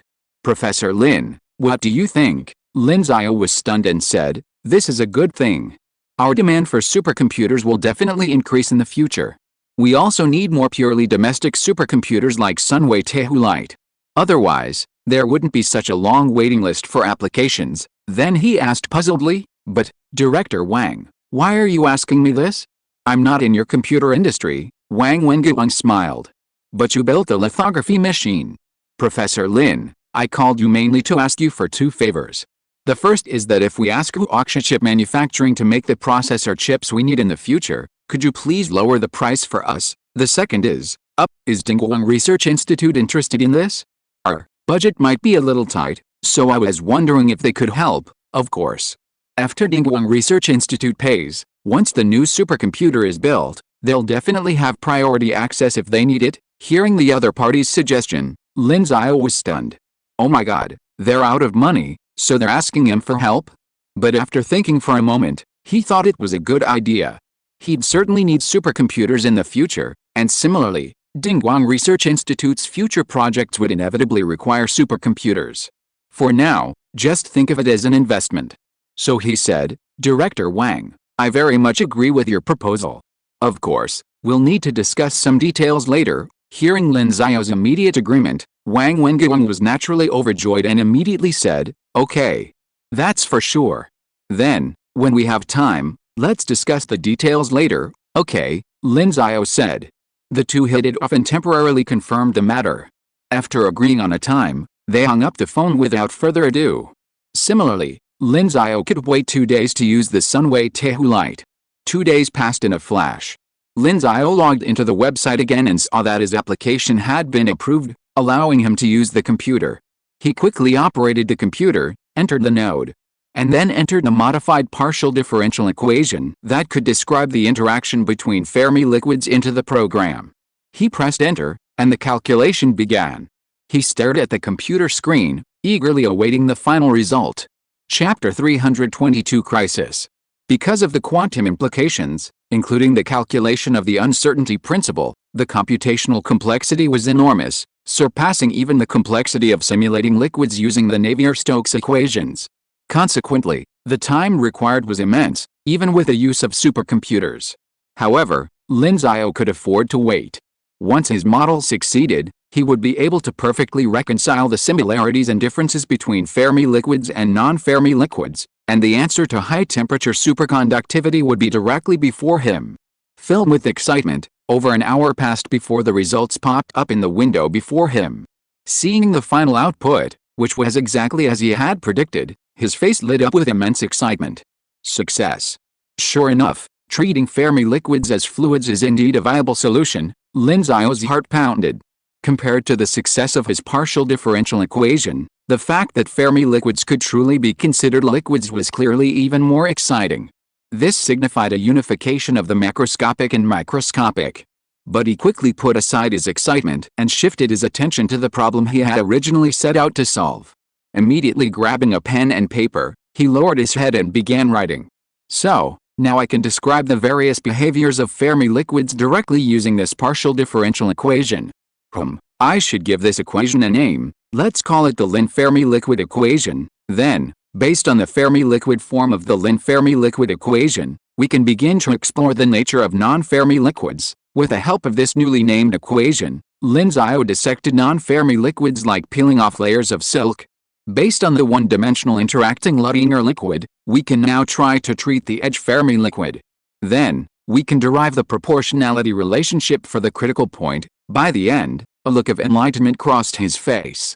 Non-Fermi liquids, surprisingly, are like this. BCS theory seems to perfectly explain non-Fermi liquids. In other words, from the perspective of non-Fermi liquids, these correlated behaviors of electrons become very easy to understand, and if we relate this to the strongly correlated behavior of electrons in high-temperature superconductors, thinking of this, he could no longer suppress his excitement. The endpoint of the high-temperature superconductivity mechanism was infinitely close. Then, it's time to try to combine all the theories and completely overcome this final hurdle. Thinking of this, Lin Xiao immediately picked up his pen and began to work towards the final theory. The mechanism of high-temperature superconductivity, the answer that condensed matter physics has been searching for decades, was about to be born in his hands. A week later. Professor Lin, your flight is at 2:20 p.m., and it's already 12 o'clock. Shouldn't we leave? Shihao said helplessly to Lin Xiao at his desk. Today was January 17th, and Lin Xiao had already booked a flight for that day, planning to return home for the Lunar New Year. After all, in 2023, January 21st would be New Year's Eve. However, he was still working on the final hurdle of understanding the mechanism of high-temperature superconductivity.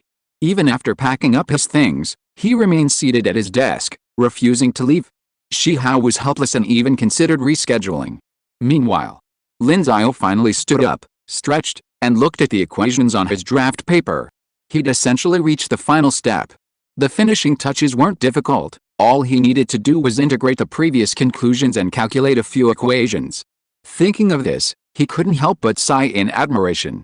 This was the mechanism of high-temperature superconductivity. And yet, in his free time, he'd accomplished this much? The technology that would alleviate humanity's energy crisis would also be based on this mechanism.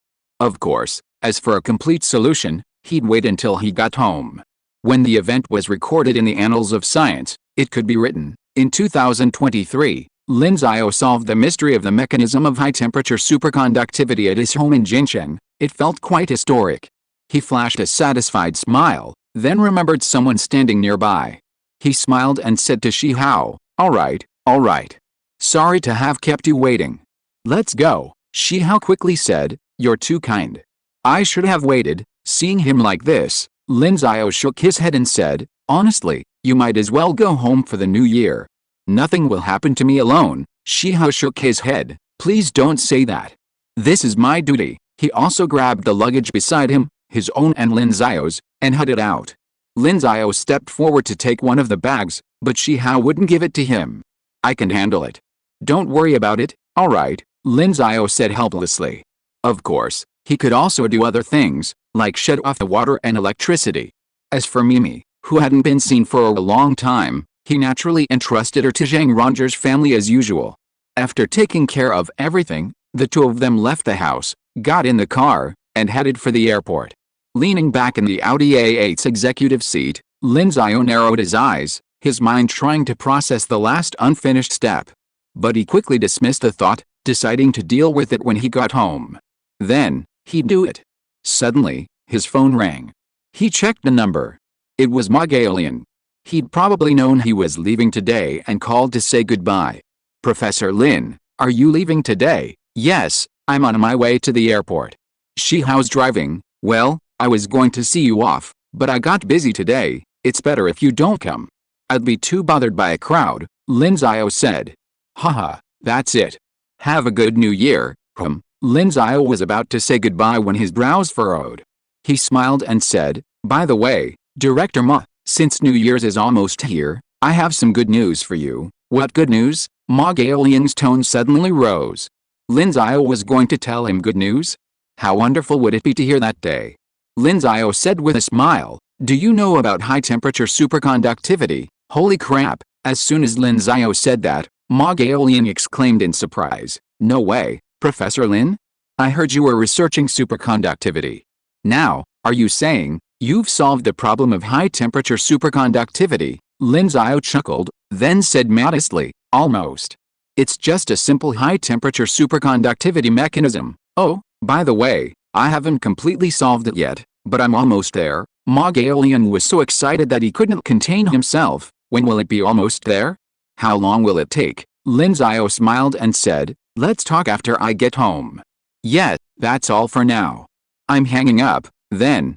The call ended, and Ma Gaolian on the other end exclaimed, holy crap, it seemed like Lin Xiao was just playing a teaser to seduce him. But thinking about the high-temperature superconductivity mechanism Lin Xiao mentioned, Ma Gaolian couldn't calm down anymore. He wanted to run to the airport to ask Lin Xiao about it immediately. But after thinking about it, he decided to forget it. Lin Xiao was going home for the new year, so he should not bother her. Even he admired Lin Xiao's hard work over the past 2 years. Of course, if Lin Xiao took the initiative to tell him, it would not be considered as a disturbance. Time passed quickly. The plane at 2:20 flew for 2 hours and 20 minutes and landed successfully in Zhejiang. After leaving the airport, Lin Xiao was wondering how to get from Zhejiang to Jincheng. After all, the Audi A8 was left in Shangjing. But at this time, he saw Hao walking towards the roadside, and there was a honky L5 parked on the roadside. The honky L5 that could shout, comrades, you have worked hard on Chang'an Avenue if it had a sunroof and 3 microphones. At that moment, a man got out of the driver's seat and quickly approached Lin Xiao. He stopped to salute and said, hello, Professor Lin. Seeing this, Lin Xiao knew the car was meant for him, and he nodded, hello. The man then walked over to Hao, who was standing nearby, and helped him take his luggage and put it in the car. He then handed the car keys to Hao, saying, comrade, you've worked hard. Yes, you've worked hard too. Hao nodded, took the keys, and then walked over to open the back door for Lin Xiao, saying, Professor Lin, please. Lin Xiao didn't hesitate and got in. Hao also walked over to the driver's seat, opened the door, and got in. The car then started and drove away. As for the man who had delivered the car, he didn't get in, but got into another car and followed. Watching this scene, Lin Xiao asked Hao, who is that person just now? From the National Security Bureau. Hao replied, they'll also be protecting you for the next period of time. Shangjing, being the capital, is relatively impervious to foreign infiltration, but it's not as safe here. Unsafe? Lin Xiao was stunned. Yes, Hao said, besides Shangjing, other places are prone to spies. Lin Xiao nodded and said no more. The car then fell silent, and as it entered the highway, the only sound was the sound of traffic. The journey took about 4 hours, and with nothing else to do, Lin Xiao leaned back and fell asleep. But after he'd slept for an hour, Hao suddenly woke him up. Professor Lin, fasten your seatbelt. Lin Xiao quickly regained consciousness. Although he felt a little confused, he quickly fastened his seatbelt and asked, what's wrong? The traffic on this road is a little strange today. We're seeing large trucks all the time, Hao said with a frown. Especially the car to our right. We've seen it 3 times since we started. Lin Xiao was startled and turned to look at the car to his right. It was an ordinary Honda. However, he couldn't see anything suspicious. Then Hao added, also, the road ahead is through the Qinling Mountains, with many tunnels. Whenever we exit a tunnel, it's difficult to get information outside. We need to be careful. There's also this Hongnanshan Tunnel, the longest highway tunnel in China, so we need to be careful as well. Yes, Lin Xiao nodded, his doubts growing. Could it be just a coincidence? However, after passing through several tunnels, As they were about to exit one, a huge explosion suddenly erupted from the front. Then, a massive oil tanker came crashing down on them from the opposite lane. Chapter 323 Alive. Seeing the massive object flying from the other lane, Lin Xiao and Shi Hao, who was driving, both stared wide-eyed. It was a tanker. And a tanker of such magnitude. It was even coming down from the air. The scene was no less thrilling than a highway chase scene from a blockbuster movie. Of course, they were shocked, but Shi Hao, an elite bodyguard and driver, couldn't just stand by and watch. The tanker was still in midair, likely blown up by the explosion. They obviously wouldn't have had enough time to brake, and there was a high chance they would be crushed by it. Of course, if they were just crushed, Shi Hao wasn't worried. Their honky L5 was presidential grade. Aside from the purely decorative exterior, the interior was made of extremely strong materials. Even a steamroller rolling over it a dozen times wouldn't damage it. However, the only problem was that if the leaked oil from the tanker ignited, an explosion would be dangerous, and Shi Hao couldn't guarantee the car could withstand such an explosion. So the only way to avoid it now was to dodge to the right. However, to their right, the Honda that had been following them had previously passed them, but now appeared in front of them again. Moreover, the Honda, as if frightened by the scene before it, had begun to slow down. If they turned right now, they would most likely be blocked by the Honda, and there was a high probability that they would collide and be crushed by the gasoline truck. It looked like a sure-shot situation. Shi Hao cursed inwardly. If Lin Xiao got into an accident while he was protecting her, he would be blamed. However, at this critical moment, Lin Xiao suddenly spoke. "Step on the accelerator and hold on to the left guardrail," he spoke quickly, his eyes fixed on the behemoth crashing down from the left.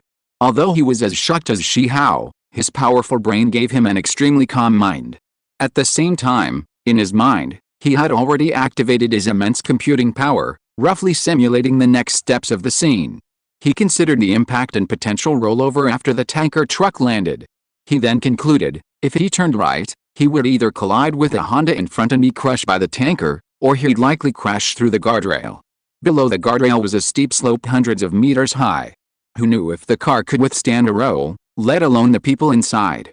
Therefore, their only option now was to cling to the left guardrail. Once the tanker truck crashed down, they could prop themselves up against the guardrail and use the gap between them to escape. Highway guardrails like these were generally designed for collision avoidance and were inherently sturdy, so there was no need to worry about being crushed by the tanker. As soon as he explained this method, Shi Hao's instincts for obedience kicked in, and he followed it almost without thinking.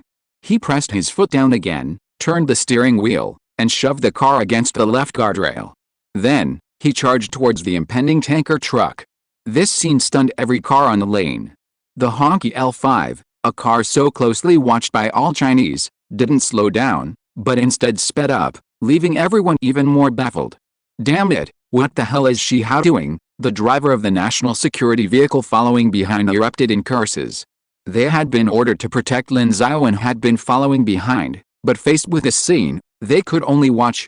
And now, seeing the car Lin Xiao was in accelerate forward, their scalps tingled. Could it be that Shi Hao, assigned to protect Lin Xiao, was actually a long-time undercover traitor? No. Shi Hao must be trying to slip through the gap. However, the driver of the honky L5 in the back seat suddenly guessed Shi Hao's intentions and exclaimed in surprise. Shi Hao's actions were likely an attempt to exploit the guardrail's protection and quickly escape. Realizing this, they all held their breath, watching the scene in silence, anticipating what might happen next. Bang! Hiss! The front of the tanker finally hit the ground, followed by a sharp grinding sound. Simultaneously, its body slammed heavily into the metal guardrail in the middle. The initial impact transformed gravitational potential energy into kinetic energy, causing the impact to buckle. Then, the behemoth began to tumble, and the tanker itself splattered with the yellow oil, covering the asphalt. Meanwhile, the honky L5 was finally about to collide with the tanker. As everyone watched, the honky grazed the guardrail, closing in on the tumbling tanker. As luck would have it, the tanker's tumbling gave the honky ample space. Then, with a bang, the honky's roof scraped against the tanker, and it successfully escaped. Upon seeing this, several people in the national security vehicle cheered. It's over. They could all see that the red flag car hadn't had its skull blown off by the impact, and remained safe. After all, This car was presidential grade, and its roof was much thicker than ordinary cars, so there was no need to worry about the situation inside. Well done. We'll have to give that kid Shihao a commendation later, the person in the passenger seat immediately applauded. However, at this moment, their eyes widened again, staring at the situation ahead, because from the opposite tunnel exit, another large truck suddenly rushed out, and this one was particularly large. It was hauling steel coils. Because the lighting changes during the tunnel entrance and exit, it was difficult to observe, so the truck was shocked by the scene as it emerged and quickly braked. However, this truck was hauling steel coils. Truck drivers say they'd rather die of poverty than haul pipes, and die of hunger than haul coils. Each coil weighed 20 or 30 tons, and with the weight concentrated, the 3 coils on top suddenly broke free and rolled away, one of which crashed into the guardrail. The sturdy guardrail, barely able to withstand the tanker's roll, was powerless against this force, collapsing like a rotten tree. The massive coil, propelled upward by the impact, ultimately slammed into the honky L5, which had barely avoided the tanker. Seeing this, Shihao knew there was no escape, left or right. At that moment, he had only one thought: protect Lin Xiao. He unbuckled his seatbelt as quickly as he could and threw himself at Lin Xiao, shielding him with his body. With a deep thud, the concentrated weight of the steel coils, nearly 30 tons, crushed the car, even though it was made of strong materials, creating a massive crater and nearly flattening it. The coils, seemingly at that moment, finally exhausted their kinetic energy and fell onto the red flag. The other 2 coils had also fallen to the ground. As for the tanker, it had long since stopped rolling, but oil continued to leak out. The world seemed to have fallen into silence. Every car on the road stopped to watch the horrific scene before them. In the car carrying the national security personnel, the faces of the 4 people were pale. Looking at the nearly flattened red flag, their hearts were filled with disbelief. "Quick, go and take a look," the man in the passenger seat, presumably a superior, said. "Yes," the driver said hurriedly, and was about to start. But just then, the oil leaking from the tanker caught fire, and a wall of flames formed on the roadway. Seeing this, the drivers in the other cars suddenly woke up and quickly turned around and fled. Drivers who had followed the news of the tanker truck explosion 2 years ago knew the horrific consequences that could ensue if the fuel caught fire. The driver in the Guoan car, observing this, quickly glanced at the man in the passenger seat. This man was actually their leader. With a stern face, he declared, "Never mind. Charge forward and rescue Professor Lin." "Yes," the driver nodded immediately, gritting his teeth as he charged through the wall of flames and reached the honky. The 4 Guoan officers in the car then exited. One retrieved a fire extinguisher from the trunk to put out the flames on their wheels, while the other 3, each carrying a toolbox, approached the rear seats of the honky L5, which had been nearly crushed by the steel coils. The steel coils had only crushed the left side, leaving the right side relatively intact. This gave them hope. Judging by the space in the right compartment, Lin Xiao might have survived. However, they had given up hope for Shihao in the driver's seat. With heavy hearts, they did not try to open the car door. When the car door was locked, it was impossible for anyone to open it from the outside, not to mention that the car door had already deformed. They just took out a few tools from the toolbox and started to break the window. The car window was bulletproof and 5 layers thick, which at this time became the key obstacle preventing them from saving people. But none of them spoke, each responsible for a corner of the car window, and gradually broke the car window. As for the burning part of the tanker truck, they didn't even look at it. No one could guarantee when the tanker truck would explode, so it was better to concentrate on saving people. However, because the tools they used were professional tools, the car window was quickly removed by them. Seeing the scene inside, they immediately breathed a sigh of relief and felt surprised. Because Lin Xiao was still alive, and Shihao was also fine. Chapter 324, Rage. Seeing the 2 people inside the car still open-eyed and clearly conscious, the 3 people outside felt a wave of relief. Lin Xiao was especially uninjured, and Shihao appeared to be fine. Seeing the broken car window and the 3 people outside, one of whom was the national security officer who had handed over the car, Lin Xiao finally showed a touch of surprise. He lifted Shihao's body and said, "Quick, get Shihao out first." The 3 immediately set to work, but only then did they realize that Shihao's legs seemed to have completely lost their strength. Or rather, his entire lower body had lost its strength. Furthermore, As they dragged Shihao's body out, they realized his right leg was a bloody mess. While Shihao had protected Lin Xiao with his upper body, his right leg hadn't left the driver's seat, and it had been crushed. The three remained silent as they quietly helped Shihao out. The car window was large enough for Shihao's body to fit through. Of course, they were extremely careful, especially to avoid compressing his spine. Suddenly, the national security officer looked at Shihao's right leg and asked, "Does it hurt?" Shihao, puzzled, then looked down, following the officer's gaze. A moment's pause elicited a look of relief and resignation. No, the officer's gaze grew heavy, but he said nothing more. He simply gestured toward their SUV and said to the subordinates nearby, "Hurry and get Shihao in. I'll help Professor Lin out." Yes, two subordinates, along with the national security officer who had already put out the flames on the wheel with a fire extinguisher, quickly stepped forward to help. The officer then quickly went to help Lin Xiao out. Lin Xiao, in good health and fully mobile, made it out quickly. However, once he emerged, he spotted the burning tanker truck behind him. But after a few glances, his pupils suddenly constricted when he landed on the tanker truck. He could see the surface of the tank vibrating. He shouted, "Get in and go. That tanker truck will explode in a minute at the latest." Lin Xiao's words startled them all. While they didn't know why Lin Xiao said that, facing someone considered the world's smartest, they clearly wouldn't argue. They boarded the truck as quickly as possible. To ensure Shihao lay flat and protected his spine, the others squeezed together to make room for him. Then, the SUV started. The strong push on their backs made them all lean back, and the car sped off. It was clearly a modified SUV, managing to break 100 kilometers per hour in just 3 seconds. 50 seconds after Lin Xiao's words, they saw a sudden surge of flames from behind them, followed by a visible shockwave that barreled towards them, causing the car to tilt. Then, a violent explosion filled their ears. Boom! The car, which had been speeding down from almost 200 miles per hour, slowly slowed down. Everyone in the car felt fortunate to have gotten out of the way quickly, probably about 1,000 meters away. While the tanker was powerful, they were already 1,000 meters away and couldn't possibly affect them. He wasn't a little boy. Furthermore, Lin Xiao had said the explosion would occur in a minute at the latest, and just over 50 seconds had passed.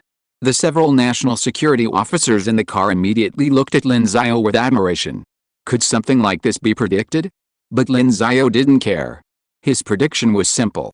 He knew the metal materials used in tank trucks were typically aluminum alloy, carbon steel, or 304 stainless steel. He determined that the tank truck in front of him was made of 5083 aluminum alloy, which was far less strong than the latter two. Based on the current expansion, he could estimate the pressure inside and how quickly it would increase. He could then easily estimate how long the tank could hold up given the strength of the alloy. These were trivial matters to him. At that moment, he simply cast his gaze at Shihao. His eyes were heavy with sorrow as he watched Shihao, his lower body completely paralyzed. He had been with Shihao for over a year, seeing him almost daily. He had come to regard this man, who had always strictly fulfilled his duties and constantly protected him, as a friend, despite his often taciturn nature, who wouldn't speak unless asked. Recalling Shihao's brave attempt to block the over 20-ton steel coil with his body, Lin Xiao was deeply moved. He had been silent until now, but now he whispered, "Shihao, thank you." Shihao smiled and simply said, "Professor Lin, don't worry about me. This is my duty." Lin Xiao nodded slightly. "You're the most outstanding guardian." Hearing Lin Xiao's words, Shihao smiled with satisfaction. Seeing Shihao's smile, Lin Xiao's heart was moved again, and he lamented even more deeply. This man, not even 30 years old and unmarried, would suffer from paralysis of his lower limbs and spend the rest of his life in a wheelchair. And it was all because of him. Looking at Shihao's expression, he seemed unaware of the consequences of the spring, and his face showed no trace of sadness. Lin Xiao's heart sank into silence. After a while, an idea suddenly occurred to him. With current technology, paralyzed people are rarely able to stand up again. But with the technology of the future, paralyzed people can definitely stand up.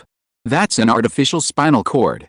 Shihao's lower limbs were paralyzed, most likely because the steel coil had completely collapsed when it fell, impacting his spine and causing severe damage to his spinal cord. Therefore, if they could create an artificial spinal cord, Shihao could stand up again. Then, Lin Xiao immediately remembered his research on superconductors. Nerves function by transmitting electrical signals. It's obviously impossible for artificial nerves to perfectly mimic the electrical resistance of nerves. So, a simpler approach would be to use a room temperature superconductor to replace the nerve conductor, ensuring no loss of electrical current. Would that make it easy to ensure the functioning of the artificial nerve? The only remaining problem would be finding a biomaterial that could connect to the nerve. Thinking of this, Lin Xiao took a deep breath and said to Shihao, I can give you a promise right now. In the future, I will help you stand up again. Everyone in the car was stunned. What was Lin Xiao saying? Help Shihao stand up again? How could a paralyzed person stand up? For the time being, no one dared to even consider such a technology. Shihao excitedly asked, Professor Lin, is this true? Seeing his excitement, Lin Xiao suddenly realized that Shihao's previous indifference to the springs had been fake. He was probably just feigning optimism, simply trying to reassure them. Indeed, for someone, especially a soldier like Shihao, who once possessed a strong physique and immense mobility, to suddenly lose the power to run, how devastating would that be? Lin Xiao's guilt deepened, and he nodded, saying, Artificial nerves can replace your damaged spinal cord and allow you to stand again. Hearing Lin Xiao's words, Shihao became even more excited. He shook Lin Xiao's hand and said, Professor Lin, then I'll leave it to you. Lin Xiao nodded slightly. Even if it cost him truth points, he would do it. This was a crucial moment for him to use truth points. Seeing Lin Xiao nod, the people in the car felt a sense of trust. After all, this person before them was the smartest person in the world. They believed that Lin Xiao could definitely solve this problem. Instantly, the atmosphere in the car lightened, sweeping away the previous heaviness. They could almost see the moment Shihao stood up again. The officer smiled and said, Haha, there's no need to tell us now. Maybe after arriving at the hospital, Shihao's condition won't be so serious, and his nerves can still be reconnected. That's right, the others laughed. Their car continued toward the nearest city. Clearly, this wasn't the end of the story. The tanker truck explosion on the Kinling section of the 117 Baomeo Expressway had already garnered nationwide attention. Since the explosion occurred on a completely suburban road, the death toll was relatively low. 4 people died in total, the tanker driver and the driver of the suspicious Honda that had blocked Lin Xiao's car. The Honda driver, unable to evade the impact, collided directly with the tanker's front end, crushing him into a pile of slag. The other 2 were also unlucky drivers who were crushed by the tanker, and the driver of the truck hauling 3 steel coils. After the coils broke free, one of them crushed the truck's front end, killing the driver inside. As for the injured, 2 were Shihao and Lin Xiao, who also suffered minor injuries. The incident quickly caused an uproar on the news, and the subsequent news that Lin Xiao, the chief designer of X-ray lithography machines, a pioneer in Chinese lithography, a pillar of the nation, and one of the world's most intelligent individuals, had also been injured shocked the nation. Fortunately, Lin Xiao's injuries were minor, consisting of a large abrasion, not a serious problem, as he wasn't an idle trainee. Despite this, netizens nationwide expressed their concern for Lin Xiao. However, some netizens who were slow to react dismissed it as a fluke, while others who were quicker to react realized the problem. The situation was even more pronounced on the national level. The authorities were furious, issuing unprecedented and severe criticism of the unit responsible for Lin Xiao's protection and demanding a thorough investigation. This incident was fraught with suspicion. They needed to confirm whether it was a random occurrence or a targeted attack. Chapter 325 It's not time to rest. I'm fine, don't worry. It's just a minor scrape, okay, fine. We'll talk about the rest when I get back to Beijing. Lin Xiao lay in bed at a tertiary hospital in Zhejiang, on the phone. The person on the line was, of course, checking on him. Since the news broke, the calls had been non-stop, leaving Lin Xiao feeling incredibly frustrated. He lowered his head and examined the injuries. They were primarily scrapes on his arm, bleeding. Because the scrapes were so large, they fell squarely on the definition of minor injuries, so they were classified as such. If the scrapes were a few square centimeters smaller, they probably wouldn't even be considered minor. He didn't want to stay in the hospital any longer. He shook his head. He considered himself incredibly lucky, wasn't he? Not only had he managed to get out from under the tanker truck, but he'd even managed to avoid such a heavy steel coil. According to preliminary investigations, The steel coil weighed a staggering 28 tons. A single crush from such a thing would have reduced a Ford Raptor to ash. The car he was riding in was able to withstand the impact thanks to its multi-layered protective structure and the ample metal used. Otherwise, Lin Xiao might have been fine because he was sitting in the right rear seat, but Shihao would have been seriously injured. However, the mention of Shihao brought renewed worry to Lin Xiao's eyes. Shihao had already been rushed to the operating room, where top neurosurgeons were attempting to reconnect his nerves. It was unknown how well he was doing. If he could recover, that would be ideal. Natural nerves are naturally superior to artificial ones. Even if he did create artificial nerves in the future, it would still be the first of its kind, and the results would certainly not be perfect.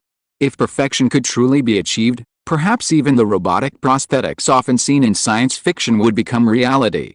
Artificial nerves could be directly connected to a robotic arm, enabling mechanical ascension. Lin Xiao was just pondering this when the door suddenly opened and the national security officer from earlier entered. Lin Xiao now recognized this officer, Qi Shanggao, a squad leader in the Qin Province National Security Bureau. Qi Shanggao closed the door and walked toward Lin Xiao, who noticed a slight grimace on his face. He immediately asked, "Captain Qi, what's wrong? How is Shihao?" Qi Shanggao sighed helplessly, shook his head and said, "The situation is not very good. The doctor said that he had a comminuted fracture of the spine caused by compression, and the two parts next to that spine also had cracks of varying degrees.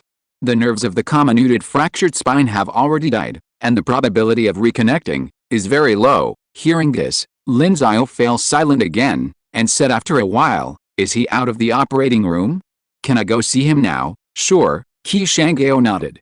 Suddenly, he took out a bag from his arms, which contained a bar-shaped object, and said, "This is the solid-state hard drive from the computer you brought back. We found it when we were cleaning up the scene, but your laptop was crushed, but this solid-state drive is fine." Lin Xiao was immediately surprised. Although there were no very confidential documents in it, there were also many of his academic materials, including his research on high-temperature superconductors. If it was broken, it would be bad. He quickly took the item and said, "Thank you." Qi Shanggao shook his head and said, "You're welcome. This is our duty at the National Security Bureau. We must protect all of your information." Lin Xiao smiled and nodded. "What does professionalism mean?" "This is professionalism, worthy of being a national security officer. Rigorous." Without further ado, Qi Shanggao led Lin Xiao to Shihao's room.